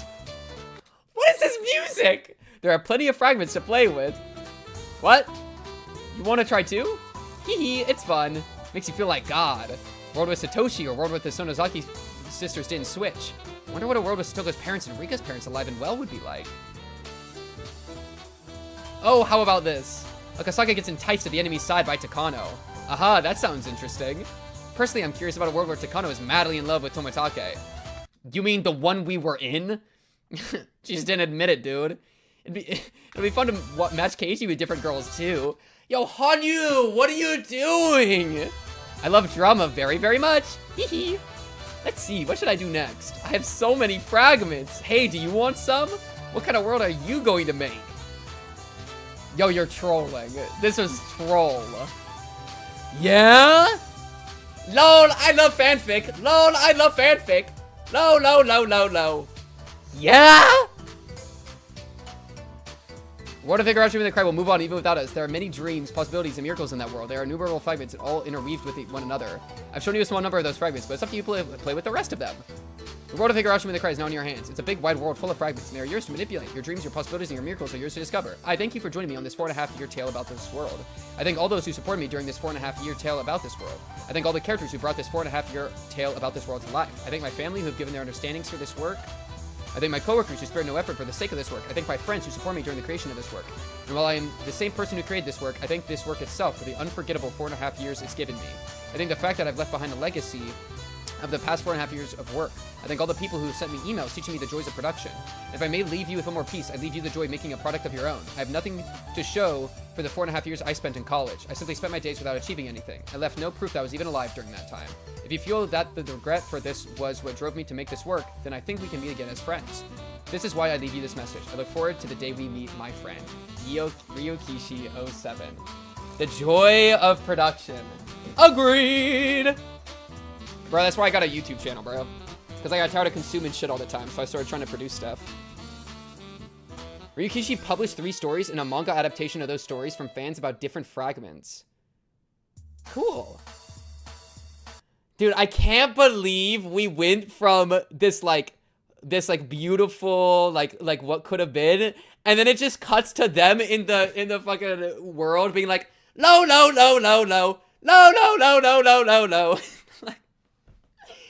Wouldn't it be funny to just a little bit of this, a little bit of that? Oh, throw this in. Ooh, okay.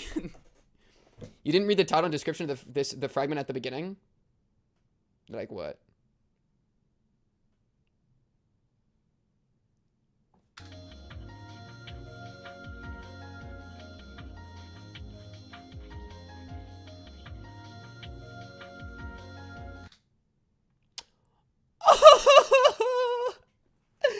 That's what I'm saying, dude!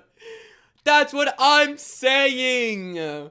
Flags from kids' meals. She needs to be rescued too. Oh, that's actually so sweet. That's what I'm saying, dude. Ugh. Poor Takano. But also, even after everything that happened to her, I still believe that she can be brought back. I still believe that she can be saved. You can be saved despite the horrible things you go through. Not just on the chance that you never went through shit. Because it's inevitable you're going to go through tragedy and trauma and pain. But you can still be saved despite that. And you can save yourself despite that. That's the important thing to me, you know? Oh, man. That is crazy. Higurashi Chapter 8 tier list. Do we want to do a tier list, chat? I love how Ryokishi knows Takano deserves rescuing but didn't write it. Truly, they cry. He laughs. Yeah. Like, brother man Bill, you gotta give me a little bit of something, man. Oh my goodness. Rika's... Who is... Oh, damn Foreman. We put in everybody up in here. We put in everyone in here, bro. Okay.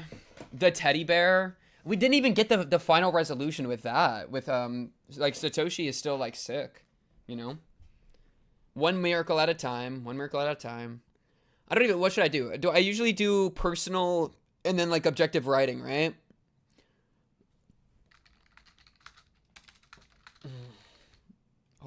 Holy tier 12 apostles is easy to start with, right? We got to put the 12 apostles in. Where's Hanyuu? Hanyuu? Holy tier plus 12 apostles. Where's Peon? Chapter 8 ranking specifically. Yeah, okay, bet.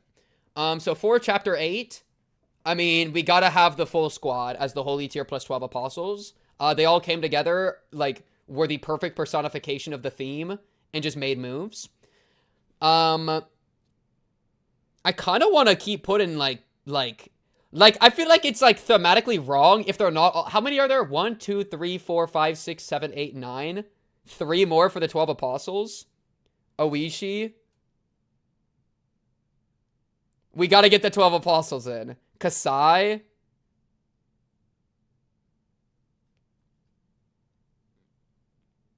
Tomitake. I didn't see him. The 12 apostles! The 12 apostles! It has to be. I kind of... Because this is like our full squad. This is everybody, right? You weren't part of it. Ch8 wasn't really part of it. You weren't really part of it. You weren't really part of it. Oh, Skylark 13. Oh, yeah. I kind of forgot about that, actually.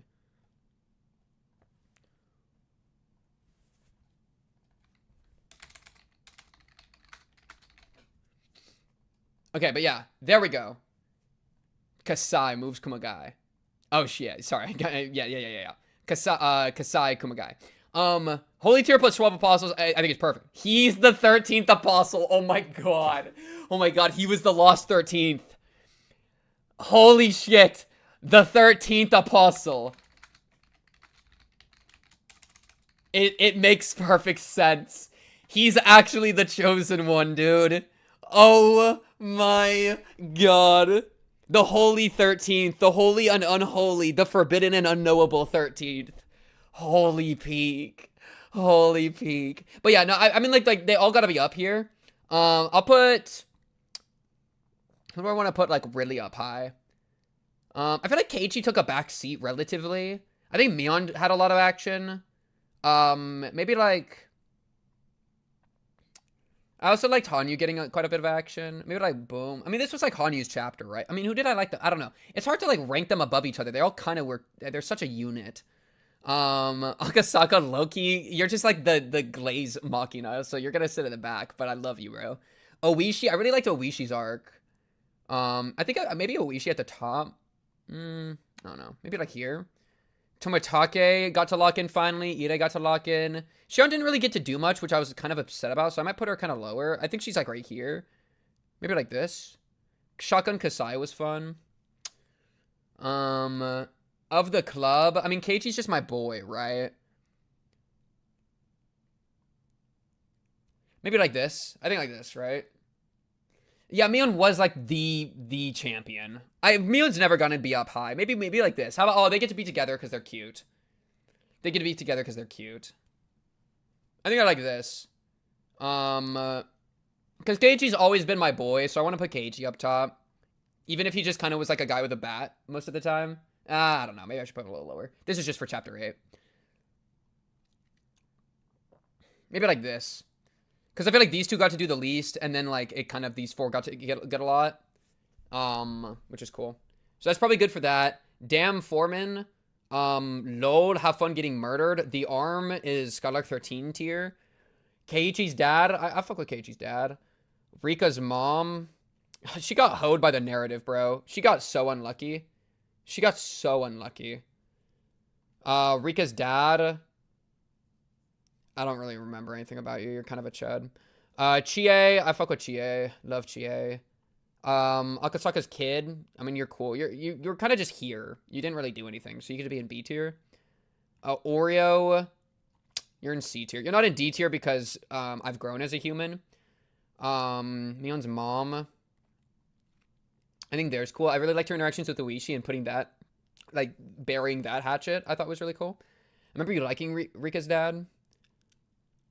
He was spitting facts that one time, but like I liked Rika's mom's like getting to see her perspective and how like almost like unfair it is, or like was, and how much trouble she had with like understanding Rika. I really liked. I thought that was cool. Oomph is old man from forensics. You were like almost 13th disciple. You're like almost the 12 apostles. So I'm gonna put you up here. But you were like a support agent for the 12 apostles. You weren't like actually part of the 12 apostles. Otaka. Am I stupid? Which one's Otaka? Give me my notes. Give me my notes. Give me my notes. Give me my notes. Otaka. Find. Otaka. I know I've written this down. High range cop above Oichi. Second cop. Oh, was he the annoying cop? He was the annoying cop that pulled up. Oh, frick you, man. D tier, lol. See you next time. Like, see you never, bro. I'm excited to never have to think about you again, actually. Fucking one cop Oishi and Akane dabbed on. Okay, yeah. Dr. Hifumi. You were like racist and also wrong about the 48 hours thing. I guess have fun in D tier. Nomura had aura. I think Nomura actually goes to the top. I think what Nomura represents of like the mastermind gets away, I think is an incredibly realistic ending. And I like that that's how it went. Where like the villain that we were so gung-ho about was Takano. Or like that's kind of the narrative did it, right? When Nomura was the one actually pulling the strings. And so it's like, in a way, Takano was a victim of Nomura. Like Takano, we also saw with like, if Nomura didn't take advantage of Takano, Takano would have just wandered around in the rain all sad. And like eventually probably gone to Tomitake or something. Like, Takano, in a vulnerable position, was given the ammunition by Nomura to be a problem. You know? And of course, that's still largely Takano's responsibility. That doesn't absolve Takano, but it definitely puts a lot on Nomura. And so that's, I just really like how they played into that. That felt really scary and realistic. The Gyube.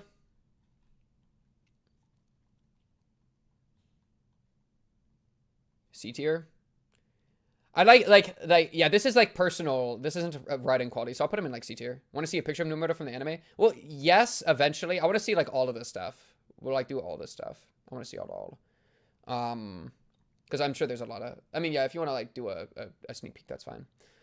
The teddy bear, A tier. Gyube kind of B. I'm trying to think. I'm actually fine with B. I'm fine with B. Maybe like this. See, ever A? He was kind of fun, but he was also kind of like, just like a little, like, he was like a little cartoonishly evil. And then also just got freaking rolled and smoked. Like, he got so smoked. He was like a stepping stone for Mion and Akasaka glaze. And it's like, oh my god, Okanogi, bro. Okanogi, bro. I don't really feel comfortable having him next to Akasaka's kid either, so I'm gonna put Rika's mom in between. More for the sake of Akasaka's kid rather than anything else. It's such a Nietzsche thing to do. I don't think that's a very Nietzschean thing to do. He killed Akasaka in 78 for several loops. Yeah, but he got mollywopped now, alright? The now is what matters, bruh. He got mollywopped, okay? Takano.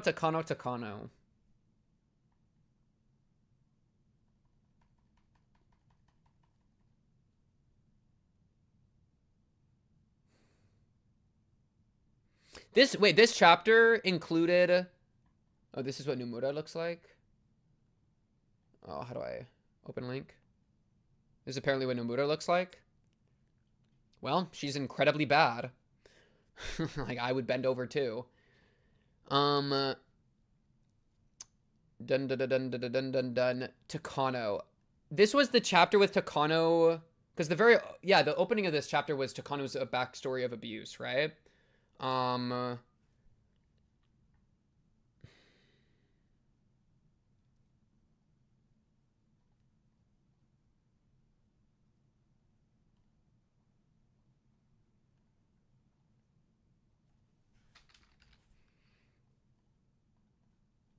It's at least that. I actually think that Takano's abuse subplot was my favorite part of the chapter.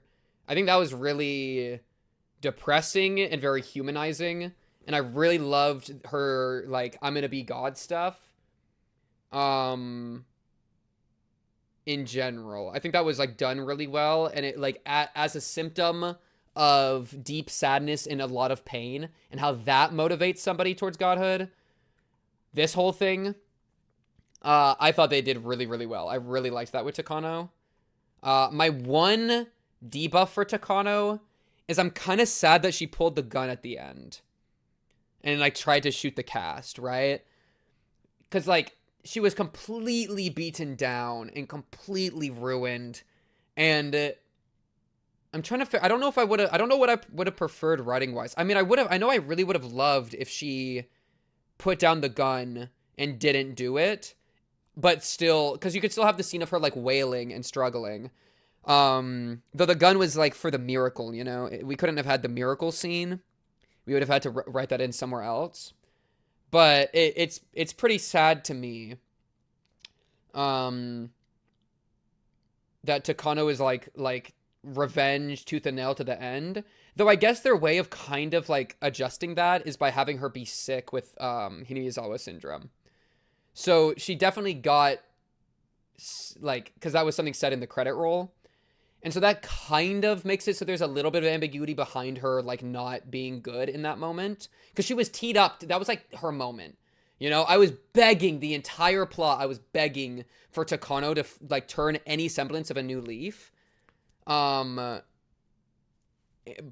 so in that, and then she didn't to the end, but at least there was a sickness thing. She's been trying to kill Rika the entire time. What's the difference between shooting at them and commanding people to kill them? I mean, there's not a difference, but it would have been the same, like, it would have been the same thing if they called them off from killing her, right? Her pulling the trigger, like, her deciding to not pull the trigger would have been her taking a step in the direction of redemption. It would not be her being redeemed. It would not her having atoned, but it would be her taking one step in that direction of her own volition, because there's nothing to fight for anymore other than just revenge and spite and hate, right? And she didn't do that, which was pretty sad, because I was really hoping she'd be able to. But her being sick kind of, like, adjusts that a little bit. I do think I'm just going to put Takano fully up there. I don't think there's really a point in separating them from, like, child form to adult form. I mean, it's all one character. So I'm fine with just having this all as one character and just putting Takano at the top. I mean, she was my favorite part of the chapter. For sure. She locked the frick in. She was making moves. I mean, she was, like, kind of the protagonist for, like, the first half. And I really liked what they did with the first half. And, like, her running through the rain and, like talking with God was crazy. Though, of course, Skylark 13 is a little bit better. Because he is the hidden 13th apostle. So I am going to put Skylark 13 above her. Along with the arm. But otherwise, I think that's where we're at. Yeah. No, yeah, I think that's good for this. Let's do like writing quality, like an attempt at a more objective one. Dan Foreman, I mean, nothing special. I don't really remember you that much. I mean, you got murdered. I'm just gonna put you in D. You just got murdered. Like, you don't matter. The arm, fucking S tier. I don't know. Fuck the arm. The arm is a bit. The only reason I've been joking about I was so into the arm is because it's been a bit, you know? So I don't, like, it actually doesn't matter, like, at all. It was just more like an afterthought. It didn't actually accomplish anything. This shit was a waste of my fucking time. Fuck the arm, bro. I hate the arm. Fuck you, arm. You were edging me. You were edging me my entire life. I'm putting you with the damn guy. Fuck you. Like, I don't know, bro. At least they gave resolution. I'm gonna put it in C because there was resolution. Whereas D, like, well, I'll put them both in D. So they get to be, or C, and they get to be, because the damn Foreman, he just didn't really, like, he was just kind of like a plot thing, right? It's more like a plot beat as opposed to, like, a fully fleshed out character. And I would say that for both of them, right? The arm just kind of was a thing that happened as opposed to actually being something, right? Keiichi's dad. I like Keiichi's dad. I don't know if I'm remembering chapter 7 stuff as opposed to chapter 8, so I might be, like, slightly mixing it.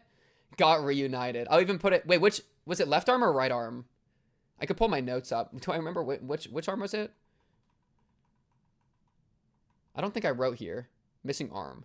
Do you remember what arm it is? Because I need to put it on the right side of his body. If it's his right arm, it needs to be here. If it's left arm, it needs to be here. Is it it? Right. Okay, so it needs to be here because he's facing us, so it's his right arm. Yeah. There we go. It's his right arm because he's looking at us. Got his arm back, baby. Hell yeah. Hell yeah. Hey, Rika's mom, or Keiichi's dad, I like the characterization they did for him eventually, with, like, him being supportive of Keiichi with, like, the boardroom meeting and stuff, when they were, like, setting up the festival preparations. I think, though, that was last chapter. I think that was chapter 7. And so, maybe, I don't really remember him doing that much in this chapter, so maybe I put him in C. But overall, as a character, though, he did get a lot of juice, so I'll put him in C, because I think that was last chapter, actually. And I'm having trouble actually recalling what he did this chapter. Because I feel like I might be mixing it with chapter 7. Keiichi's dad appeared in one fragment. Okay, so, yeah, he's in C tier. See you later, bro. Oh, yeah, all the fragments for this chapter. Oh, my God, you're so right. He talked to Rika and Hanyuu. That's right. That was low-key a good scene. I'll put it in B because it was actually a good scene. Because I really liked that whole Rika Hanyuu thing, because I got to talk about Nietzsche, and so that's always a win. I'll actually put him in B, though, because, like, that was, like, a very novel scene for me, whereas, like, the arm and the damn Foreman didn't, like, actually do that much. But, yeah, the innocence of children thing, like, his scene led to that, and that was good. So I thought that was, like, a cool scene. Rika's mom, I'll put in B as well. That's oomph. I liked the humanizing of Rika's mom. I talked about that a little bit already. I think that, like, she got a pretty bum deal. So... Oh, yeah, we could have had Satoshi somewhere here. Satoshi on the last thing, I would put in the 13... I would put him in, at the top, below the 13 apostles. Because he's my boy Satoshi. And then in this tier, I'd put him in A or B. Probably A. I mean, yeah. I'd probably put him in A or B tier. Probably A. For the writing tier. So there you go. That's Satoshi. I could put this for Satoshi. Use the bear. Yeah, this will be Satoshi. He gets to be an A tier. Rika's dad. I'll just put with Rika's mom. You were in a fragment. I remember you, like, spinning some facts and shit, but, like, I don't know. Low key, Keiichi's dad goes above. I'm gonna do this. Rika's mom, Keiichi's dad, Rika's dad. Ch8. I don't remember if it's from. I quite liked you in chapter 7. I thought you were awesome in chapter 7. I don't really remember what you did in this chapter. You might have been in a fragment a little bit or just showed up. You know? That's kind of what I'm thinking. But, like, they kind of, like, yeah, all the fragments kind of blur together a little bit with the rest of the series. It's kind of hard to remember what was when. Especially because they were bouncing throughout the entire series, you know? So I'll just put you in C because I don't especially recall. Ire, I quite liked Ire in this chapter. His maid thing was funny, which I thought was good. I'll put her below the arm, actually. I thought his maid thing was good. His redemption with Satoshi was good. And him being like telling Shion, like, well, we need to save him. This is how we save him. I really liked that scene with him. And he was also just kind of locked in and like part of the squad. And seeing like a locked in Ire that's like fully on our team and like not just killing himself is kind of awesome. But I don't know if you're S tier. Kasai was solid. He was a little more side character than Ire. Ire had like a lot more going on. Kasai was more just like Giga Chad to like make shit happen, as opposed to having like deep like character stuff going on. But he did a good job with it, so I think he's like super solid. I think he's just B though. Whereas like Satoshi and Ire both have like a lot of like character stuff going on. Oh frick, Ch8's in the way of the arm. True, gotta separate them. Shion, same thing. I liked Shion had the Satoshi scene though. I feel like Shion got hoed. I really wish Shion was in it like the entire time, especially with the entire point being like group camaraderie. And it almost felt like a step back from chapter 7, which I was kind of against a little bit because I felt like that was like counter thematic. But she got the Satoshi scene, which was good. And she also got a like baby Satoko. That was like one sentence in like the end game. So I think I'll put her, she's probably like bottom of A. Akasaka. Akasaka's hard to rank. Because like, on one hand, he's literally like glazed to the moon, Deus Ex Machina, fucking coming in, just solving shit. It's a little bit like, bruh. It is a little bit like, bruh, why are you an action hero right now? What are we doing, bro? He's from a different story. White savior, but Japanese. Yeah. And so, the Kirito Aura Farmer solo leveling of the series. Exactly. And that's kind of like, not my style. And I think it's a little bit like imagine like a grittier Akasaka, like, I don't know, like, yeah, I like his interactions with Rika, like him the idea of Akasaka entering, I think is good. I think the idea of Akasaka entering is great, because it's the promise from Rika through hundreds of world lines, it's everyone coming together, so it's like fits with the theme.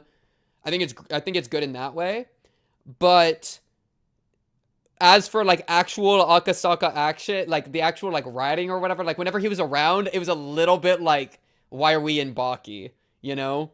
And so it's like if I had to cut something, it would maybe be the Akasaka hype aura moments type shit, you know?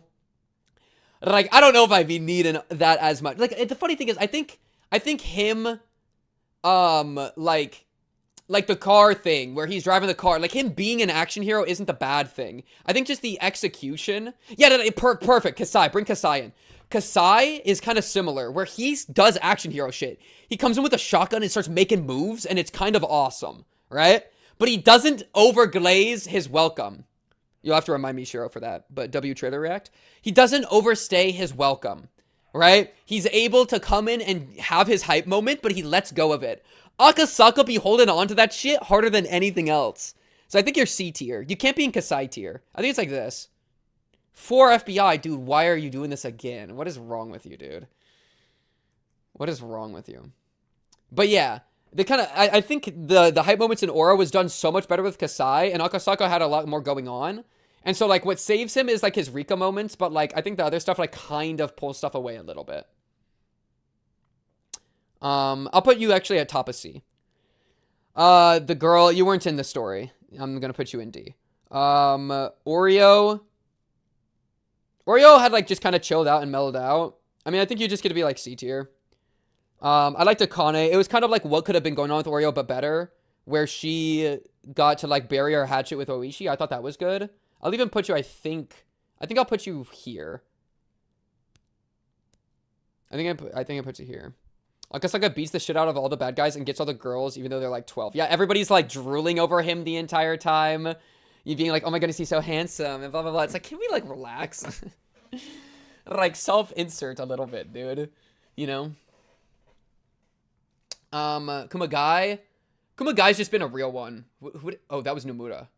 Nomura, go back to Kumagai's just been a real one this entire time. I would say he's like here, probably. He's just stable, real one, goat. Maybe like right there. Stable, not really too much going on, but like, hey, bro's locked in. He's like a cog in the Oishi machine, but I respect him for that. You know. Otaka, the annoying cop. You were like the Okanogi equivalent.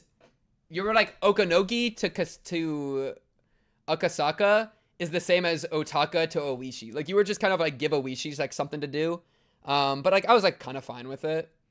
You were just kind of annoying and then got mogged. Maybe C tier. Maybe like good C tier. Because like you had a purpose, but like it was kind of like eh. But like it was still like something. Oishi, at least A tier. Oh, I might even say Oishi above Ire. I think Oishi struggling with the pension and burying the hatchet with the Sonozakis was pretty cool. I think Akasaka should be at the very bottom. Even create a separate tier for him. For me, he only makes a chapter worse. See, like, yes, but like, I think he brings down the chapter a little bit here and there, but his stuff with Rika and the concept of Akasaka showing up, I think is good. You know, I just think the execution was a little bit funky. And like, I mean, like, I gotta do this. Like, most of these characters at the bottom are just completely, like, not even, like, necessary. You know? Like, they're kind of neutral. The pension struggle makes Oishi deserve S. I'm still trying to figure out what exactly qualifies someone for S. I would say he's top right now, though. Rena didn't really get to do as much this chapter, but she was just solid, so I think she gets A. She just got to kind of be Rena. Same with Keiichi, just kind of got to be Keiichi. Shion wasn't really around, but at least she got she got like the fucking Satoshi stuff. So I think the Satoshi stuff actually makes Shion above these two. Because that was like an emotional beat. Like, these two didn't really get emotional beats other than, like, being part of the group, you know?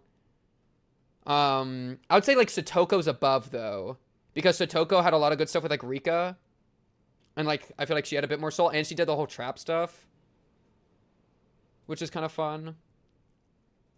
Even if it was, like, I think, like, the trap stuff was a little bit, like, if you wanted to be rude, you could roll your eyes at it and be like, this is stupid and silly that they're getting glazed by, like, a military force. But I actually don't want to roll my eyes at it because I think that them making something so horrible into something lighthearted and, like, a game, and they're all, like, they become, like, Looney Tunes. The Mountain Dog become Looney Tunes, I think is actually thematically appropriate. So I'm actually cool with it. So yeah. So I think Satoko gets to be above for that. Mion got to like actually be one of the main characters of the club, which is cool. She got to actually be very proficient. I think I'll do this. The thing is, I don't actually think she mostly just locked the frick in, right? There's not like a deeper chunky like thing going on. She mostly just locked the frick in, which was cool to see because I feel like Mion has kind of back sat for a lot of these. Holy crap, it's raining really hard. Yo, if my stream shuts off, it's because lightning like struck somebody's house and like everything turned off. Rika. Have to have the strength to believe. Maybe there. The thing with, yeah, I feel like Rika, the end of last chapter was Rika's actual peak, right? Where, like, her learning about having to believe and believing with Satoko and seeing that all in front of her was the peak of that. Like, that was the turning point for her character. That was where it peaked. And this character is mostly just writing it out and actually, like, applying it. But the perspective change and the motive change is, I think, the really coolest thing. So that's why I don't think I'm, like, sending her straight to S. Dr. Hifumi as a character I thought was pretty cool, actually. I might even put him in A. I think Dr. Hifumi's cool because it's a very like nuanced character role where like he obviously has some like scary ideological stuff going on. And he like in some ways makes Takano way worse and like puts her down a really dark path, but in other ways is like good for Takano because he's like the guardian that saves her. And like the whole thing about turning him into a god, like there's actually so much going on with his character and about his character and the role it serves in Takano's story. And I think it was novel. It's something I haven't really seen before of like this girl becoming like almost like obsessed with him a little bit. Well, not even a little bit. I mean, come on. Becoming kind of obsessed with him, but out of a sense of loss and like the way he slotted into that role and then his own pursuals, ideology, the things he cared about like infected her almost, I think is really unique. One of the most complex characters here. Yeah, I'd agree. I might even do like this. Maybe even this.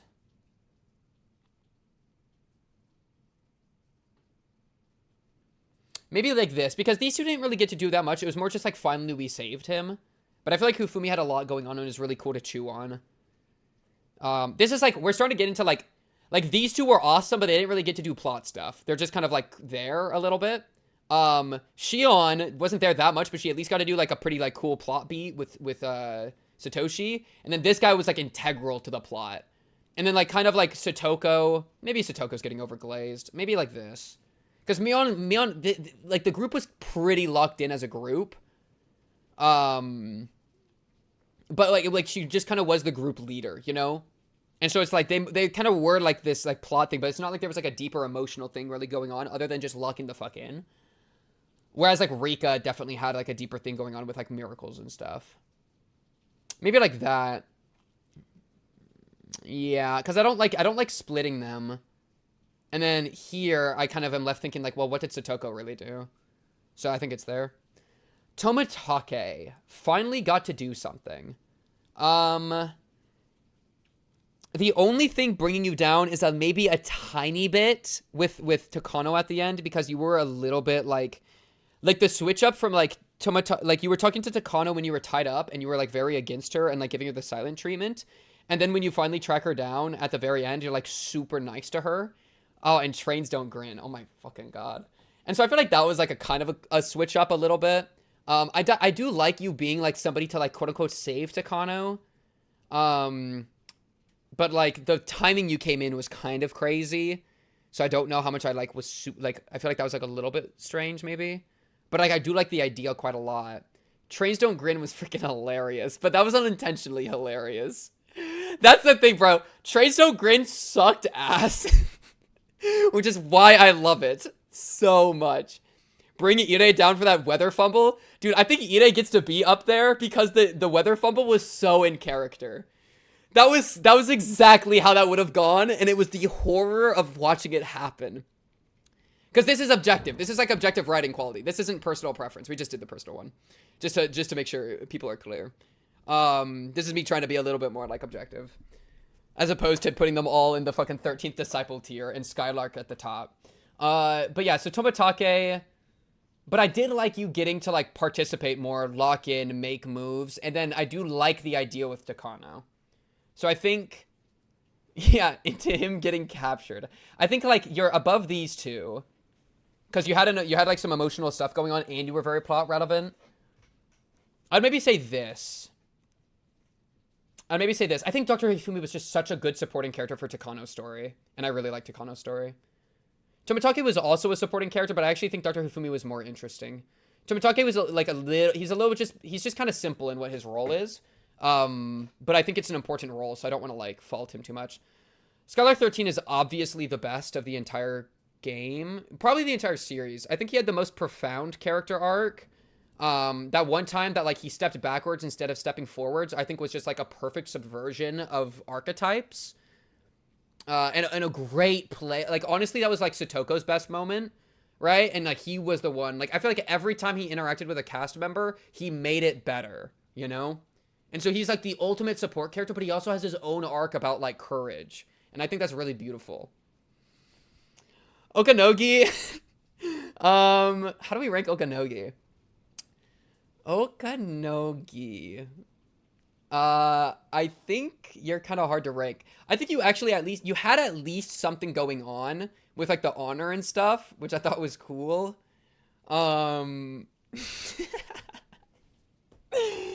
Okay, wait, guys, wait. Skylark 13. Okay, he was a bit. I think the bit was funny enough, and it actually had a thematic purpose. He gets to be in B tier. I'll put him in B tier. I think the bit, it was so stupid and absurd, and him getting a picture is so stupid and absurd, but it also plays into the bit about, like, making it lighthearted, which I think is actually extraordinarily profound. And so for his role in the theme of lightheartedness and gamifying things, which is a good way to like make life better, in that way, I think he actually gets to be right here. right behind Keiichi's dad, because Keiichi's dad kind of did a similar thing with the innocence of like children and like the lighthearted thing. Well, I think him and Keiichi's dad are actually like the same. Oh, this is Keiichi's dad. Keiichi's dad the entire time was actually one of the Mountain Dog agents in deep disguise. Scarlet 13 is Keiichi's dad. But yeah, okay. Back to, who was I just ranking? Oh, Okanogi. Yeah, Okanogi. I like that he has something going on, so he's not completely cartoonish, though he does come across as kind of cartoonish. And he also, like, is a little bit of just a jobber. He's kind of Giga Jobber, right? Where he serves a role of propping up other characters a lot, which kind of, like, negates his own character, I think. And, like, when he's propping up, like, Akasaka, I don't give a fuck, because Akasaka's just getting overglazed. So, I think those were a bit troll. I liked his scene with Mion roughly, though it's kind of just, like, Mion glaze, and it was a little bit, but, like, I like the idea of him, like, having some, like, putting some respect on him. His part on this live stream was kind of cool. Yeah, it's like better than the Akasaka one, though I still think it's kind of like eh, because it's again just jobbing and glaze farming. And then okay, he did tell Takano to kill herself. That was kind of lit. Kill yourself now, Okanogi Lightning is pretty lit. I think he gets to be at least B.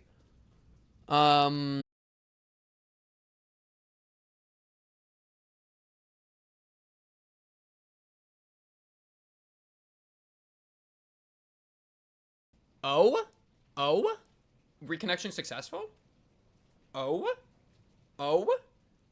Mountain Dogs cut his internet. Oh? Okay, I think we're good. W reconnection. Okay, are we good on YouTube? Double check. Did YouTube completely close? Let me check. I've actually never had this, or I haven't had this happen for a while. I don't know what this does to YouTube stream. So let me double check that. W. Okay, I thought we were out, bro. I thought we were out. Okay, so I warned y'all, and it might go out again, but we'll try to push through. We'll try to push. We'll try to at least finish this. Let's see. Am I still live on YouTube? Completely closed. Let me check. I've actually never. Okay, had this, live on YouTube. I haven't had this happen for a while. Lit. I don't know what this does to YouTube. Yeah, I wonder how that cut worked. Okay, thank you for staying. I thought we were. Thank you for the staying. Okay, we are good, dude. The counterintelligence unit of the Mountain Dogs are crazy, dude. They're out here cutting communication like nuts, man. Heard me talking shit about Okanogi. Literally heard me talking shit about Okanogi. And decided we gotta take this guy out, bro. We gotta take this guy out. Little did you know, though, I got Hanyuu on my side. Ow. Okay, anyways, we can continue. Sorry about that, Jar. He pinks again. Can't stop the pink. Hanyuu, where do you want to go, my sweet little Han? Hanyuu getting to participate was awesome. I think it was cool to watch her participate and interact with everybody. That was very novel. I think maybe here? I'd say even above Rika, low-key. Hanyuu was kind of S, not gonna lie. Yeah, like, I think she getting to, like, do God stuff was cool. She, like, tapped into, like, she, like, was part of the group really well. How's the S tier empty? I'm still deciding what I want to do for it. There is a world we shift Oishi, Hanyuu, and maybe even Rika up to S tier. We're in the early phase. But yeah, I quite liked Hanyuu. She tapped in well with the group stuff. She had the God stuff with, like, with Takano, which I thought was cool. Her mere, like, existence walking around is really good as a... Yeah, this is Chapter 8 exclusive. Yeah, this is not a total list. This is the writing quality for the characters in Chapter 8. Yeah.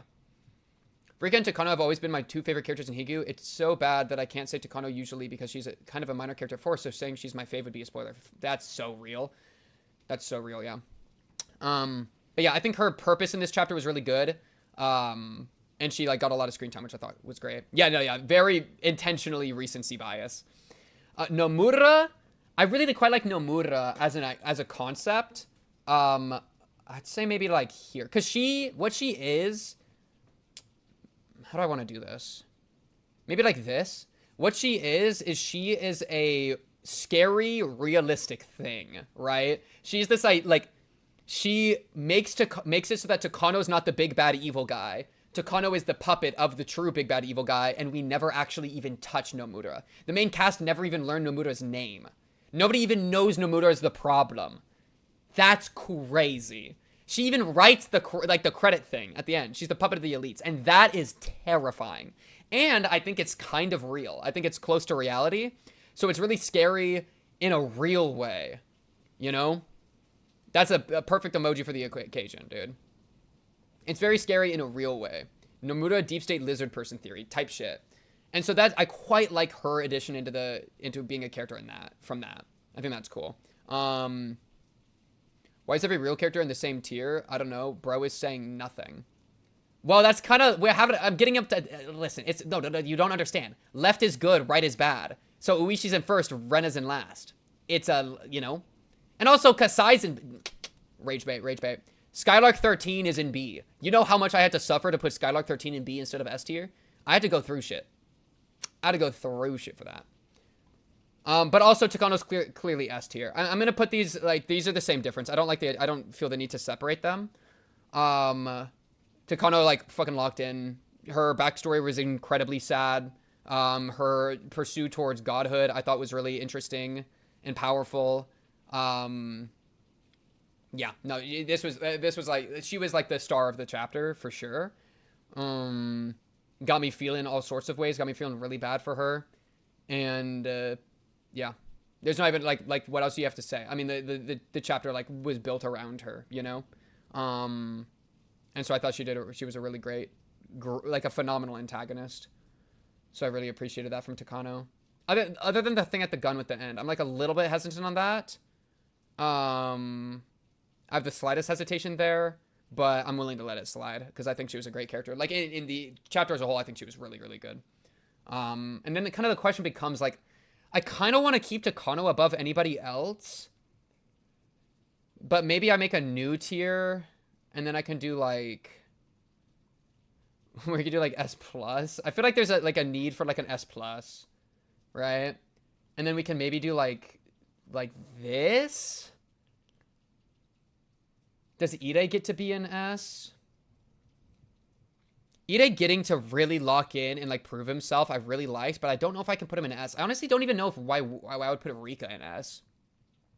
I feel like Oishi, I really liked Oishi's thing. I thought that was a great wrap up for Oishi's character. And then I really liked Hanyuu. Rika was but again, I feel like the end of chapter 7 was Rika's real peak. Whereas Hanyuu actually getting to participate was really cool. It was also kind of Hanyuu's peak because it was that was the turning point for Hanyuu. Yeah, honestly, because of the secret ending, I'll put Rika in S. I think the secret ending puts her up to S. This doesn't feel real. Oishi and Hanyuu above everyone with Takano. I'm just, for this chapter specifically, that's how I'm feeling, bro. I really like the Ire content during the fragments too. That's facts. Yeah, getting to see the lobotomy backstory was kind of fire, dude. I did for that was this chapter. Yeah, this was a long chapter. This was we did this in 7 streams or something. This was a really long time.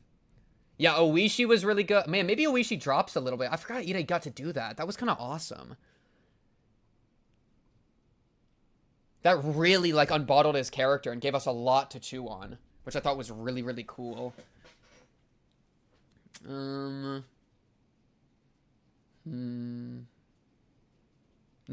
streams. Lobotomy Corporation saved Ide. We had a whole discussion with Ide. Yeah, Ide was great for that. Maybe, okay, maybe this. Maybe even this. Yo, are the boys at the top, bro? Are the boys at... Yo, maybe. Yo, I don't know. Things are out of control. Oishi had a great ending. But also, Ide moral complexity was really juicy, dude. That was some juicy drop pop action, bro. Give me a bite of the Oishi pie. I mean, the Ire pie. Yeah, I'd say above I'm fine with above Hanyuu. And then I'm kind of well, I mean, on our way up. I don't know. Oishi, what did Oishi do other than his finale with the Sonozakis and, the struggle with the pension? You know? He struggled with, he wasn't actually even, he wasn't even, a fighter during the finale. He kind of just did his thing with the Sonos. He did his part and then kind of stepped back a lot. I even put Ide above Rena in the entire VN overall. Damn. I don't think, I don't know, that's tough. I really like Rena. I think he's probably above at least one of the class members, but I don't know who. Yeah, Ide really got to shine. I really liked Ide. And then Oishi had a great arc. He just had a short arc, so it's kind of hard to put him so high. Like, he was, like, for like, cost, like, for effectiveness, he was in it so effectively. You know? He prevented Otaka to dig around. That's true. I did kind of forget about that. But that scene didn't really go super crazy for me. Yeah.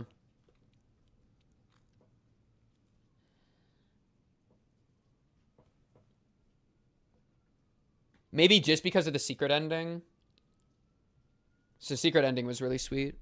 It was really cute. Something like this. Something like this looks good, I think, for the chapter 8 conclusion. Relationship with Takano is also interesting. Yeah. And like he starts to like humanize her at the very end. And like actually get to know her. But it's all a little bit too late. Takano really do be the tragedy, huh? Okay, chat. We are 5 hours deep. I do think that's a good conclusion for our chapter 8 tier list. I'm a little worried of my internet dropping again. Because I'm hearing like sirens and shit and it already flickered. Are there any other like wrap up things for chapter 8 that we want to hit on our way out? Because we are definitely, I know we have another, we're not even finished yet, bro. This ain't goodbye, this is see you later. This is see you like next week. I redeemed a trader, buddy. Yeah, well, we'll get to that. Well, I was gonna say, because we're gonna do the short, there's like a short extra thing with Higurashi, right? So we're planning to do that, so we still got a little bit more Higurashi action coming. And I think that's a one stream thing. I think that's what people were telling me, that it's a one stream off, probably. And then we'll do finale tier list for the whole series, which should be fun. We can do arc tier list, and we can like look at anime, some anime clips, and look at the manga panels. Because I want to see like the manga stuff with the orphanage. The epilogue, yes, 1 or 2 stream thing. Uminiko when. So yeah, what it's probably going to be is let's be chill and say hopefully 1 but maybe 2 streams for like doing one more thing plus like the wrap up. So 2, worst case scenario 3 streams, but probably 2 I would imagine. Psycho next week, wrap up the week after, Umi the week or 2 after the wrap up. Yeah, something like this is what I'm thinking. I might do a 1 week gap between ending Higurashi and starting Umineko. 1 for the epilogue and 1 for tier list and anime stuff. Okay, cool. We're going straight into Parkour Civ, the visual novel. That is true, yeah. Yeah, if nobody heard, we're actually putting Parkour Civ between the Umineko and the Higurashi start. So that's like another, I don't know, 7 months? That's the break. 2 is worst scenario for sure. Okay, cool. So yeah, we'll probably do 2 more streams. Maybe a break. Probably not, but maybe. I also potentially, it's a little up in the air, but I potentially have something coming up in my life that's going to take a lot of time out of me. I don't think I need to move around like week stuff at all, or like move around streams. But there is a world that I will. I'll keep y'all updated on that. I'll just let y'all know as soon as I become aware. So the break might be used for me to actually figure out my own shit a little bit better. But yeah, so for Umineko, probably 3 weeks, maybe 4. So for us to finish Higurashi and then maybe a break. But yeah, about a month at most. I would say month at most. Char! It's been a crazy ride with Higurashi. Epilogue coming soon. That should be fun. It is crazy how much time we've spent with these characters, man. It is actually crazy. Crazy shit. You know, there's been a really good series. I don't know. I feel like I need to give like a giga outro. I guess we're doing a little bit more. We still got 2 more streams doing Higurashi. Oh yeah, your trailer. Send it. What's the link? Link. Oh, am I good to review all the stuff that you sent me, FBI, on like another stream? I see you've sent stuff. You've only been streaming for 12 minutes. Yo, shut your ass up. When you're reading all the bonus Higu chapters? Wait, what? Rena and Takano gay? What are we talking about? You can pretend to end stream and turn off YouTube. Okay, sure. But yes, chat. So we will return for Higurashi some more. We will look at the extra chapter stuff. Sorry, wait. Let me pull this up for fun. We will look at extra chapter stuff, manga stuff, whatever, in the next stream or 2. I'll look at the illustrations. Let's just save the illustrations for next time. That'll be fun. And yeah. Yippee! Yippee, man. Let's do the thing. So, bye, YouTube. I'll be seeing you, YouTube. Time to upload the corkboard on Reddit. Well, but what if there's a little bit more in the epilogue, bro? What if there's a little bit more coming? We don't know, man. This might not be the final rendition. You never know. You never know. But YouTube chat, I will see you next week for more Higurashi Tuesday. Limbus Company on Thursday. You'll want to be around for that for sure. That'll be fun. And other streams around. Bojack Season 2 is wrapping up on Patreon pretty soon here. I've been in copyright hell for a couple other things. But yeah. I will be seeing y'all later. Bye-bye, YouTube. Bye.